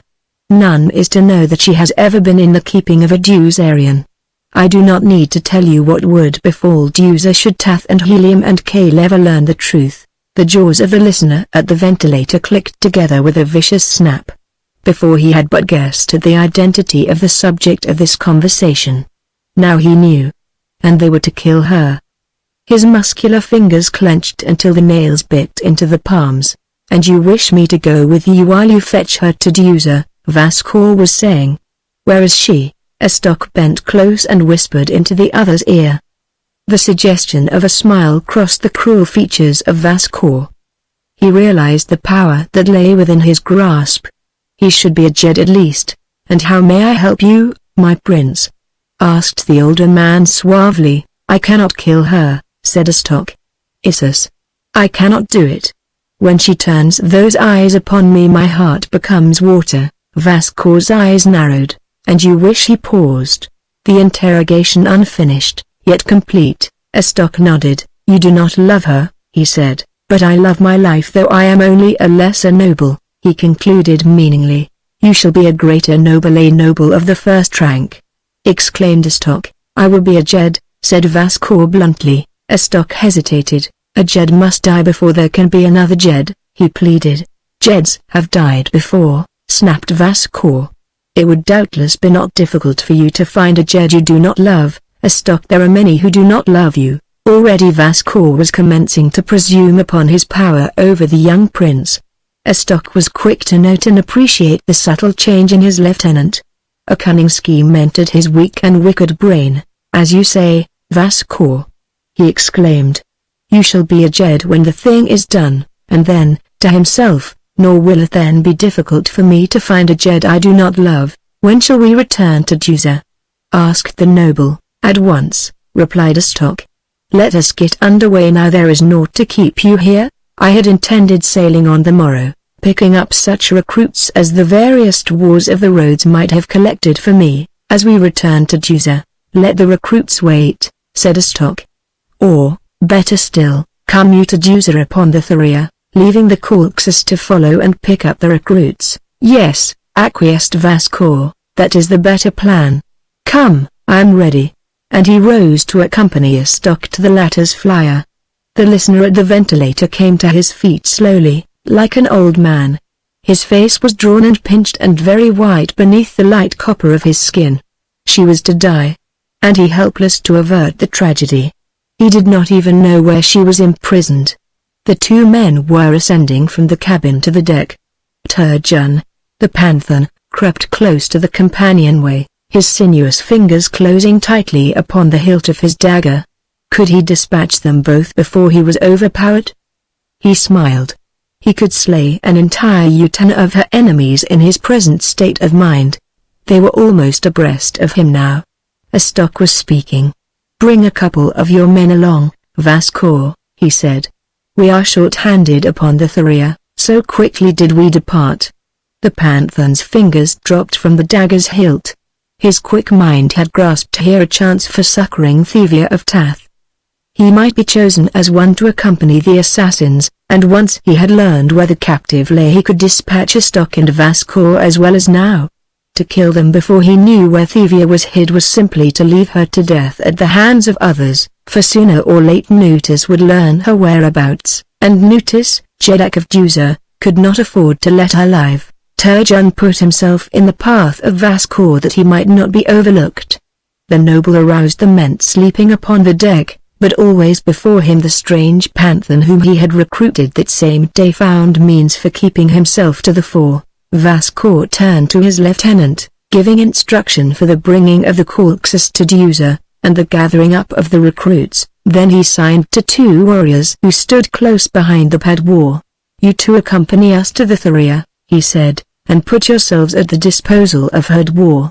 It was dark upon the deck of the corpses, so Vascour had not a good look at the faces of the two he chose, but that was of no moment, for they were but common warriors to assist with the ordinary duties upon a flyer, and to fight if need be. One of the two was Carcomac, the bowman. The other was not Carteris. The Heliumite was mad with disappointment. He snatched his dagger from his harness, but already a stock had left the deck of the corpses, and he knew that before he could overtake him, should he dispatch Vascour, he would be killed by the Duzarian warriors, who now were thick upon the deck. With either one of the two alive Thuvia was in as great danger as though both lived. It must be both. As Vascour descended to the ground Carteris boldly followed him, nor did any attempt to halt him, thinking, doubtless, that he was one of the party. After him came Carcomac and the Duzarian warrior who had been detailed to duty upon the Thuvia. Carteris walked close to the left side of the latter. Now they came to the dense shadow under the side of the Thuvia. It was very dark there, so that they had to grope for the ladder. Carcomac preceded the Duzarian. The latter reached upward for the swinging rounds, and as he did so steel fingers closed upon his windpipe and a steel blade pierced the very center of his heart. Turjan, the Pantheon, was the last to clamber over the rail of the Thuvia, drawing the rope ladder in after him. A moment later the flyer was rising rapidly, headed for the north. At the rail Carcomac turned to speak to the warrior who had been detailed to accompany him. His eyes went wide as they rested upon the face of the young man whom he had met beside the granite cliffs that guard mysterious Lothar. How had he come in place of the Duzarian? A quick sign, and Carcomac turned once more to find the Thuvia's war that he might report himself for duty. Behind him followed the Pantheon. Carteris blessed the chance that had caused Vascour to choose the bowman of all others, for had it been another Duzarian there would have been questions to answer as to the whereabouts of the warrior who lay so quietly in the field beyond the residence of Halvas, Dewar of the Southern Road, and Carteris had no answer to that question other than his sword point, which alone was scarce adequate to convince the entire crew of the Thuvia. The journey to Duzur seemed interminable to the impatient Carteris, though as a matter of fact it was quickly accomplished. Some time before they reached their destination they met and spoke with another Duzarian war flyer. From it they learned that a great battle was soon to be fought southeast of Duzur. The combined navies of Duzur, Tath and Kale had been intercepted in their advance toward Helium by the mighty Heliumitic navy, the most formidable upon Barsoom, not alone in numbers and armament, but in the training and courage of its officers and warriors, and the zitidaric proportions of many of its monster battleships. Not for many a day had there been the promise of such a battle. 4 Jeddaks were in direct command of their own fleets: Kulan Tith of Gale, Thuvden of Tath, and Nutis of Duzur upon one side, while upon the other was Tardos Mors, Jeddak of Helium. With the latter was John Carter, warlord of Mars. From the far north another force was moving south across the barrier cliffs, the new navy of Talu, Jeddak of Okar, coming in response to the call from the warlord. Upon the decks of the sullen ships of war black-bearded yellow men looked over eagerly toward the south. Gorgeous were they in their splendid cloaks of all-you-can department, fierce, formidable fighters from the hothouse cities of the frozen north, and from the distant south, From the Sea of Omion and the Cliffs of Gold, from the temples of the Therns and the Garden of Issus, other thousands sailed into the north at the call of the great man they all had learned to respect, and, respecting, love. Pacing the flagship of this mighty fleet, second only to the navy of Helium, was the Ebon Goda, Jeddak of the Firstborn, his heart beating strong in anticipation of the coming moment when he should hurl his savage crews and the weight of his mighty ships upon the enemies of the warlord. But would these allies reach the theater of war in time to be of avail to Helium?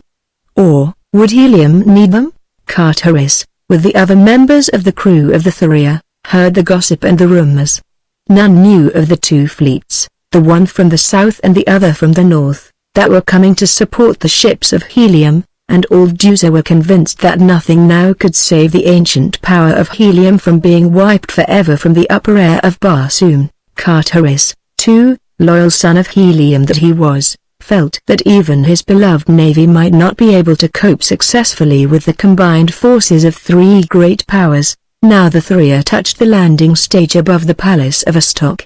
Hurriedly the prince and Vascour disembarked and entered the drop that would carry them to the lower levels of the palace. Close beside it was another drop that was utilized by common warriors.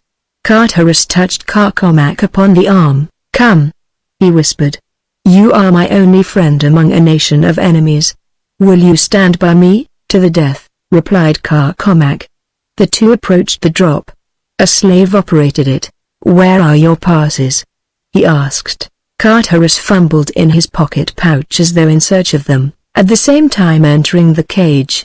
Carcomac followed him, closing the door. The slave did not start the cage downward. Every second counted. They must reach the lower level as soon as possible after Astok and Vascour if they would know whither the two went. Carteris turned suddenly upon the slave, hurling him to the opposite side of the cage. "Bind and gag him, Carcomac," he cried. Then he grasped the control lever, and as the cage shot downward at sickening speed, the bowman grappled with the slave. Carteris could not leave the control to assist his companion, for should they touch the lowest level at the speed at which they were going, all would be dashed to instant death. Below him he could now see the top of Astok's cage in the parallel shaft, and he reduced the speed of his to that of the other. The slave commenced to scream. "Silence him!" cried Carteris. A moment later a limp form crumpled to the floor of the cage. "He is silenced," said Carcomac. Carteris brought the cage to a sudden stop at one of the higher levels of the palace. Opening the door, he grasped the still form of the slave and pushed it out upon the floor. Then he banged the gate and resumed the downward drop. Once more he sighted the top of the cage that held Astok and Vascour. An instant later it had stopped, and as he brought his car to a halt, he saw the two men disappear through one of the exits of the corridor beyond. Chapter 14 Kulantith's Sacrifice. The morning of the second day of her incarceration in the east tower of the palace of Astok, Prince of Juza, found Thuvia of Tath waiting in dull apathy the coming of the assassin. She had exhausted every possibility of escape, going over and over again the door and the windows, the floor and the walls, the solid earthite slabs she could not even scratch. The tough Barsoomian glass of the windows would have shattered to nothing less than a heavy sledge in the hands of a strong man. The door and the lock were impregnable. There was no escape. And they had stripped her of her weapons so that she could not even anticipate the hour of her doom, thus robbing them of the satisfaction of witnessing her last moments. When would they come? Would Astok do the deed with his own hands? She doubted that he had the courage for it. At heart he was a coward. She had known it since first she had heard him brag as a visitor at the court of her father. He had sought to impress her with his valor. She could not help but compare him with another. And with whom would an affianced bride compare an unsuccessful suitor? With her betrothed? And did Thuvia of Tath now measure Astok of Juza by the standards of Kulantith, Jeddak of Kale? She was about to die. Her thoughts were her own to do with as she pleased, yet furthest from them was Kulantith. Instead the figure of the tall and comely Heliumite filled her mind, crowding therefrom all other images. She dreamed of his noble face, the quiet dignity of his bearing, the smile that lit his eyes as he conversed with his friends, and the smile that touched his lips as he fought with his enemies, the fighting smile of his Virginian sire. And Thuvia of Tath, true daughter of Barsoom, found her breath quickening and heart leaping to the memory of this other smile, the smile that she would never see again. With a little half-sob the girl sank to the pile of silks and furs that were tumbled in confusion beneath the east windows, burying her face in her arms. In the corridor outside her prison room 2 men had paused in heated argument. "I tell you again, Estok," one was saying, "that I shall not do this thing unless you be present in the room." There was little of the respect due royalty in the tone of the speaker's voice. The other, noting it, flushed. "Do not impose too far upon my friendship for you, Vascour," he snapped. "There is a limit to my patience." "There is no question of royal prerogative here," returned Vascour. "You ask me to become an assassin in your stead, and against your Jedak's strict injunctions. You are in no position, Estok, to dictate to me, but rather should you be glad to accede to my reasonable request that you be present, thus sharing the guilt with me." "Why should I bear it all?" The younger man scowled, but he advanced toward the locked door, and as it swung in upon its hinges, he entered the room beyond the side of Vascour. Across the chamber the girl, hearing them enter, rose to her feet and faced them.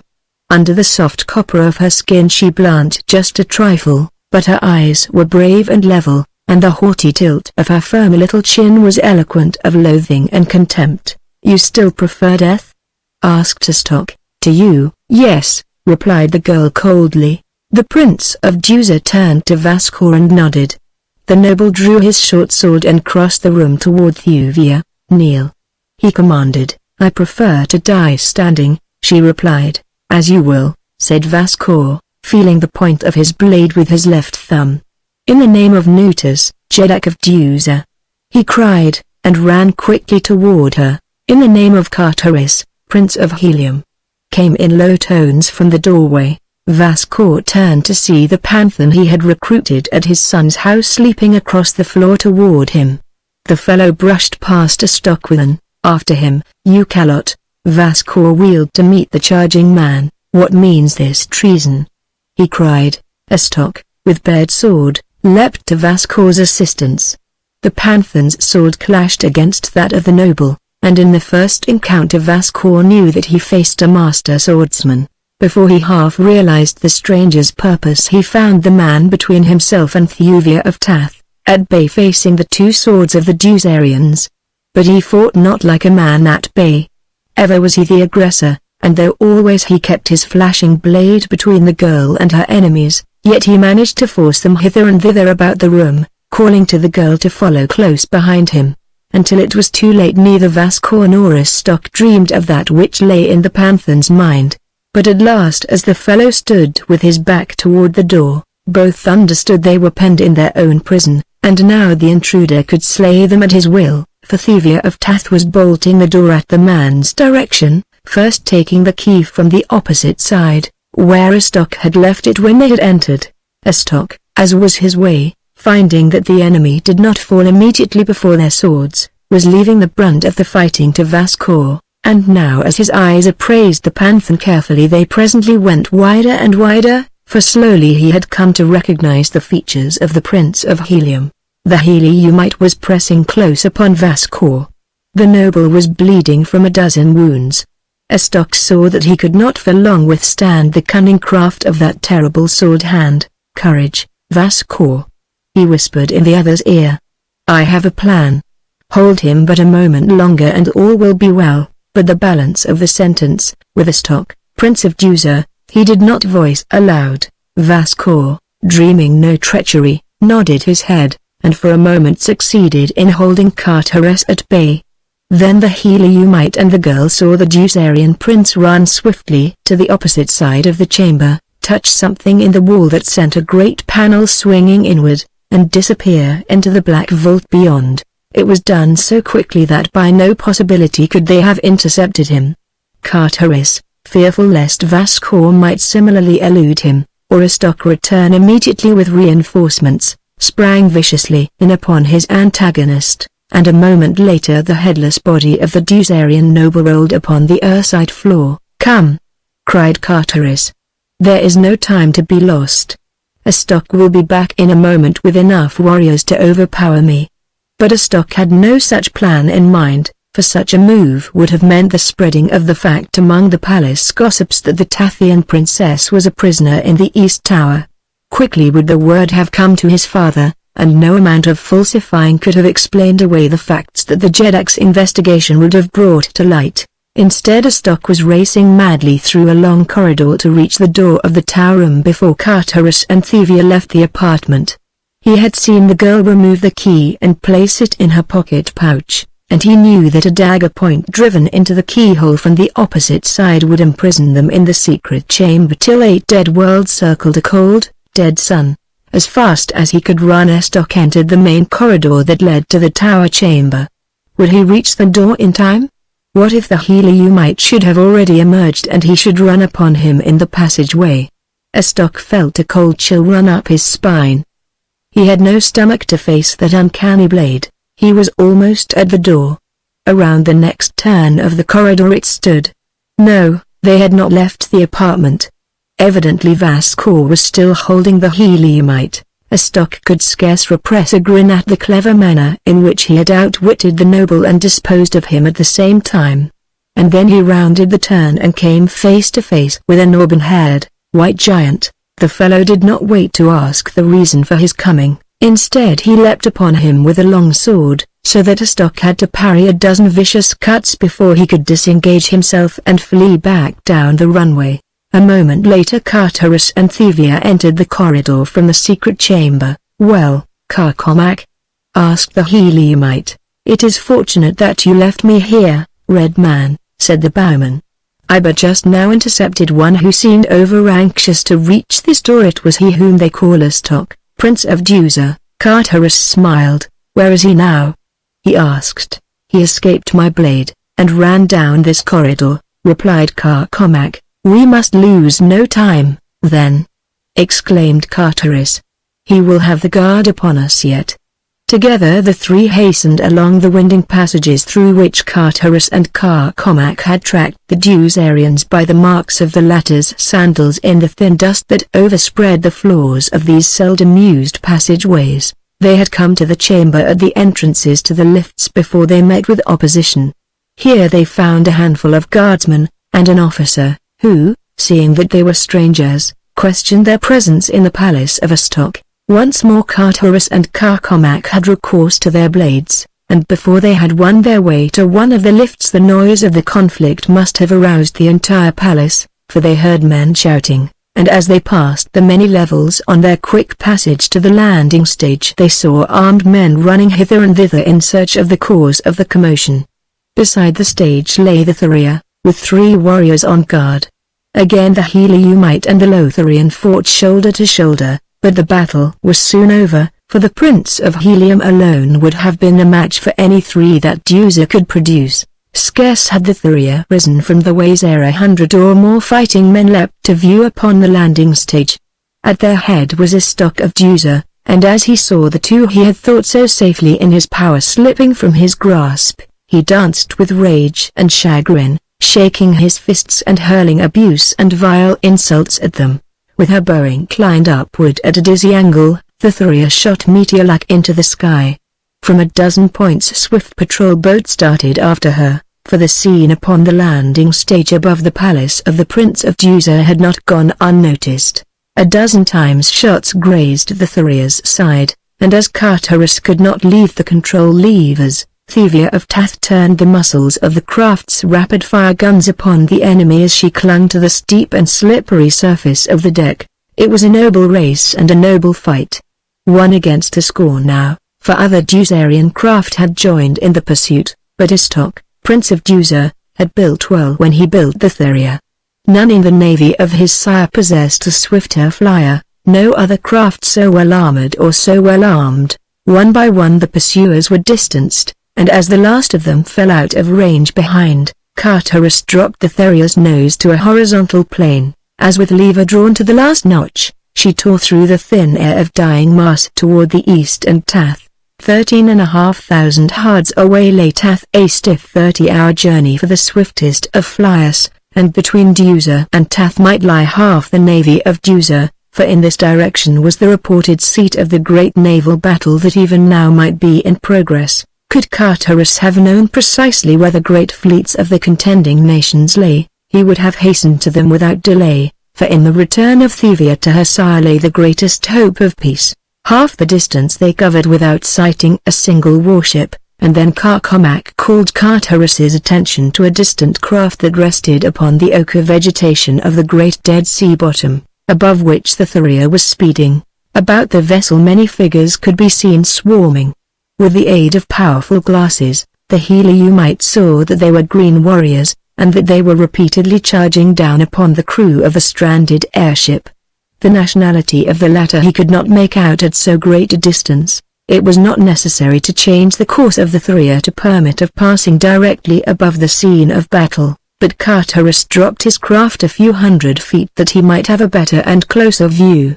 If the ship was of a friendly power, he could do no less than stop and direct his guns upon her enemies, though with the precious freight he carried he scarcely felt justified in landing, for he could offer but 2 swords in reinforcement scarce enough to warrant jeopardizing the safety of the Princess of Tath. As they came close above the stricken ship, they could see that it would be but a question of minutes before the green horde would swarm across the armored bulwarks to glut the ferocity of their bloodlust upon the defenders. It would be futile to descend, said Cartaris to Thuvia. The craft may even be of Jews as she shows no insignia. All that we may do is fire upon the hordemen, and as he spoke he stepped to one of the guns and deflected its muzzle toward the green warriors at the ship's side. At the first shot from the Thuvia those upon the vessel below evidently discovered her for the first time. Immediately a device fluttered from the bow of the warship on the ground. Thuvia of Tath caught her breath quickly, glancing at Cartaris. The device was that of Kulantith, Jeddak of Kale, the man to whom the Princess of Tath was betrothed. How easy for the Heliumite to pass on, leaving his rival to the fate that could not for long be averted. No man could accuse him of cowardice or treachery, for Kulantith was in arms against Helium, and, further, upon the Thuvia were not enough swords to delay even temporarily the outcome that already was a foregone conclusion in the minds of the watchers. What would Cartaris, Prince of Helium, do? Scarce had the device broken to the faint breeze ere the bow of the Thuvia dropped at a sharp angle toward the ground. "Can you navigate her?" asked Cartaris of Thuvia. The girl nodded. "I am going to try to take the survivors aboard," he continued. "It will need both Carcomac and myself to man the guns while the Kaolians take to the boarding tackle. Keep her bow depressed against the rifle fire.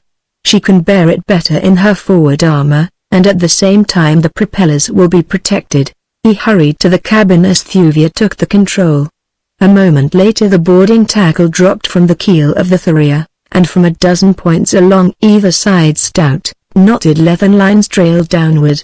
At the same time a signal broke from her bow. "Prepare to board us." A shout arose from the deck of the Kaolian warship. Cartaris, who by this time had returned from the cabin, smiled sadly. He was about to snatch from the jaws of death the man who stood between himself and the woman he loved. "Take the port bow gun, Carcomac," he called to the bowman, and himself stepped to the gun upon the starboard bow. They could now feel the sharp shock of the explosions as the green warriors vomited their hail of death and destruction at the sides of the staunch Thuvia. This paragraph needs to be verified from early editions. It was a forlorn hope at best. At any moment the repulsive raid tanks might be pierced. The men upon the Kaolian ship were battling with renewed hope. In the bow stood Kulantith, a brave figure fighting beside his brave warriors, beating back the ferocious green men. The Thuvia came low above the other craft. The Kaolians were forming under their officers in readiness to board, and then a sudden fierce fusillade from the rifles of the green warriors vomited their hail of death and destruction into the side of the brave flyer. Like a wounded bird she dived suddenly mastered careening drunkenly. Thuvia turned the bow upward in an effort to avert the imminent tragedy, but she succeeded only in lessening the shock of the flyer's impact as she struck the ground beside the Kaolian ship.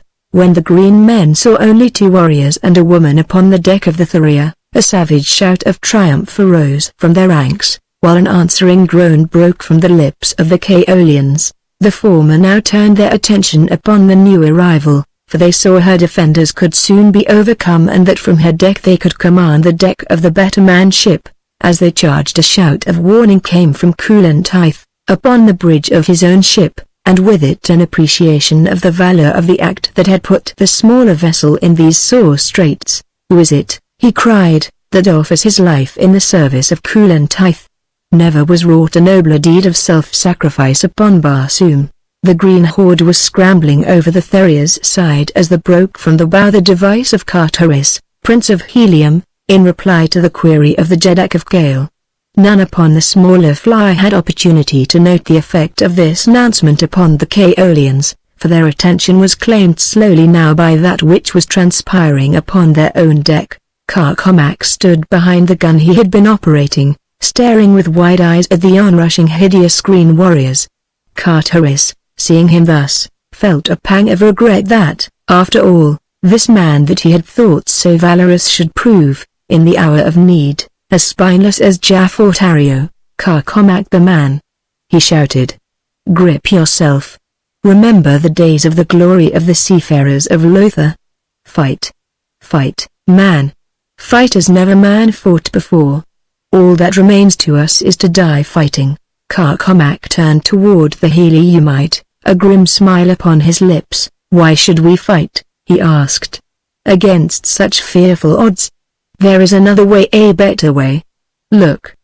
He pointed toward the companionway that led below deck. The green men, a handful of them, had already reached the Theria's deck, as Carteris glanced in the direction the Lotharian had indicated. The sight that met his eyes set his heart to thumping in joy and relief. Thuvia of Tath might yet be saved? For from below there poured a stream of giant bowmen, grim and terrible. Not the bowmen of Tario or Jaff, but the bowmen of an odd war of bowmen, savage fighting men, eager for the fray. The green warriors paused in momentary surprise and consternation, but only for a moment.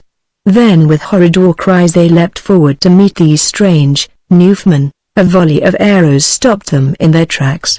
In a moment the only green warriors upon the deck of the Theria were dead warriors, and the bowmen of Carcomac were leaping over the vessel's sides to charge the hordemen upon the ground. Utan after Utan tumbled from the bowels of the Theria to launch themselves upon the unfortunate green men.